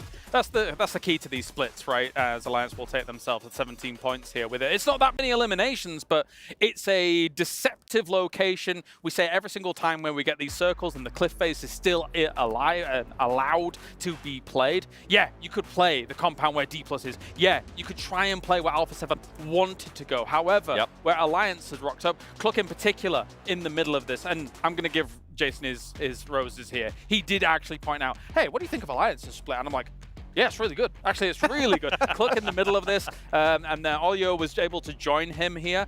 It gives you so much cover, and if the circle keeps coming your way, the terrain in front of you is so flat that you're going to have an absolute field day. Only thing they had to really worry about, I guess, was kind of like brute force towards the end there, right? But either way, you know, moving on beyond them really quickly, we did have Alpha 7 and D+ put up a ton of points for themselves, 16 points in total. I think one elimination difference between the 2 teams, and these 2 teams were already at the top of the leaderboards, and they're looking to solidify themselves in the top. And it's nice to see Alpha 7 being able to take on those fights with like Reject. That was something, especially that they didn't drop any players too during that push. That was kind of impressive to me. Usually, especially with the push that they made, with Reject being already set, I thought maybe they were going to be able to just end up losing a player, sacrifice a player to take that position. They didn't have to sacrifice anybody. Alpha 7 currently looking good. Yeah, no, I would say so. There was a moment where Alpha 7 scouted into the middle of what would be the hill and field, forest location that was actually there. But then they decided to turn back around and eventually get crunched down on. I would have liked to maybe see them all, maybe make a Hail Mary into the middle and try and make that work out. Because if you don't move, you're guaranteed to get crunched. Something that I didn't like, and I'm glad Blank pointed it out too, was the mistake that Revo made trying to pick up Mafioso.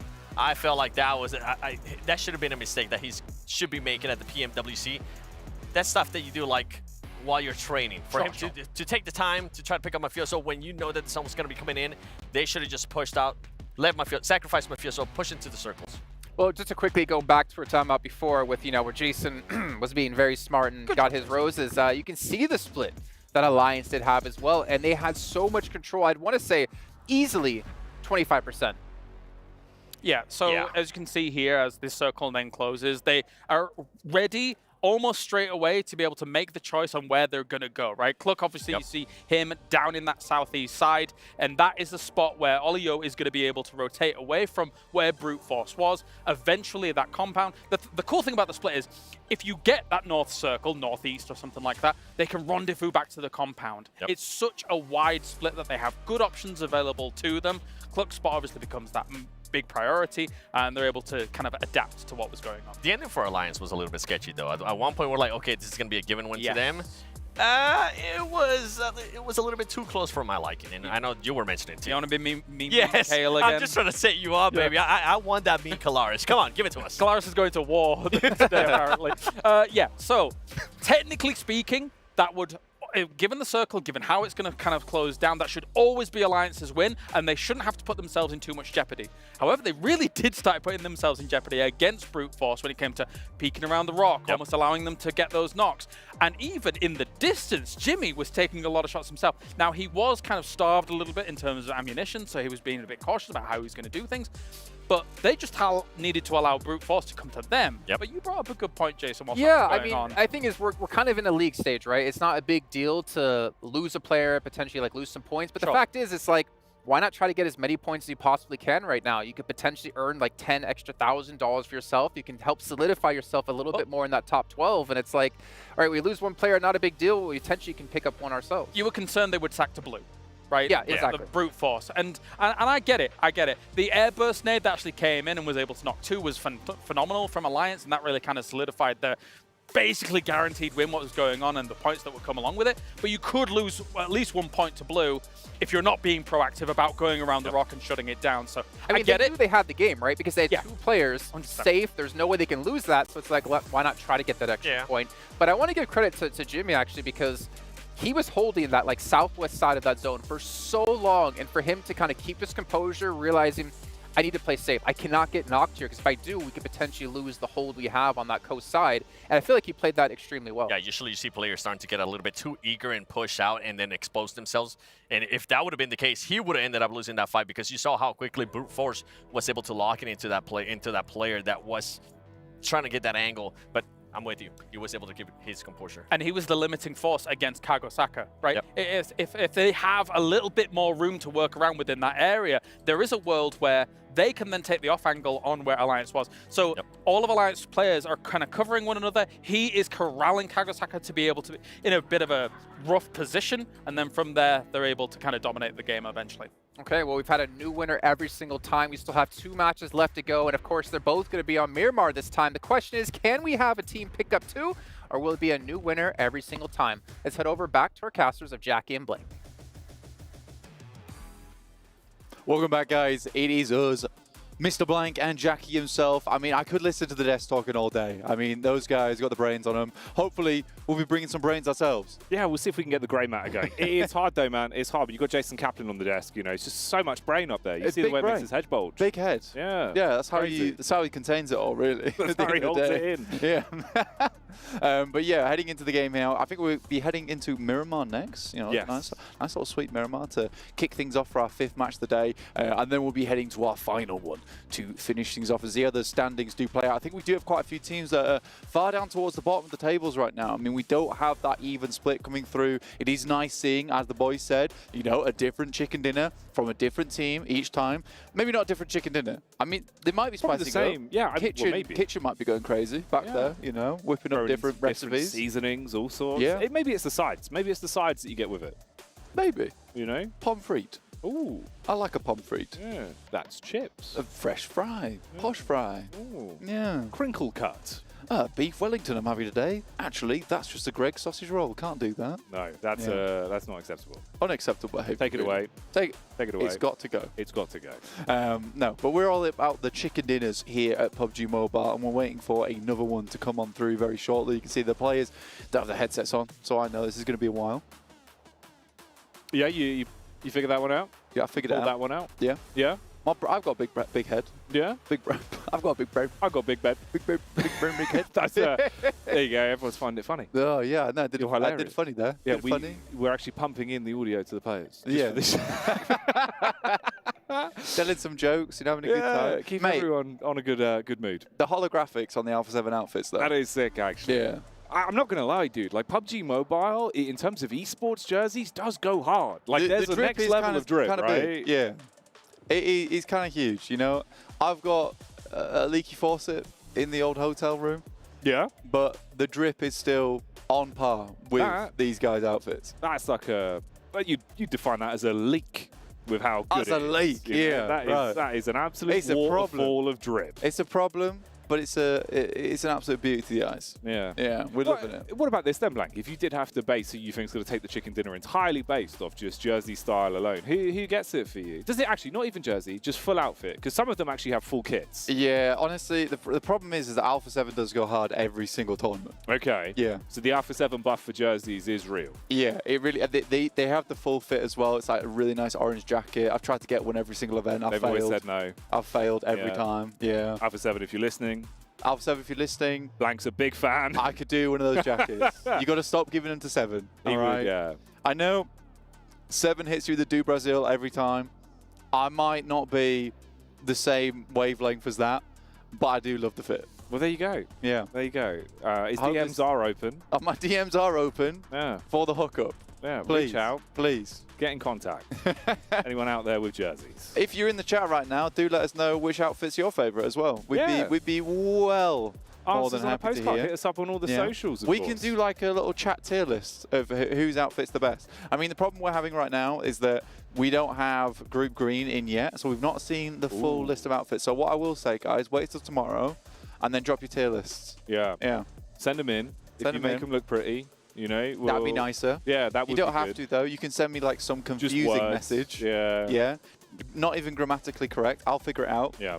We've got big brain, big put them head. on an envelope. We'll give you Blank's address. Send them there. I'll pick them up when I'm home. Yeah, and then we'll review this post-event. Post-event, yeah, absolutely. But yeah, we do want to hear your thoughts and opinions all the time because we love you guys. No, we do. Yeah. You're the heart of PUBG Mobile. Yeah, not you're the you, best. Blank. Not me. The viewers at home. Yeah. I am not the beating heart. No. Yeah, I'm just the mouth. Maxman is the beating heart of PUBG Mobile. He is. He really is. Yeah. Shout out Maxman. Shout out Maxman. The legend himself. Yeah, he's not feeling great today, so if you can send the best loves and wishes to him. Yeah, that would be nice. The air Send your well conditioning's ruined wishes to Maxman. Yeah, please. Please do. Please do. But yeah, heading into the game on Miramar, straight away. We were pretty quick into this one, actually. It was nice. And it is a northern plane path over El Pozo, down towards Junkyard. So chilling, really, big time. GT20 Pro on your screen as well. Make sure to check that out. It looks awesome, looks sick. 144 hertz. You can see everything all the time. Unbelievable response time. It's beautiful and absolutely visually stunning, mate. So it'd be the perfect way to play PUBG Mobile. Yeah. The perfect way. Literally. Definitive. Yeah. Hands down, full Definitive stop, edition exclamation mark. PUBG Mobile. Yeah. But exclamation marks aside, we got some question marks at the moment. Where people drop in, what people rotations like, what are we going to see in this game? Do you think it's going to be another chicken dinner separate from the current listing that we've had? I quite like to see that. I think if we can keep today varied, it would really put us into quite an interesting predicament going into tomorrow to see what the sort of outcomes are looking like, so we can decide a little bit easier, you know, where the lay of the land is, what the power rankings are shaping up to be. So yeah, I'll go for it. You know what? Let's see if someone else can take the chicken dinner. You know, don't be greedy. Don't be greedy. Everyone gets a bit. Yeah. Everyone gets one. Everybody gets one. Everybody gets one. And then whoever gets 2 wins. Yeah. And that's generally how it works. If someone gets 2, that means they've automatically got 3, okay, at the end of the day. But already teams are moving out. La Copa we got Moneymakers up there, which is kind of sort of weird for an international tournament because it's used to seeing Gladiators up in this position for the longest time overall. But Moneymakers will pick that up. The European representatives, they will take up the Europeans that are not here with us today, sadly. Boom Esports down towards Impala currently, and Montenuevo taken by D plus Kia. Kind of like the Montenuevo pick from D plus Kia, honestly, Jackie. Gives them a lot of opportunity to get into the zone nice and quick. All right, all right. I'm living for it, Blank. I'm excited to see how this one goes. Ooh. I feel like today's been quite spicy already, mate. Oh, yeah. Hang on a minute. Talking about spicy, that's a jalapeno. Yeah, that is a jalapeno. Jalapeno? Well, no, you've got to say it as it's spelled. Come on. Otherwise, it's not as funny. That's a jalapeno, though. Yeah, that's a jalapeno. Jalapeno. Yeah. Extremely spicy way to start the game here. Scotch bonnet on the head with the old DMR. SLR coming through over towards Humbin. Yumbin, sorry, on DRX, takes them down, start things off. IWNRX as well as Tiamba in this location now. This is a position that has been challenged out quite a few times for IWNRX. They know how to play this split in El Azahar. They played it multiple times, I believe, versus Power, in fact, who are in this tournament in El Azahar. So I think if anyone would win this fight, my money's probably further towards IWNRX's side because they've had a lot of practice at dealing with hot drops like this. For Tiamba as well, you know, we're definitely seeing that they've got the punch in some of these fights. What are you doing? Maybe there, not so much. That kind of feels like you've been hit with the gut punch immediately. Out in the open, almost like you didn't expect it. Bit of a jack-in-the-box style pop-up, make it a bit of an easy cleanup. You can get the trade around the back as well. There's not really going to be much room for recovery on that one. That's a man down. Yeah, I can see where he was looking like, oh, Zedwolf with this high ground position, well, he's nasty. Drops the smoke. He is low, though. I'm wondering if he has any kind of medication up there on his side. First aid kit would be beautiful. Maybe some stims, but instantly set themselves up for high ground lookout, which is always nice to see, especially in El Azahar, because you can see there, just even from just QZ, like he was looking over towards the warehouses, but right now, because Zedwolf is on high, has long range to deal with, he's passing all that information back. Oh, mate. Bond, can't even get through. Yeah, I really don't know. It's kind of mad, actually. They've been hit with the unlucky stick on this one as well, instantly. The amount of chip damage you've established off the back of the knock, at least there was some meds there, so you can somewhat reset from the engagement. Yeah. But you really have been hit with an instant confidence wipe. Yeah, early game as well. You know, level 1 helmet, just got himself a level 2 vest as well. So for Tiamba, they are desperately looking for supplies, but it felt like IWNRX are already just set up, good to go. Swain will jump into the vehicle. I think they've already done the damage, Jackie, and realistically, Circle going to be moving in soon. IWNRX might want to move further into the zone. Not like Tiamba's going to be looking too much towards taking some pick-off shots towards IWNRX after you, like you said, a lot of that chip damage has already come through onto their side. It's nice to see. I'm liking this from IWNRX, not fully committing onto this fight too hard as they head through. Toshpik sliding slightly, trying to get the angle. See, that's the thing about sticky wheels. Blank, you know, they're supposed to drive forwards, but they can also just go vertical if you're brave enough. And side as well. Come on, Toshpik. There you go. Perfect. Up on high, has the scar. Little known fact about him as well, does a lot of rock climbing in his spare time. He does, yeah. He knows the holds. Yeah. He's got strong grip strength. He actually wears wheels on his feet and hands. When doing the climbing. When doing the climbing. Training for PUBG. Yeah. Yeah. He gets all that mobile experience in the rock climbing facility. Exactly. Right now, let's take a quick look at the standings. Honestly, I think that this is a good thing. It's a good time. Take a quick look at it. Inco right now in 11th place. I think I bumped them higher right now at this point in the tournament, but currently 16 points. Not ideal. Boom Esports winners from SEA. Feels weird for them to be down here in 13th, 13 points. That's nice. That is nice. 13th place, 13 points. Keep it consistent. A point for your placement.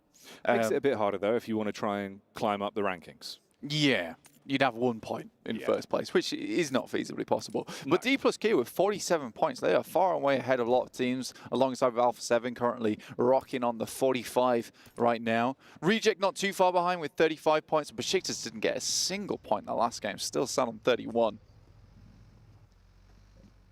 Keeping themselves in a nice little position. Oh, mate, I hope to see some more of the action we were getting from KAG as well in terms of those more isolated fights. It looked pretty good for them, the Kago-Saka squad. We'll see what they've got for us here as we change out the lay of the land and what they can pull out over the course of this one. And a quick glance over at the map screen as well, seeing what our rotations are shaping up like and what we're working with. You've also got the crowd shot there. The building starting to fill out a little bit. Al Hadje was getting everyone excited and really dialed in for the games today. Everyone waving towards us. There you go, Blank. It's always nice to have everyone in the building with us. Yeah, it is. I mean, it's been a while, honestly, since we've had like a good old audience watching the games. I'm happy to see the people coming out to watch PUBG Mobile. It's a nice turnout. Yeah, it is a nice turnout. Come to support their teams. I'm hoping that Power continues to have some strength into these games. Sadly, at the moment, not looking too good in 14th place, but I think they could bump those numbers up easily. Kago-Saka attempted to get across some pretty difficult ground, moving through the trees and the bushes. The foliage, if you will. No overcommit, though, from OCO. back off to the rest of the squad. He took his opening opportunity when he saw one presented with a wide open land. Few bullets cast across, but they've kind of switched themselves onto the potential situation of the nearby squads in the area. So playing on the lip of the ground here, providing yourself with a bit of cover so you can't just get hit from the sideline. So isolate those angles as best as possible. Yeah, I think if you're Reject as well, you understand that you're pretty close towards the center of the circle. Yeah. You don't want to be taking too many fights at this point in the game because there are so many teams still alive, right? They could just crush towards you. And I think we've already seen that Reject does not play ball well with teams up in their face. And that's something that maybe we have to work on a little bit. Long range-wise, though, Reject has been really good. They hit some snapshots. Yeah. Their tracing is actually unbelievable. The way they're able to stay on target from distance, you'll see that a lot. You know, we were talking it back in the green room with the sniping that we were seeing as well. Very impressive stuff with how they were able to hit those shots and just make it look so easy from distance, Blank. Yeah, man, I mean, it's nice to see. So I think for Reject, they're going to try and play to their strengths here, which is what you need to do. It's not something, not a kind of change that you can make instantaneously in the day either, right? It's not something where you'd be like, look, we failed in the 1v1, up close and personal. Let's fix that right now. No, this is a case of you get home later. Goodness me. You get home later and they'll work on that then because you do have ample time where you can come through this group stage, get into the top 12, get towards the main stage, and then play from there. Looking over towards the map, though, heavy eastern shift over towards Impala. Boom will be pretty happy about this one, but this is awkward area to play. A lot of this high ground down towards that southeast side, Jackie, which is huge for a lot of squads, and they want to get towards that nice and early. Tiamba would have liked to have picked up a big position like this, but with the amount of players that they're rocking with, holding those sight lines less easy now, even though that they were given this opportunity. Yeah, been favoured in some ways, but cursed in others, and it can always come back to make it far, far more awkward when they're trying to actually defend these angles. Okay, spot on the cross here. Nice initial shot across, actually. That's not bad. Hefty chunk of damage established. I respect the fact that he went for the Mini 14 as well. That's DX Xavier and Besiktas on the same spot at the moment. Toshbik does go down. That's towards Lamborghini. Quick finish on him too. Yeah, Lamborghini starting to increase the miles per hour he's playing with on this one. Keep the pressure on a bit. Hopping straight back in the vehicles, though, after finding themselves one piece of the pie. They don't want to over-engage into this fight. So do reposition. You've got better ground to work with here. Cover from either side and the higher ground to at least have a look down. Should be all right when they rotate out and regroup. Yeah, for Besiktas, have been losing a players not great early, but again, I think for Besiktas, Poser, Lewis, kind of the top dogs on this team. Kakali does make some nice plays, but I do feel like Toshbik sort of lower down on my rankings on that squad. So I don't think it's the end of the world for them there. Lewis really did come in like a firecracker towards EMEA. Sort of an interesting player to suddenly make a big come up. Here's Reject though, D plus Kia getting very close. That's a nice nade, Jackie. Oh, that's huge actually. It's the up close aggression as well that this time does go in their favor. Sarah is able to defend in the close quarters engagement. What's happening? No. He tried to get back in through the doorway, Blank, but it's all going wrong. I might have cursed them with my very words, as now the tables have turned entirely. It looked like you got some nice chip damage off to control the fight. The longer it's gone on, they're hemorrhaging players. You're in a really bad spot, at least trying to buy a bit of space for Julio's nades from the sidelines. But look how close they've got, and you do have realized the opportunity here to sneak in through the back and really raise hell. Yeah, it's a sick little angle coming through from the Alliance. Straight in there, looking to hit some nades, do some chip damage. Duello in a horrible spot at the moment. Oh. Nade goes off, and now D plus Kia, big challenge on their hand. 2 players down, really up to chips now at the moment, alongside with Osal. Not an easy fight here, Jackie. I think they did just lose another player. Nobu takes a massive amount of damage. Shots just going through the smoke. Osal goes down to Jimmy.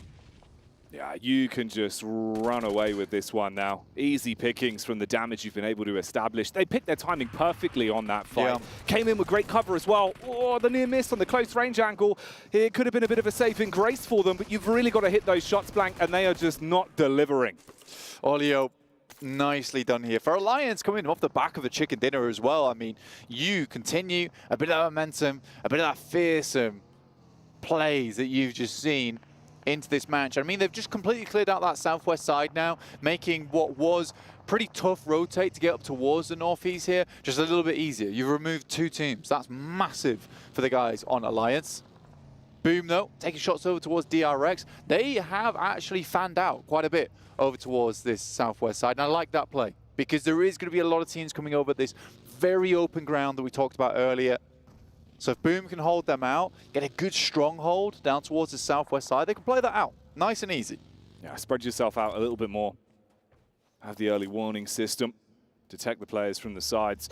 You can see here as well, not wanting to be overconfident, Alpha 7, it goes both ways. The information between them and Miracle Vibes with how they're just trying to keep their eyes on the ridge. If anyone overextends, looking to get the damage down, they'd be in a good position to attempt to deal with it. Spreading out a little bit more though. Around on the edge side. Ooh, I don't know, Blank. This could get a little bit tasty the longer it goes on. You've got the Inco rotation up on screen as well as they're making their moves. Vastly further out. Yeah, I think for Alpha 7, it's one of those difficult positions where you can move up towards the coast on that north side, try and circumvent a lot of the sight lines, but you're still not in the best of spots to play out the game. You have to wait for almost some action to be happening, and I think right now Alpha 7 is penned in, 4MV coming down the side, Apex has a nade in hand. It's a general idea where they're playing from, but McGrellin's got a big task. Yeah, I mean, maybe there's a bit of an opportunity if you can get the perfectly placed nade to at least buy yourself time for the fallback, but it's the angles that are so awkward with where they're trapped on. Ooh, this is cool. Alliance coming in here, Jackie, as well, going in for another third party. And again, that pass up towards the northeast side versus Boom, horrendous, but an opportunity has been given. This is massive. Oh, there's layers on layers to this one. It's like an onion blank. They've now got the height on top of them, but it's all gone a little bit west with how they're setting themselves up from the sideline. I mean, Alpha 7 trying to contend with Miracle Vibes. You get Udu in from the back to put the pressure on. Now Alpha 7 being nipped at by the zone as well, looking to take these fights where possible. You've got the quick rotate for the one man that's kind of in a bit of a livable position to make a getaway in Apex. The rest of the squad trying to trail behind and catch up. Oh, it's all gotten a bit messy. It has. I mean, good, quick swing there from Alliance because it looked bad versus Reefers, but yeah, they were able to take him out. Cluck even being on like 2% HP there, but this is great for Alliance. Able to get into the circle now, circumvent, like I said, a tough rotation. Really, really nicely done. Carrillo goes down out in the open. This is the difficulty of pushing over towards this northern side. It's just open space, and Alliance hunting now, just passing over the field. Should be able to pick up a nice elimination there on top of it, but they see 4MV. They're stuck down towards the lower ground. They try and go for this split here. Power is in the wings, though, Jackie. There's room for someone else to get involved. It just depends if they're quick enough to make it over there. Spreading themselves out, pot shots being taken back down. They're closing the gap between them. You've got pressure being applied for Miracle Vibes, at least trying to stay alive and live on a prayer in some of these encounters, Blank, but it's gone in the end as they will be shut down. Nice pressure, but they can reset from it. Brother, we've got Alliance up to 9 eliminations on the game. Jimmy, I think he was on 1% before he bled out. They pick him up. This is insane behavior from the guys on Alliance. No, he's down. He's dead. He's gone. He's gone. Unfortunate. Here's a quick replay, though. This fight was very well managed from D plus Kia versus Reject on what was a pretty difficult push, but Alliance just waiting here, ready to push in. I think they were very on the ball, on the money. Even from this fight, head over towards Alpha 7 versus 4 Miracle Vibes because you're picking and choosing where you can head in. It's like, do we push up towards the northeast? It's open ground. We could challenge, but then an opportunity arises. They're instantly on it. It's the comms as well, mate. You know, those kind of situations where it does have to be the correct decision in a split second. You could see the way they were communicating off each other, prioritizing the fights. When they gave up on the chase, went over and took out for Miracle Vibes, it looked good for them. And they've not given up the chase either. Power were rotating in. Now they're locked into a bit of a clash. You've got the nades going across. That's another pickup. That's easy down on the floor. They're really cleaning house right now. They're the kings of the lobby. I mean, they're stuck in a horrid position here versus Power. I mean, Power's just all grouped up. Any kind of nades are going to be devastating. Great smokes as well over towards Power. Really limits a lot of their sight lines here, and they are just pushing onto them. Alliance sort of taking it away here in this game. It's really good to see. These nades aren't amazing, though. Able to get towards the backside. Al-Haji even moves into the shack. They think they've cleared it. Another one goes through. It's great onto Fadan. Now it's just Al-Haji trying to hold it down. Gets the first. Will flush him out. Just at least commit onto it and have that to work with. It's an awkward angle, though, through the clip of the doorway. They run on in. An Alliance silencing the Power fans. They were flying the flag high inside of the venue, but it's all gone wrong, at least with the response back. And this is the warpath that you are on, still continuing. I mean, they're resetting on these fights each time as well. Oh, man, they're looking really devastating right now. You still got close grouping, though, Blank. Power aren't entirely out of it. There's a few fragments of what remains of Tiamba as well in the near area.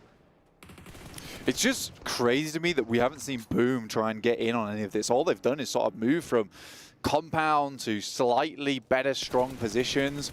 And Alliance is sort of playing how we saw IHC play at PMGC, which is just elimination heavy. But technically, they've already won out on this game. 12 elims, 12 points. Mad. Even if you go out now, this is a strong game. This is a really strong game coming through from Alliance. And they'll be happy with this. Basically just jumping up the rankings in 2 matches, nice and easy. The rest of the teams, there's really no one even close to that 12 elim mark. It's only Brute Force over on that western side with a 5 elim sort of trailing behind them in a big way.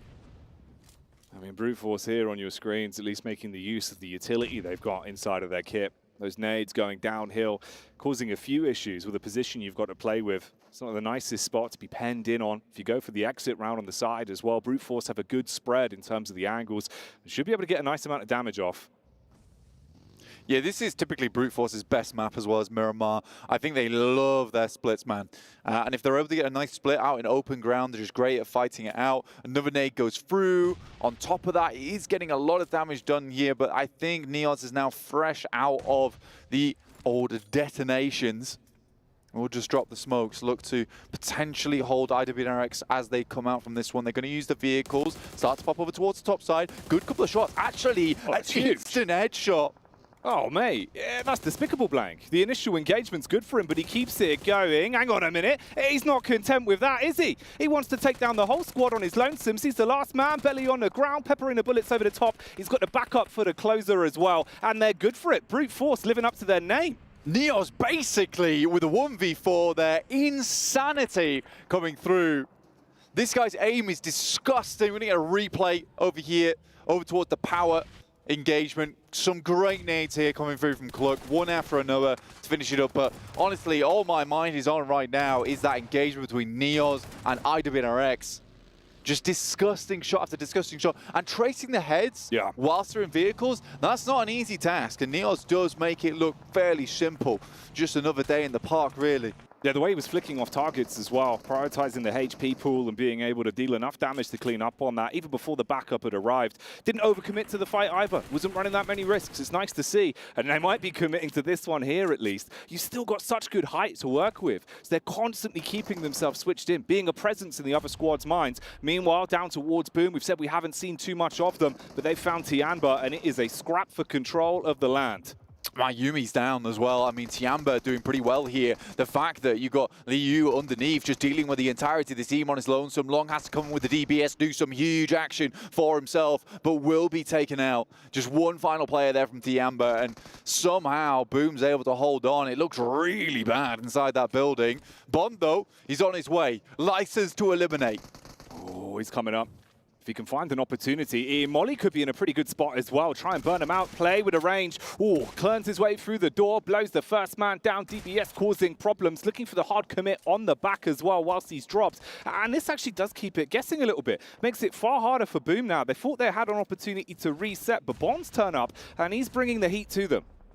Yumi finishes out Frenzy from his own team. That is really bad news. I mean, sure, he got an elimination for his troubles. Now shots coming through from the side. And Boom, who were in a pretty damn good position at the beginning of this map, have just done really nothing with it. They haven't sent out. They haven't claimed ground. They've just sat around. And I think this is the problem when you come to these international events, is you've got to be frag heavy. And the Xavier knows it. Oh man, they're straight in. Looked like there was a bit of a timeline there. You could have got the damage off on the initial dropout from the vehicle, but the response isn't good enough. Good use of the nades as well. They clear out the entirety of the top floor, and it is gone. Bond's still here, though. I don't think they realized because they saw the final flush come through, but Bond's still in the wings. Nade comes through, and it's the DBS on top of it. Bond goes in. The secret spy. They had no idea. The quick loot, and Tiamba lives to see another day. Oh, that's huge from him, mate. He played it so smart. The initial engagements, the way he's gone back in, that's 2 cleanups from him. And overall, that's just absolutely genius. They had no idea Bond was still around. He's kept us all guessing. Absolutely has. That was nuts from Bond.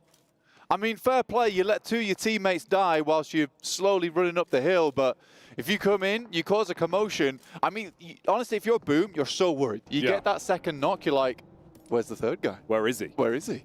And Bond's come in and just played off the back of it really, really well. And again, like you said, the retreat coming through from him on that fight. So when they flushed out the entirety of Boom, they had no idea another player was there. And you've always got to be careful, especially when you hear a third-party engagement going off. You've got to assume always there's another team potentially in that position. Bond is now on his last legs. Yeah, living on borrowed time there. Still lucky to be actually inside of the matchup. Bit of a stab in the back from Berserktas, seeing if they can sneak their way in and at least do some damage. That's brute force that have been up on this hill for far too long. He doesn't want them to be able to live out their movie like this throughout the rest of the flow of the game. Yeah, Besiktas is over on this southwest side at the moment, and they are struggling because, like you say, brute force has really dominated a lot of this high ground. It's Neos and just pre-pod left remaining, but there's a lot of games where we have seen brute force play on with very limited amount of members, but still do very well. But coming up against Moneymakers, another Miramar champion team, with the 4 players on board, it's going to be a tough task. It's going to be a really tough task. They have just completely committed over towards this eastern side.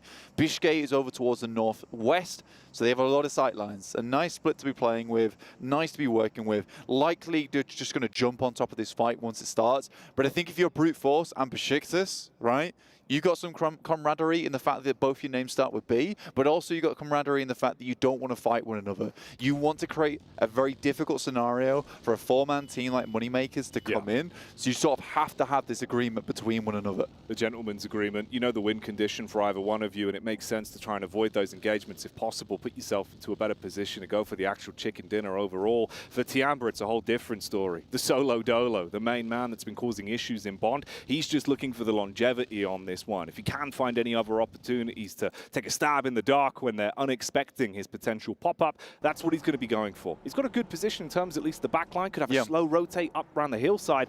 Maybe there's something to be said for it. I mean, he's got mega loot on board as well. I mean, from that house was literally just filled with treasure in it. Brute force, spot a player there. It is Koa up close, has a nade. We'll be sending it across pretty shortly. Cook seems kind of good on it too.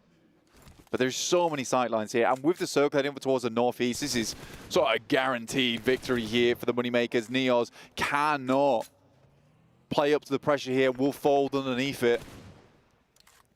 You're picking off any of the potential opportunities that could steal this one away from you. And best case for Tiamba, really, if you just lift this one out, keeping your head down, I mean, there's a potential second place that could be accumulated for you off the back of it. As Moneymakers are just running their way through anyone that dares to fight them at this point, it's another easy pickup. One by one, they're dropping. Yo, this is crazy. Bond's about to get a second place off his double team elimination inside Longhouse. This is insane work from Bond on Tiamba. Even now challenging against the final players of Moneymakers. I don't think he's got long left in this world, but what a performance from him this game. You're going to be happy with that one. For what it was, Blank, 1 man left alive, just Bond, played it smart with the runaway. In the end, though, the chicken dinner itself will be claimed by Moneymakers. They play that one out with a high ground and the smart positioning, taking their fights and cleaning out. Usually it's Bond that gets the win, but this time around it is Moneypenny coming through from the Moneymakers that will be able to take themselves a chicken dinner on this match. And once again, it's variation, variation, variation in terms of who's picking up these chicken dinners in this game. Gorgeous to see. I think for Moneymakers, they played out that game very well. And I think that you can make a direct comparison between them and Boom Esports, Jackie, because Boom did not do a lot of work with the position they were given. Moneymakers, on the other hand, they didn't have a lot of eliminations. They didn't go for a huge amount of kills, which is very, very uncharacteristic here for this team. But instead, they immediately and always are looking for better positions in the circle where they can control the lay of the land. And Boom just didn't do that, considering they had a great start to that match. Yeah, just started to slip away from them the longer it went on. Well, there you go then. I mean, the competition really is getting interesting over the course of the flow of these games. You know, no double ups, no one able to take 2 back-to-back. There's no consistency there. We're keeping you guessing with each and every outing we're getting here for PUBG Mobile today.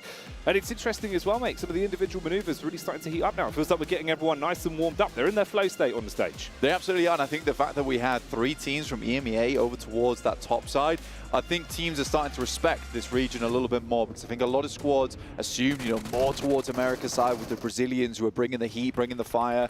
You know, some of these SEA teams as well, just absolutely killing it. But again, 3 EMEA teams towards that top side. I mean, I've got to rep it. I respect them for it. But yeah, very, very nice plays. I do love that match, though. And that is my favorite match so far from a single player on Tiamba from Bond. Like, even if I had to pick one moment from today, it would just be Tiamba's endgame here overall. Yeah, respect to him for the way he played it, right? You know, it's a really uncomfortable position that he's been left in. And one of those where sometimes you could look back on it, you imagine the comms from the teammates, right, where he's making that heads-up decision. But boy, did it pay off. Made up for any mistakes that could have ever been argued. Why weren't you with us, Bond? Why weren't you with us? It's all right. I'm coming back. I'm coming back. Yeah, he did come back. And we will be coming back as well after a short break, so we'll see you in a few.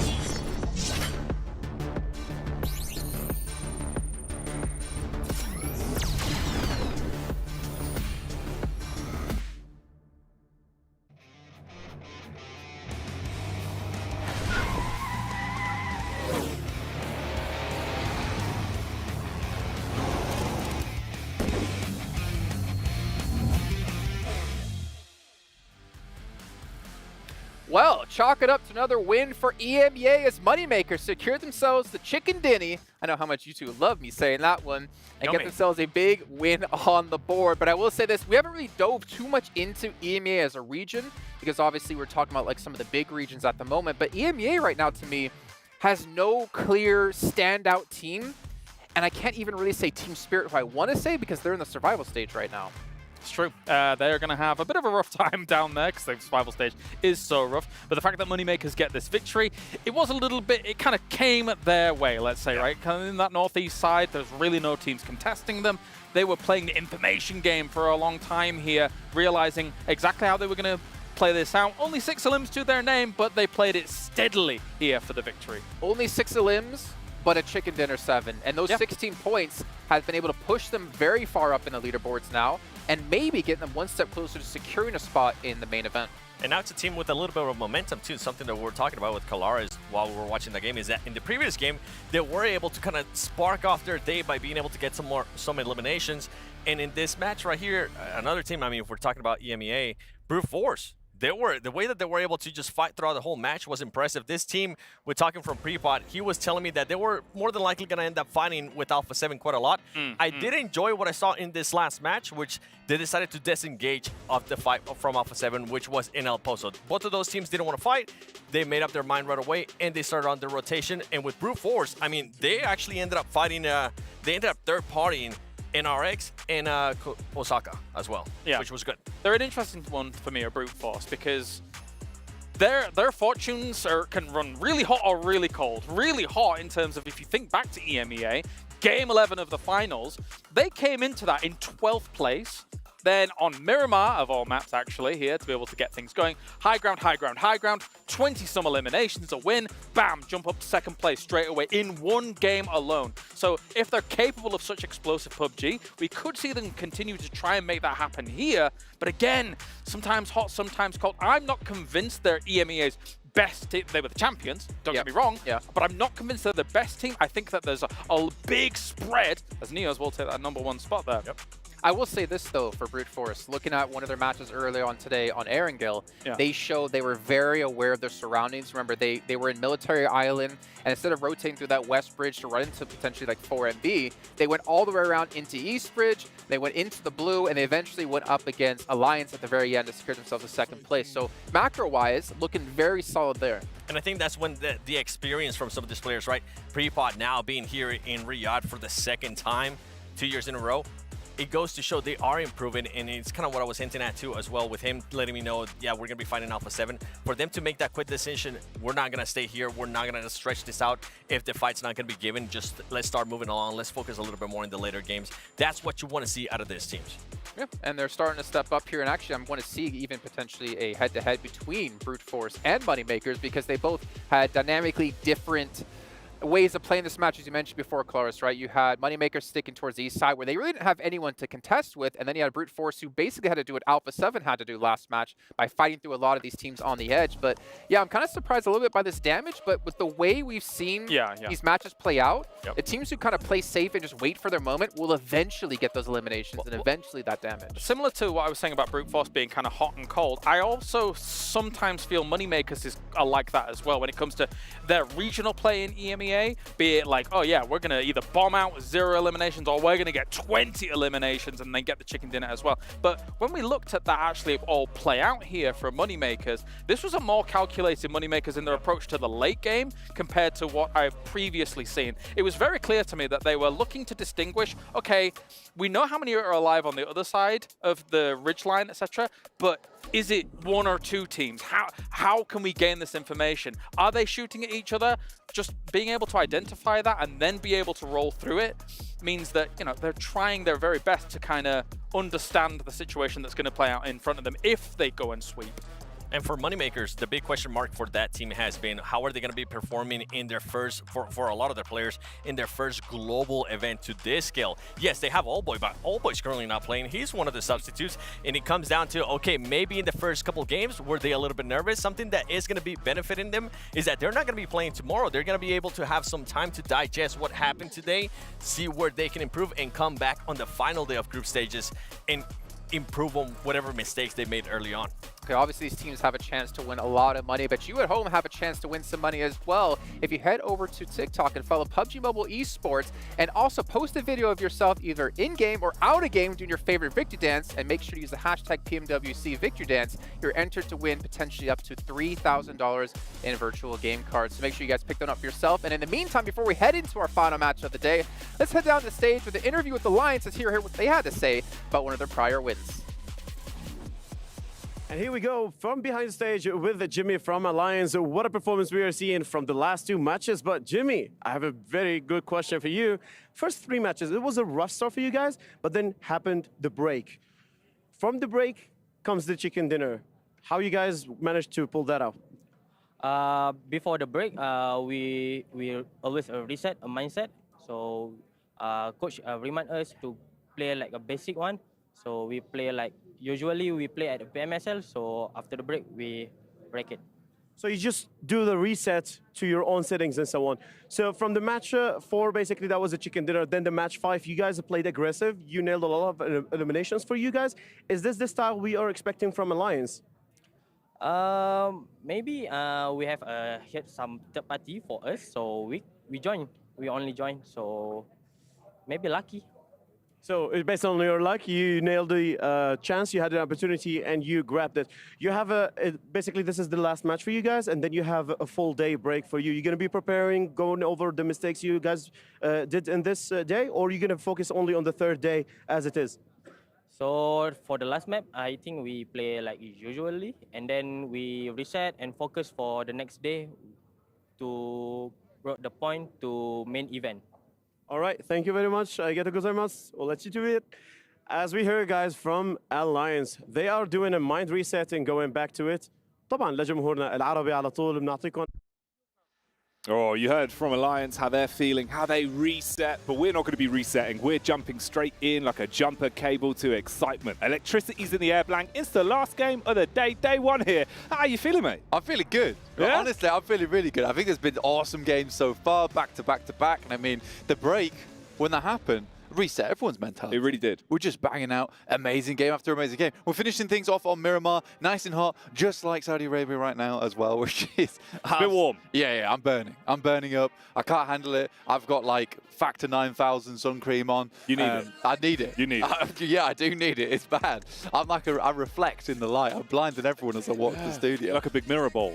I'm like a big mirror ball. Look at him shine. Look at me shine. Look at me shine. But yeah, we're heading into the game. We'll see which team is going to be able to select themselves a chicken dinner off the several recipe lists we've got from the crazy cook back in the kitchen with his parry pan, his attack pan. Yeah. And we're getting into the last game where hopefully we'll see some more pans. At this point, I am convinced that it's an entire team of chefs, Blank. Oh, you think because so? the way we're cooking up these storylines, cooking up these individual plays, and keeping everyone, us need more included, people on our in the toes, kitchen. right? Yeah, if anything, that's saying about there being too many cooks, it's not true enough. We need many cooks. We need all the cooks right now. We need some more cooks in here. Yeah, we do. Some teams are being cooked, though, in the game, unfortunately. Proverbially, yes. Proverbially cooked. And they just cannot handle it. Some of them are just not hacking the pressure. Some of them aren't getting that Alliance reset that we saw Kiali talking about as well. So we'll see. We'll see what they can bring out in this final game. Because I think for Power, the smiles aren't really there as much anymore. Because this game, the game day hasn't been giving too much. No. I think they've been getting into some solid positions, but there's just some teams here where really damn good. It's that aggression. It is the sort of, pedal to the metal style intuition that we've seen from Udo with how they've been taking fights. You remember the amount of points we saw accumulated in first few minutes of that game, Blank. And it was the prioritization, the way they were taking each fight, keeping everyone guessing. It's rough as well because the duality of emotions you've got for a team like Power with the home crowd sat there waving their name, their banner directly in front of them, seeing that with their eyes, whilst also then having that occur inside of the game. It's a rough one to mentally reset from. But we know they can. We've seen that. This will be a good game to at least establish yourself a bit higher up the rankings. Yeah, man. And everyone wants to be able to get their key inside that trophy. Oh, yeah. At the end of this one, you do not want to be going home here because, again, just to reiterate, you guys at home, top 12 from this current little tournament at the beginning of the group stage will be heading through to the main stage next week, but the bottom 12 will be heading through to survival stage, and survival stage is going to be hell for some of these squads. We do not have a lot of slots to be given away to get to that main stage if you do not make it into the top 12 here. So got to keep up that performance, which is why we are seeing these aggressive plays day in, day out, because these players know they need to hit these big points now, and big points come from big elimination games. Yeah, you got to play with the stature that the tournament demands from you at this stage, right? There's no easy ones. There's no freebies. You know, that's the thing. If you don't come out absolutely swinging, yeah, 100%, man. Yeah. Load that bad boy, put the fresh clip in, deal some damage, let it swing. 100%. I think for me, so far, there's been only a few teams that have been really, truly impressive. And I think for Alliance, Alpha 7, potentially D+ Kia. Surprisingly for D+ Kia. I think Rejects had some good games, but they are being overwhelmed now at this point in time. And I think earlier on the day, I would still be singing their praises, but just that factor that teams seem to be realizing, if we just run at them really fast. And that's the thing, and that's what Alpha 7 have been doing consistently, just getting in there and getting stuck into the action. And we've actually got an interview with them prepared and ready to go. So let's see what they had to say for themselves. Let's get into that interview with Alpha 7. Joining me here from in front of the stage, the STE Arena, where PMWC will be played, is the infamous Revo from Alpha 7. How do you feel? It's the first day of the group stage. How do you feel? Tô me sentindo bem, tô confiante, a gente treinou muito, estudou muito, se preparou o máximo que deu e hoje a gente vai dar nosso melhor e que seja feita a vontade de Deus e vamos embora para cima. So he said that they are already relaxed for today. They're being ready because they've been planning this for so long. They've been studying, they've been working hard, and they will do their best, and they hope like the God's favor will be with them and they will win. You said it's basically preparing for this. It's been so long, and it's been so long for Alpha 7 to have a global title. Why is this different for you? Like, why the PMWC is different for you guys? Acho que a gente entendeu o que deve ser feito. A gente não conseguiu os outros títulos, PMWC 2022, 2023, PMWI, mas agora a gente tem muita fé que vai dar certo e a gente está preparado e pronto para dar bala em todo mundo. So he said like the arena understand why they did not do well for the previous time, for like 2022, 2023 PMWD. So for now, they will be ready and they will be like shooting everyone. Who's your biggest competitor to this title? Eu não tenho, a gente não tem. So they said like none of them. Okay, okay. A lot of confidence, and we love that, of course. And we're going to see how this confidence is going to be played on stage. Thank you very much. Thank you very much for being with us. Confidence through the roof there for Alpha 7, and they've been showing that inside of the battle. Let's get back into it then, Blank, as we can set this one off and get course correcting for what should be an explosive finish. Got the cleaners mopping the floors there. We'll see who can mop the floors in this game as well. Who's going to be able to pick up some big points, because we are in our last match of the day. But don't worry, because there'll be more tomorrow, and the day after, and the day after that, and the day after that. Keeps it going. We're just going to keep it going. We're just going to keep it going. We've got PUBG Mobile action galore all the time, but if you just want to be coming in for the main stage, that is going to be happening a little bit later. After this group stage, we do have the survival stage to decide who's going in for that main tournament. It's still going to be spicy. It's still going to be fun. Probably very spicy, considering there's only limited slots, but for now, we are over towards Miramar. Match 6. See who can come out on top on this one. I see who's going to be taking it. As we've seen a bit of an exchanging of hands, we've been shaking it up a lot with what we've been having occur in front of our solo peepers, Blank, our eyeballs inside of the games. It's been pretty interesting today, I'll give you that. First half started us off to success. It's followed on now with the past couple games we've had here, and I'd hope for a big boom at the end of this one, to really bring it on home. I want some explosive action towards the end here, and I think that what we've seen so far would only indicate that that's all we're going to see. We're going to see more of that. More of that is going to be coming through. This is more of a kind playing path, I would say, Jackie. I think that what we have here is going to be able to give a lot of teams much more space to play inside the circle. It's going to give them a lot more space to play in the map in general, which means we're going to see less hot drops. You already see here Tiamba has wussed out. They're not going back to El Azhar. That was a bad time for them. But yeah, Circle also really kind. I think this is one of the first games I've seen in quite a long time, actually, where I've been like, playing path, cool. Circle, cool. This is all down to skill now. Yeah, there is no abnormalities that are going to make it far harder, which is always nice to see, mate. And like you say as well, I imagine there is probably a little bit of the memories living rent-free in the minds of Tian. But for one man, Big Bond, he's probably quite happy with how that went in the end. So I don't think that went too badly. I think it was fine, lads, if I'm honest with you. We killed quite a lot of them. We were racking up the elims. Yeah, it was kind of sick. Second place, but I did well. And they're all like, oh, yeah, all right. Really I mean, ruined yeah, it. maybe it could have been better, but yeah. Bond's just beaming the entire time. Just smiling away on the drop. Let's get a chicken dinner this time, guys. It's easy. It's easy, this lobby, actually. I'll chuck on all of them. If you all did what I did, it would have been fine. It's not really fine on the drop, though, for Berserktas, at least in terms of the opening engagement. Kago Saka being able to find the first elim there and open that one up. Take the top off like a can opener. Yeah, I mean, Besiktas so far have not done too badly in these matches. Yeah. The old scaling of the building tech right there. Parkour. Nice to see. Something you can add to your own games at home if you so wish. Easy to get down from those buildings. Pretty useful as well if you want to get off that high ground nice and quick. And it does take quite the time to scale all those stairs when you can just grip onto the windows like a bit of a Spider-Man antics going on. Boom, esports, Impala. Did not do enough that last game, in my opinion. I think there was a lot more that they could have invested in that match in terms of positioning, in terms of movement, in terms of rotations to get themselves further up on those tables. I mean, we're looking right now as they come up on a screen, like the production is magic. They can see into my brain what's going to happen next, but never mind, they've ruined me. They gave me the stats for 2 seconds.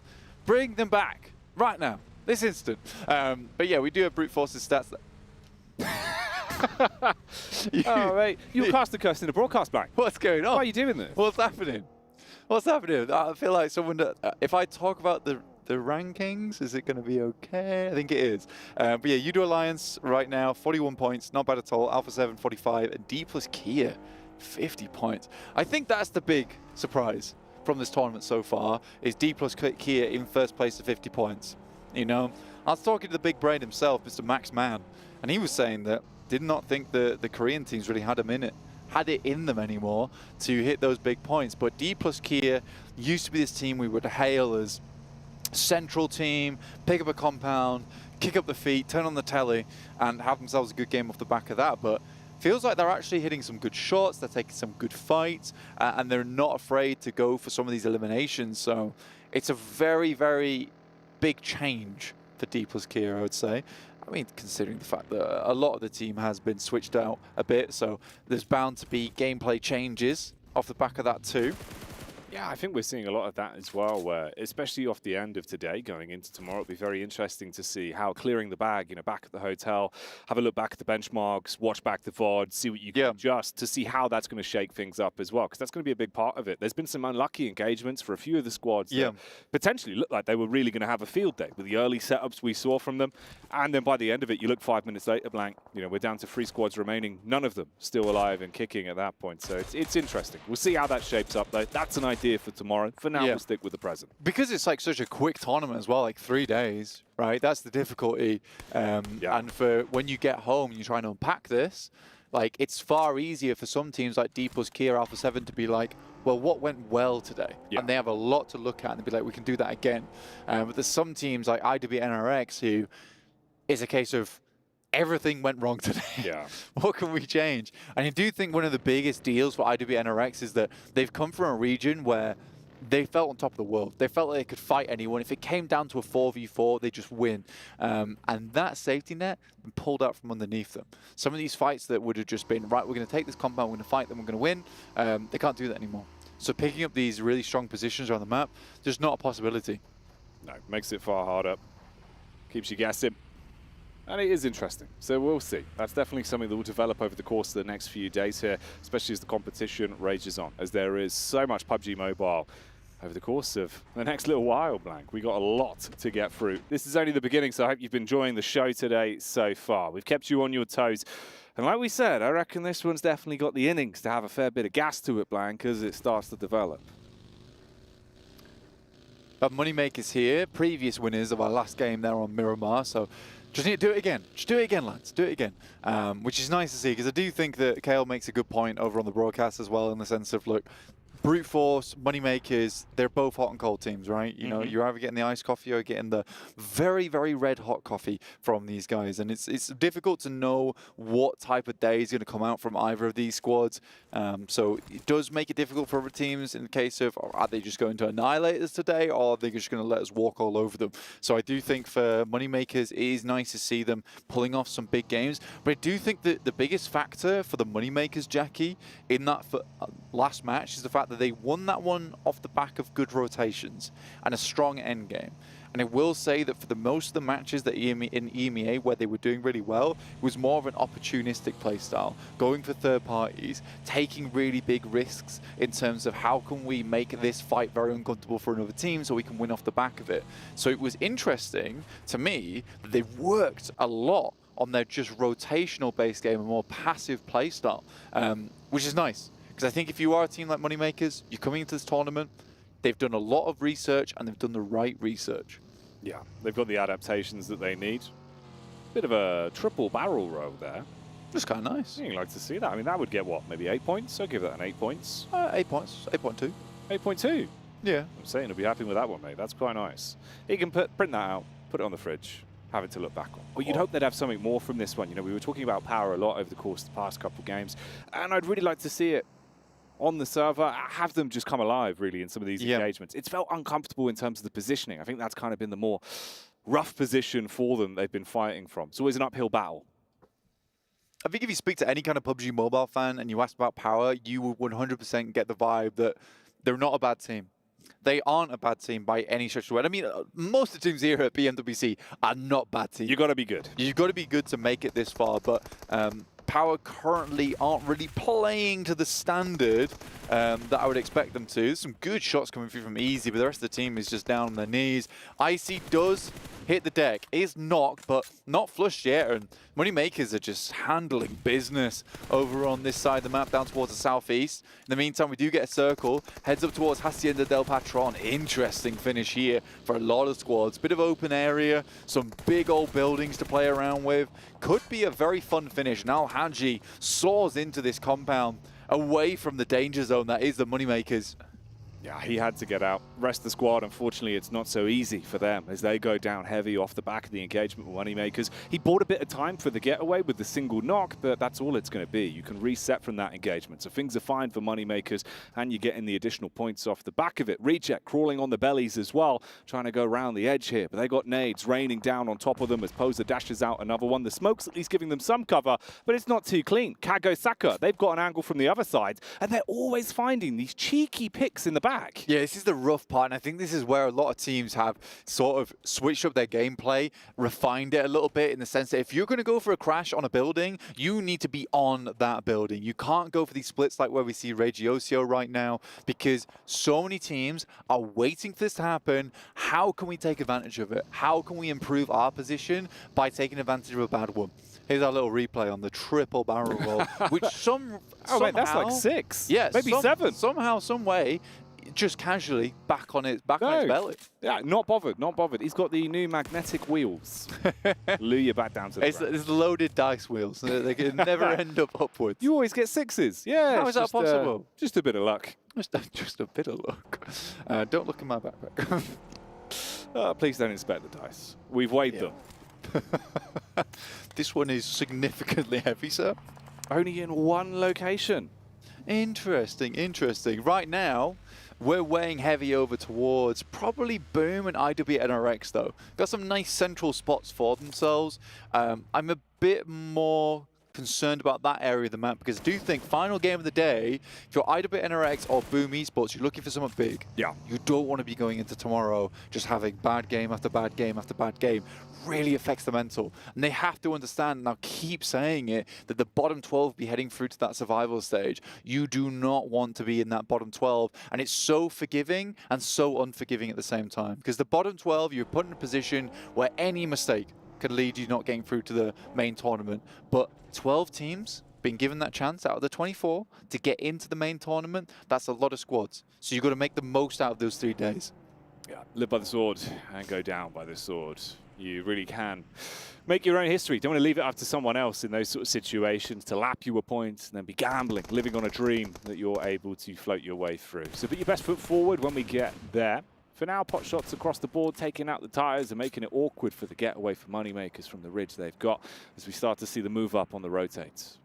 Yeah, this brute force rotation right now from water treatment is one that's kind of curious. I mean, they do come from La Cabrera, so it's a bit of a difficult rotation for them, but they have made it through. Not many teams trying to stop them, but is this fight between them and 4 Miracle Vibes? Pre-pod almost certainly going down. Nice little off angle here from Baron as well. And I think that 4MV very much expecting teams to come through from that northern side, set themselves up nicely. No one really on that south side is challenging them because Kagosaka, why would they leave Hacienda? It's a strong spot for them to be in.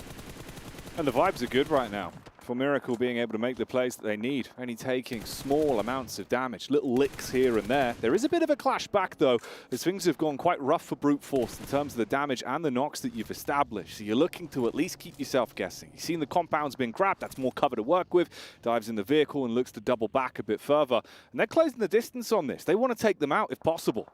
Yeah, it's difficult now for Brute Force as they get closed in on, and I think Neos is doing his absolute best to try and keep players at bay. Chudo, Freezer, Neos all up, but 4MV getting ever closer into nade range. They're all stacked up here. Apex with 6 grenades. That one has to be big. It's right on target. Takes him down, and Chudo's still alive. Another one, nicely placed, but Chudo will go down before he can send another across. There's no response. Neos does not have the angle, and Baron's far behind. Oh, scrapping in the middle of the proverbial cell right now with the damage that's being established. You've got a little bit of cover from the back line, but there's no real angle for him to help the rest of the squad. Meds being popped, so Miracle Vibes have to start moving around and getting a bit closer into this one. In the meantime, power down and out as well as they get wiped off the equation, and the gap is being closed. Meantime, Tiamba, what was that? Just instantly coming up on the feed there. Entirety of Moneymakers just out of the game. Freezer, the up-and-coming rookie from EMEA. This guy's gone instantly to a LAN right now. He's got to be feeling pretty nervous about this, but he was the biggest clutch member coming out from EMEA in a long, long while. Let's see how he handles the big stage in front of him. And he dodged those nades, the proficiency he's been showing us so far. Bullet round the sideline will clip him. Went for the re-peek on the angle, not going to work too well. He's finally down. He's been backing off this whole time, looking to actually have a better Overwatch position to help out. Rest of the squad's been finished off for it. Can he do something outrageous here? At least look for the isolated fights. I don't know if he's been seen on the peak. Yeah, I think he might have given away his position here just slightly. Baron moving around on the side. This is really good play from 4MV. They've just been isolating sight lines. Neos just find a shot. Immediately has to look over towards Doc, but well done to 4MV. They weren't taking any chances on that fight, but immediately back on board with Alliance as D plus Kia look to swarm over the edge. It is Leon's though with the S12K just putting the hurt in. Oh, mate. D+, this would be huge for them. Already at the top of the rankings, if they can keep on climbing and take down Alliance inside of this fight, you'd be over the moon with it. You've got at least a bit of a move up. The ridge here could work. Pre-prime the nade as well for the peak around the corner. See if he can get the splash damage off. It's going to be tight on the peak. Seen the man on the face. Knows that it's really getting risky now. This is looking rough. I mean, there is an opportunity to maybe make something off it, but the nades are going wide. Yeah, it's a nice move there from D plus Kia. They're completely faking out the position where the bodies will be. And the nade comes out just a little bit too soon. Osal has a big task in front of him, takes a big chunk of damage from the nade, but it's not enough to sit this guy down as he stands up for the rest of the squad here. And we'll finish off Alliance. Like you said, this is big news, pushing them further down the rankings so they can't catch up here. And D+, once again, getting further ahead of everyone else here. Really good stuff for this Korean squad. I think that they've been surprising everyone today. Here's Al-Haji.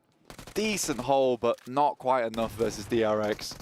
No, not going to be enough for the Power fans again. That was when we saw them exit stage left a few moments ago. But the fights have been delivering consistently on this one, and there really is never a dull moment. Smokes up to provide a bit of a shroud, see if they can bail out the teammate that's down cold on the deck. Zinko know the locations of Tiamba. You've also got a bit of a backstab as well, developing with the height that's established there. Yeah, Bond goes down there. That's DX Xavier on that southeast side. They've had some really good games in the past where they were able to control a lot of space. Right now, their split is pretty wide on that southeast edge. Only really have to deal with D plus Kia, who are wolf packing it, honestly, in towards that northern side of the map. Quite a few squads still left in the game. You know, stage 4, almost to stage 5. Stage 5, sort of that snap where everything starts to go very much downhill for some teams. We do have the old zip line in front of us for a quick getaway if needed. DK on DX action starting to build up in front of us with the rotations. It's the high ground that could really be the fickle mistress, though. You've got better angles to take this fight. Lamborghini all the way towards the back. Has a nice bit of control to work with. Starting to move their way up, at least. They've got the vehicles. A little bit of momentum for them. Reposition from the side of Xavier, so they don't overcommit to the engagement here. In terms of the closer rotations as well, I mean, Inko and Tiamba further back, so they've actually got a bit of coverage on this one. Draining a lot of those smokes, though. Yeah, I think right now, Xavier have a lot of high ground to play around with. You can see that their split went from being ultra wide to being now super narrow because they want to be able to deal with D+Kia. They know they have the high ground, and the best thing they can do here is force the team over towards the western edge. I mean, they could make that push over towards Besiktas, but we know that Kagosaka has great sightlines over towards that compound. We saw Reject take heavy hits earlier on. Reject were able to manage to stay as 3, which is kind of interesting to me, honestly. I thought that they would sort of down and out in the ditches, but able to find themselves a bit of a compound to play around with. Next circle, just about to pop, heads further towards that eastern side, making this position from Xavier even more important to keep their hands on. Yeah, see if they can control the rotations. Rotates that are now starting to occur. You've got the fragment, quick getaway.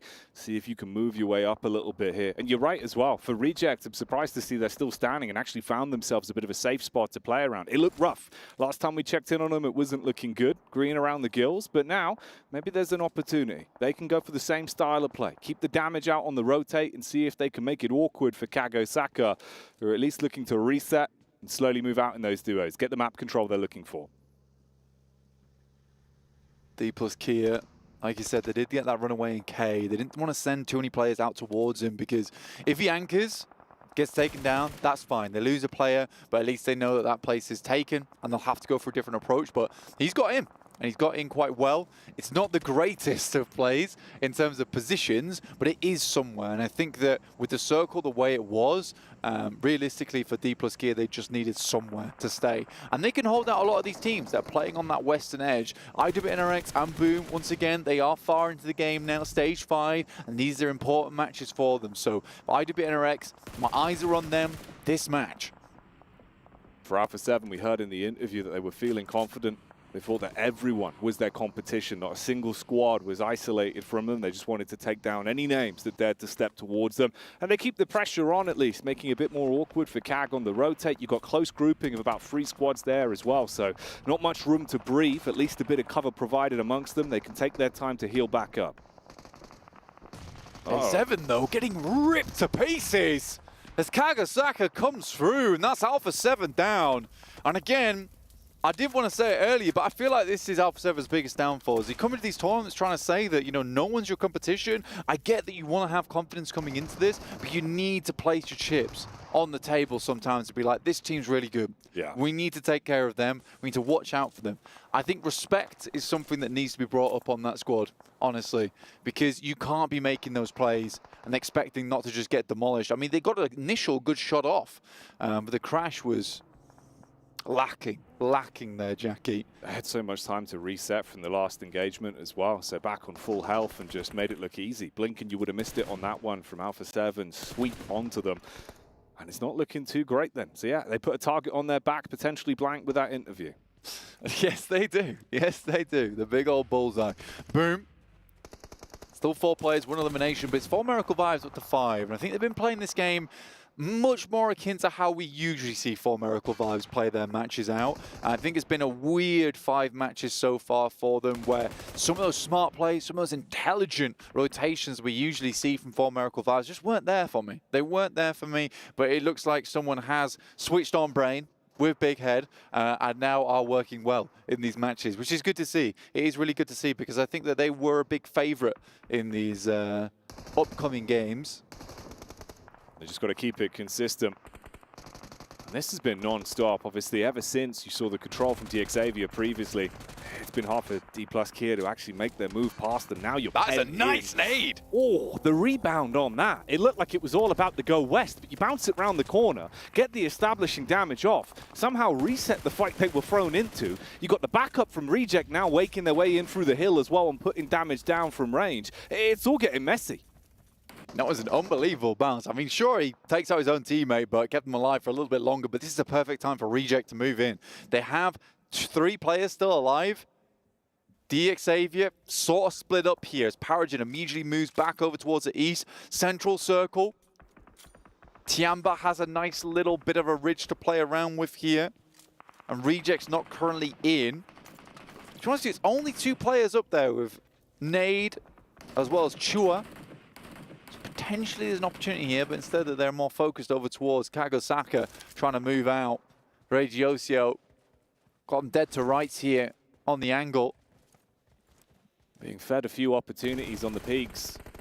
And it is making it very awkward. Kagosaka recovering from this one looks very slim.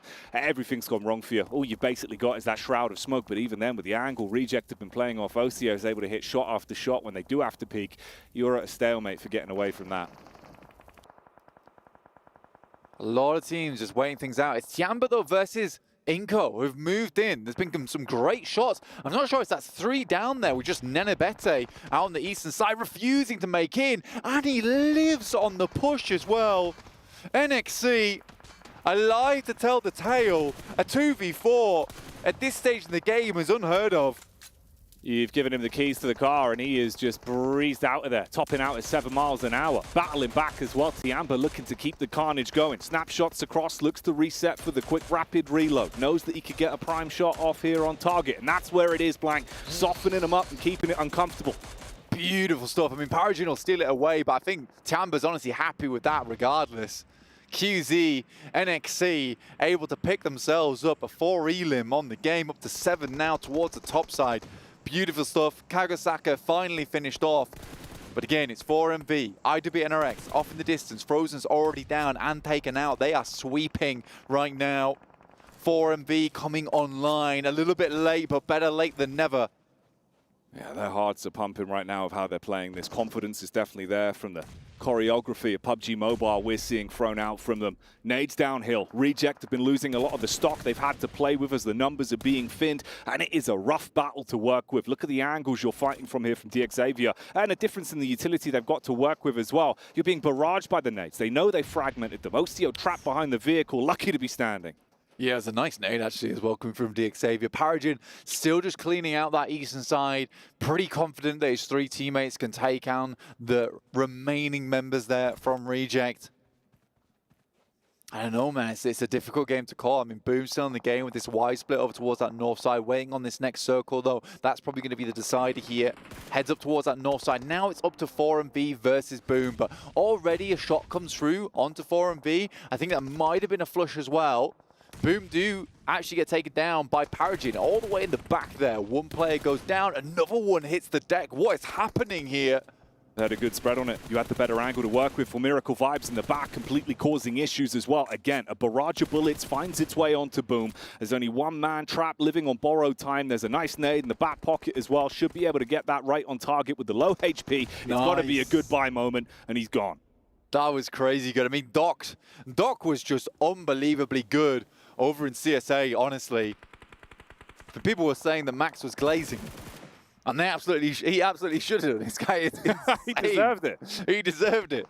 He's an insane player. And I'm glad that Doc's actually finally waking up a little bit here in these games. But again, for a lot of these other squads in the lobby, hearing that slumbering beast start to growl awake is not a good sound for you. DXavier looking to clean out these final members coming through from Tiamba, QZ, NXC. Nade throws 1 through. That's going to get confusing for me, I reckon. Finally for Reject, it felt like they've been alive for so damn long, basically trapped in a rough spot. They're now finally taken out of commission as DXavier are going from playing passive to taking the aggression back onto the other squads that have been put into unfavorable positions here.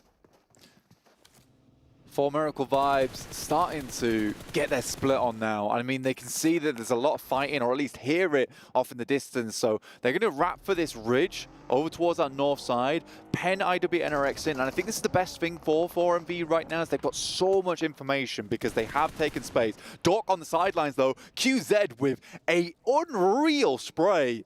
Hits the dome and will knock Doc back a bit.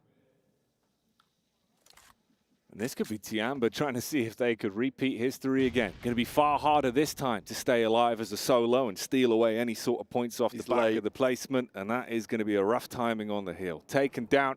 He's finished off there. And the carnage continues then, bringing us down to just the final 3 squads. 2 players knocked on either one of them. DXavier up with 3 players still kicking. You got 4 Miracle Vibes with 2 alive.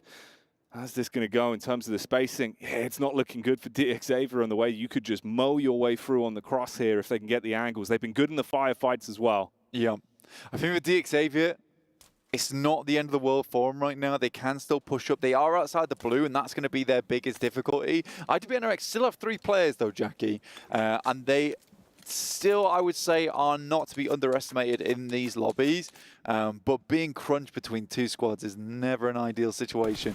Quick step up here from Kind. We'll spot 1 from 4MV, but that'll be about it. I think DXavier panicking almost at this point, I'd say. Potentially. I mean, the pressure could be getting you in terms of the angles you've got to contend with here. You do get the full reset off and have the manpower advantage in terms of the fights, but you're going to be ushered forward. There's not a lot of cover to work with, and that's the problem. That's when you're going to get sweep from the side. And how do they contend with both squads at the same time, Blank? They don't have enough guns for it. Yeah, and right now, all DXavier are doing is just putting themselves in the sightlines of IWNRX as 4MV just keeps them penned into that cage right now, and they're throwing away the key. It's a difficult scenario. You can see them all stimming up, getting ready for their last stand here. Like Aragon charging the gates. It's your last opportunity, moving the vehicle forward to at least have cover from the side. You know where Miracle Vibes can see you from, and you don't want to expose yourself to it. Slowly edging forward as well due to the zone nipping at their heels. They jump in the vehicle and make the bold move. Engagement's good to at least open up. This was the worrying scenario. If they can clean house here, they're in a great spot. They're able to pick those up one after another, establishing the knocks and wiping them out of the congestion. And this could be massive now. You've got an edge blank. 4 players alive for DXavier. For Miracle Vibes down to 3. They were getting good chip damage off. They're fragmented in terms of the setup. You're looking for the flank round the back. There could be some moves to make on this one. Nate going in from the top. Is it going to be on target? You get the clear on both sides. Lamborghini's eating the brunt of the damage. Paragin looks to clear it from the edge. It's not going to work well for him. For Miracle Vibes, it doesn't matter that they're outnumbered because they certainly aren't outgunned as they put the pressure on and run away with that one in the end. Goodness me, the vibes were good in that last game before Miracle Vibes themselves. 4MV looking unbelievable in those final moments. I mean, I got to give credit to DXavier where credit is due, though. Great smoke, instant play over towards the back line and the front line on IWNRX, but immediately see Doc just charging, sprinting on his little boots there over towards the high ground to stare down the face of DXavier. Really, really good endgame. And again, that's that tactical nature that we were expecting from 4MV coming into today, into PMWC in general. The beast is awake, and I think that teams got to be worried about this going into the rest of the group stage now, because that was a really good game. They need them a little bit of energy, a little bit of positive vibes coming their way, because coming into tomorrow, that's only going to get worse for them. So I do enjoy the fact that we had 4MV, and again, a very different team once for us here. So another recipe on the chicken dinner, and it has just been all over the shop right now. No team wants to let anyone get ahead. I think Alpha 7 just kind of fell over that game versus Kagasaka. And like you said, they had the full reset, they allowed them the time, and they were worried about making that push. D plus Kia, 7 elim game, sits them further towards that top side. Tiamba also looking kind of nice. I think they have some clutch potential, but overall the team play, not quite there at the moment. Yeah, that's the problem right now. It feels like the individuals are looking good, but you got to get everything in a line. Get the ducks back in a row, especially going into tomorrow's games. Like you say, though, at least you've got some positives to have a look at there and sort of make your decisions on, Blank, in terms of what needs to be changed. So hopefully they can adjust those issues. Overall, though, for Miracle Vibes, having a big game there in terms of decision-making as well, even when at a bit of a disadvantage, they still knew how to play it. They took the angles they needed.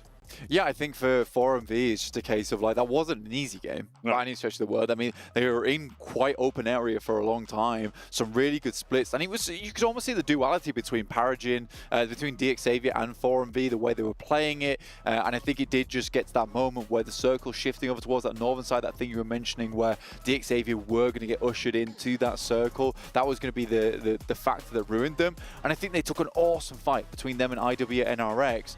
It's just unfortunate that you're going up against teams now where they see an opportunity. It's like, you can't really get away with that. We're not just going to let you take down that team for free. Yeah, it was a nasty one for them, but for Miracle Vibes will be happy with that, and I imagine the desk is as well. Proverbial desk, of course. Let's get back down there with Jason Kaplan and the boys.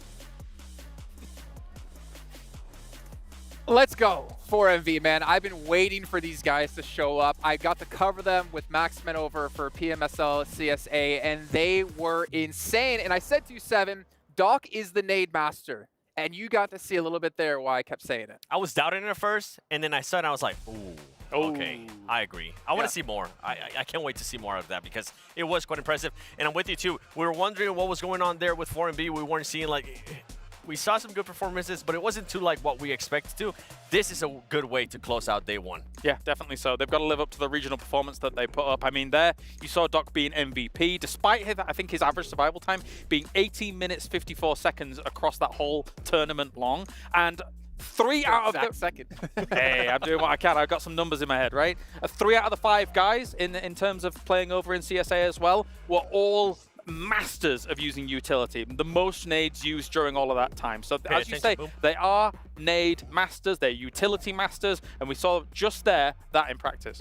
And also, something we haven't been able to touch on because, you know what, they haven't been doing too well is the fact they are one of the only teams, in my opinion, who properly play with a 5-man squad. However, we've not seen it yet. Arrow hasn't come in, but we are seeing them at least be able to show up at the end of the day. 25 points. Again, 25 points. I think, was it 8th place? Was 19 points or something like that? Yep. That immediately gets you into like the top 5. Off angle on the east here for 4MV was the absolute linchpin of that. I think DXavier gave them a little bit too much time to be able to fan out, spread out, get those off angles. And as DXavier was playing, I would say a little bit more worried about how they were going to approach the late games. Despite having the high ground, they got bottled up. And 4MV, despite being a man down, exploited that.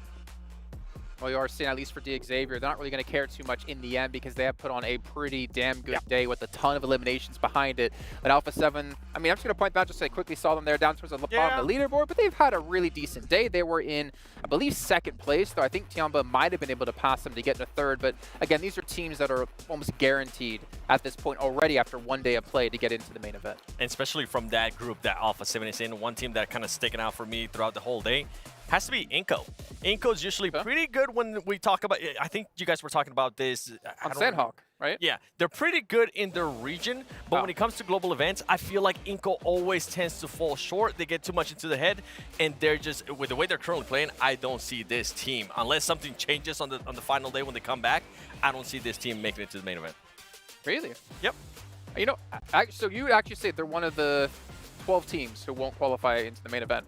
I mean, do you think they'll... Well, I actually... Because they have survival stage, sorry, I think they're one of the teams that are not going to be in the top 12. Okay. I'm not sure how they're going to be doing in survival stage because usually in the past, at least they have been able to clutch up. But right now, I'm just not sold on Inco. I'm seeing too many patterns out of that team of just performing the exact same way over and over again at global events. Well, we did see them crash on Tiamba, and QZZ was able to confirm 2 of these eliminations, and QZZ was putting on a clinic as well.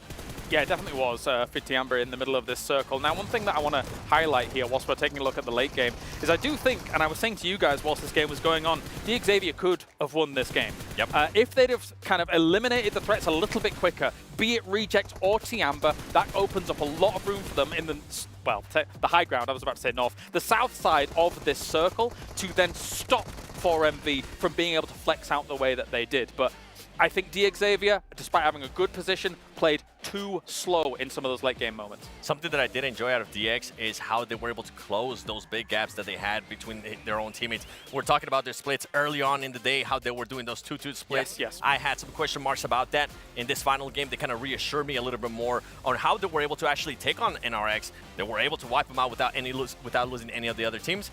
given that it didn't end up working out in their favor on the final matchup, but overall, I did enjoy the change that we saw out of them from the beginning of the day to here on the last match. I'm kind of feeling like we've seen a little bit of a change in play style over the course of just today alone. I feel like earlier on the day, we saw a lot of teams playing center as much as they possibly can. But maybe, I mean, correct me if I'm wrong, towards the later stage of the day, I feel like more teams were playing edge. At least the more successful teams were playing edge, pick up a lot of eliminations. I think it does come down to the battleground, actually. Yeah. The fact that we go from Erangel, where everyone's true, tried and tested. I mean, they are on Miramar as well, don't get me wrong. But it is a very different play style. Well, not too dissimilar a play style to Erangel, but different all the same. You've got all the rolling hills. You've got people not being able to take compounds as easily and leverage them to their advantage in a lot of these situations between landmarks like city to city, etc. Something that I want to point out, you guys started off too with talking about how this is one of the main uncertain tournaments that we have had in a long time. We don't have any team getting 2 chicken dinners throughout the day, which is actually quite a surprise for me. We have every single match a completely different winner, and it kind of attests to what you guys were talking about. We don't know who's going to end up winning this. That surprises you, actually? It does. I would say this doesn't surprise me. I'd say regionally, Really? looking at a PMSL, I fully expect to see a team be able to pick up 2, maybe 3 chicken dinners in a day. But when you get to these stages, I think it's a lot more difficult to pull off any sort of level of consistency like that, considering the caliber of teams you have. I think the team that came closest was probably Alpha 7 through the day, so maybe getting 2 chicken dinners or something like that, but no, not to be the case. As you said, the competition's going to be fierce. Even more fierce tomorrow, considering we have the Group of Death coming in. They're terrifying, so keen to see that too. So I'm gonna put this on you guys, which kind of feeds into the uncertainty of the event. Oh. We have our Sony MVP, which hopefully we don't see just yet. Hold on. Do you guys have a prediction of who the MVP is? Oh, man. I'm not expecting you to have an actual answer, to be honest, considering we've had a different winner every single time. But I guess you have to think about who got to the later stages of the game, who got the eliminations, who got the damage. It's okay to say you don't have a prediction. A D+ player, maybe? That's what it's difficult. It's difficult, though, because I don't think they put up huge damage numbers whilst being able to do what they did, but... QCC? Chamba did finish off strong. An Alpha 7 player? Okay, well, let's take a look. Who is our daily MVP brought to you by Sony? Rage? Wow! Okay, a recheck player. Never would have expected that. We were totally off the mark. We're not even But that's close. the uncertainty, right? There was no one dominating team. There was no one dominating player. And Reject, they didn't even get a chicken dinner today. That's actually quite a big surprise. I think this really contributed so much. I wonder if it was mostly because of this match right here, because of, I think at one point we saw out of this match alone, 2 of the players ended up with 1,000 damage. Do you know what's actually hilarious about that Everest situation as well? An M24 up on top of Everest. How many bolties have we seen throughout the day? The answer is significantly none, apart from that situation. You're on top of Everest looking down and you have an M24. That's the perfect opportunity to rack up the damage, surely. Yeah. 7, do you think we have D+ in #1 at the end of the day? I would be shocked if we don't. Okay, let's take a look at our overalls, get an idea of where the teams currently do stand. Remember, each group has now played out 1 day, except our group playing tomorrow, Group Green. And that means half of their matches are now done, and D+ will hold on in first place at 57 points. How close everything is. Very close. It's even more impressive that Reject's able to take the MVP spot despite being in 7th. But you're, as you say, very close. So it's okay. Can we actually hold it here, because there's a couple of interesting things which 7 you did bring up earlier on. Yep. Take a look at placement points and chicken dinners. D+, they have 4 placement points outside of their 1 win. You look at like 4MV, they have 3 placement points outside of their 1 win, but then you look at teams like DX Xavier, 21 placement points, Tianba, 17 placement points, and even down towards the, I guess the end, Besiktas, to be fair, give them credit, they have 12 placement points outside of their chicken dinner. But then it kind of showcases how well D+ was in regards to those elimination points by being able to finish off those 43, right? Yeah. You got Besiktas, they've been able to get those placement points outside of their win, but their eliminations is kind of non-existent. There was a moment during today where Besiktas Black was in #1. So there's been a little bit of a fall from grace. Again, it's only the 6 games, but that is 50% of their games. My surprise really is D+ Kia. I said at the top of the day, I'm like, oh, is the power of career all in one place? I don't know about that. So for them to take that spot, they've been playing calculated PUBG Mobile, and it's certainly paid dividends. Well, we still have the group of death to come, like you said. Let's take a look here at the second page. So 8th place at the moment, 36 points. We dropped down to 35 and 9th. And of course, our top 12 will be qualifying to the main event. And we still have another 8 teams who have not played just yet. But we can see it's still not that big of a gap here between, Inko, Kagasaka, Power, even IWNRX. DRX, yeah, a little bit lower at 8 points, unfortunately for them. But it's a survival stage. Yeah, they have survival stage to play still. If looks like it. If they don't make it to the main tournament. Unless they have an insane last day for themselves, but 8 points from 6 games is rough. You only got to be better than 50% of the teams to make it to the main tournament. Which is hard. Best of luck with only 8 points after one. All right, well, we see currently D+ sitting in first place. Why don't we actually go ahead and talk to them about the day and how things went. And we are here with Osal from D+ Kia after they managed to get themselves first place at the end of the group stage. So, Osal, first of all, thank you for joining us. I want to say, how do you feel? First place at the end of day 1 in group stage. I don't know how to, but very, very happy now. I would say so. I mean, you've relieved a lot of the pressure, so it should be easy for you to qualify for the second stage. When it comes to PMWC, how did you prepare for PMWC? We just training for focus to us for us, just focus us. Yeah. I like that. Focus on yourselves, focus on your own strategies, on what you can do personally as a team, as a player. Something doesn't get any simpler than that, doesn't get any easier than that. Last thing for you, Osal, is there anything that you want to say to fans supporting you back in Korea or any of the fans that were with us in the arena? First, in global fans, to thank you for support us. And then in Korean, 갑자기 영어로 인터뷰에서 많이 좀 긴장되긴 하는데 그래도 오늘 운 좋게 1등 할 수 있어서 되게 기분이 좋고요. 또 화면 너머로 많이 응원해 주시고 있는 거를 알고 있어서 굉장히 감사합니다. 내일도 경기 잘 마무리해서 좋은 성적으로 메인 토너먼트 갈 수 있게 해보도록 하겠습니다.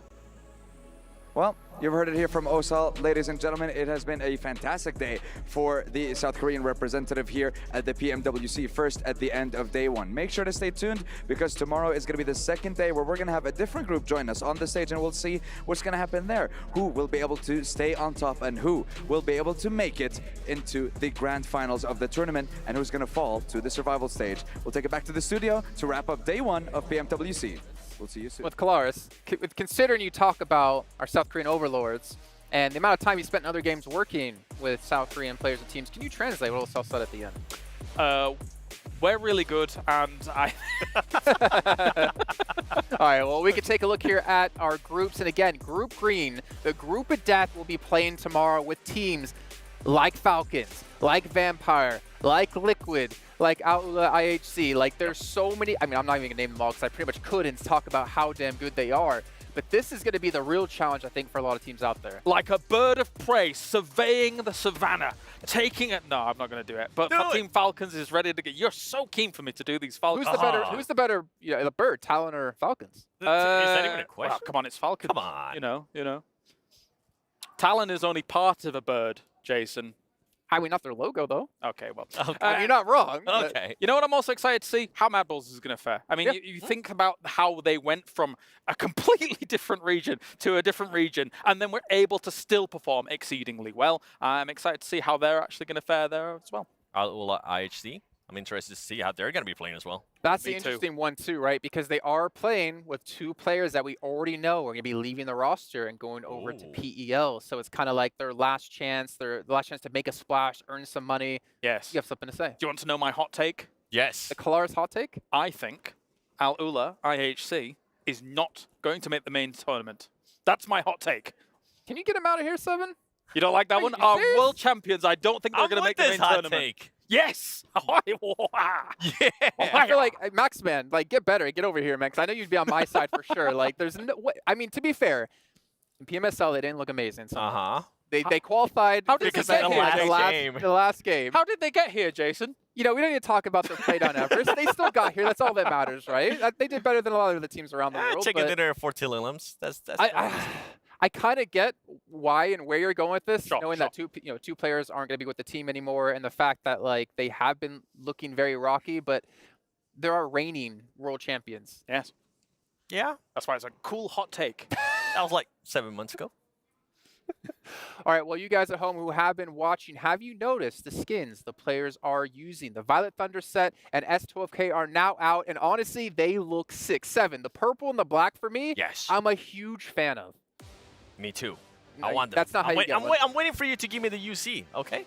I don't, once we're done with the show, once we get back to the hotel, I'm getting UC. Well, I got a text from Max just now, and he said he's going to give it the UC for it. Let's go. If you also want some UC out there, guys, you can also message Max, I believe, as well. Yes. So that's good stuff. But the S12K, very topical at the moment, of course. An absolute powerhouse of a weapon here. You can see it in the meta, right? Everybody needs shotguns, be it usually the S12K at the moment. The DBS does make a nice appearance as well, but the S12K is blasting right now. So what you're saying, if they pick up the Violet Thunder set, they could be absolute legends. They could be legends, not only like the guys here in PMWC, but all mid-season tournaments in the past as well. Well, you guys at home who are watching, we always appreciate your feedback about the shows as well, about the tournament. You can see a survey down below. Make sure you guys fill it out as well, because we love to hear what you guys have to say. If it's about, 7, we need to get you a box, maybe we can make that happen. Please. I hope that's a question there. Maybe we can get Claris to stop doing hot takes that just sound like utter trash. Oh. I mean, that was a great hot take. I agree with it. I mean, See, I'm not taller going to than you, much. Claris? You know what? My tippy toes? No, you can't do it. Okay, never mind. Should I get on my tippy toes? Let's no, see. I don't please, no. I don't Tomorrow, think we'll they're save it going for to tomorrow. keep me in the shot with you guys if that happens. But we obviously appreciate you guys being around here and participating and watching in the show. But that's going to end out our first day here at PMWC. But again, tomorrow, Group Green comes in to see what they've got to show, and you're not going to want to miss it. So make sure you tune in tomorrow for some more PUBG Mobile action.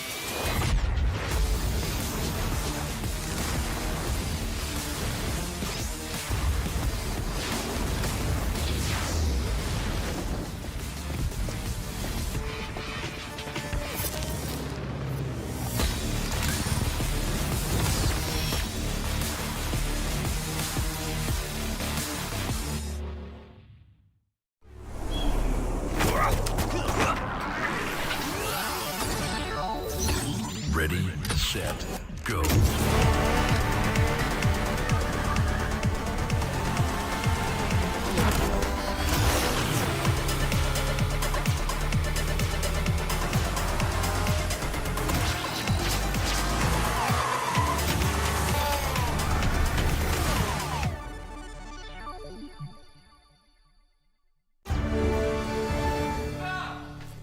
You ever wondered how a Hollywood movie is shot?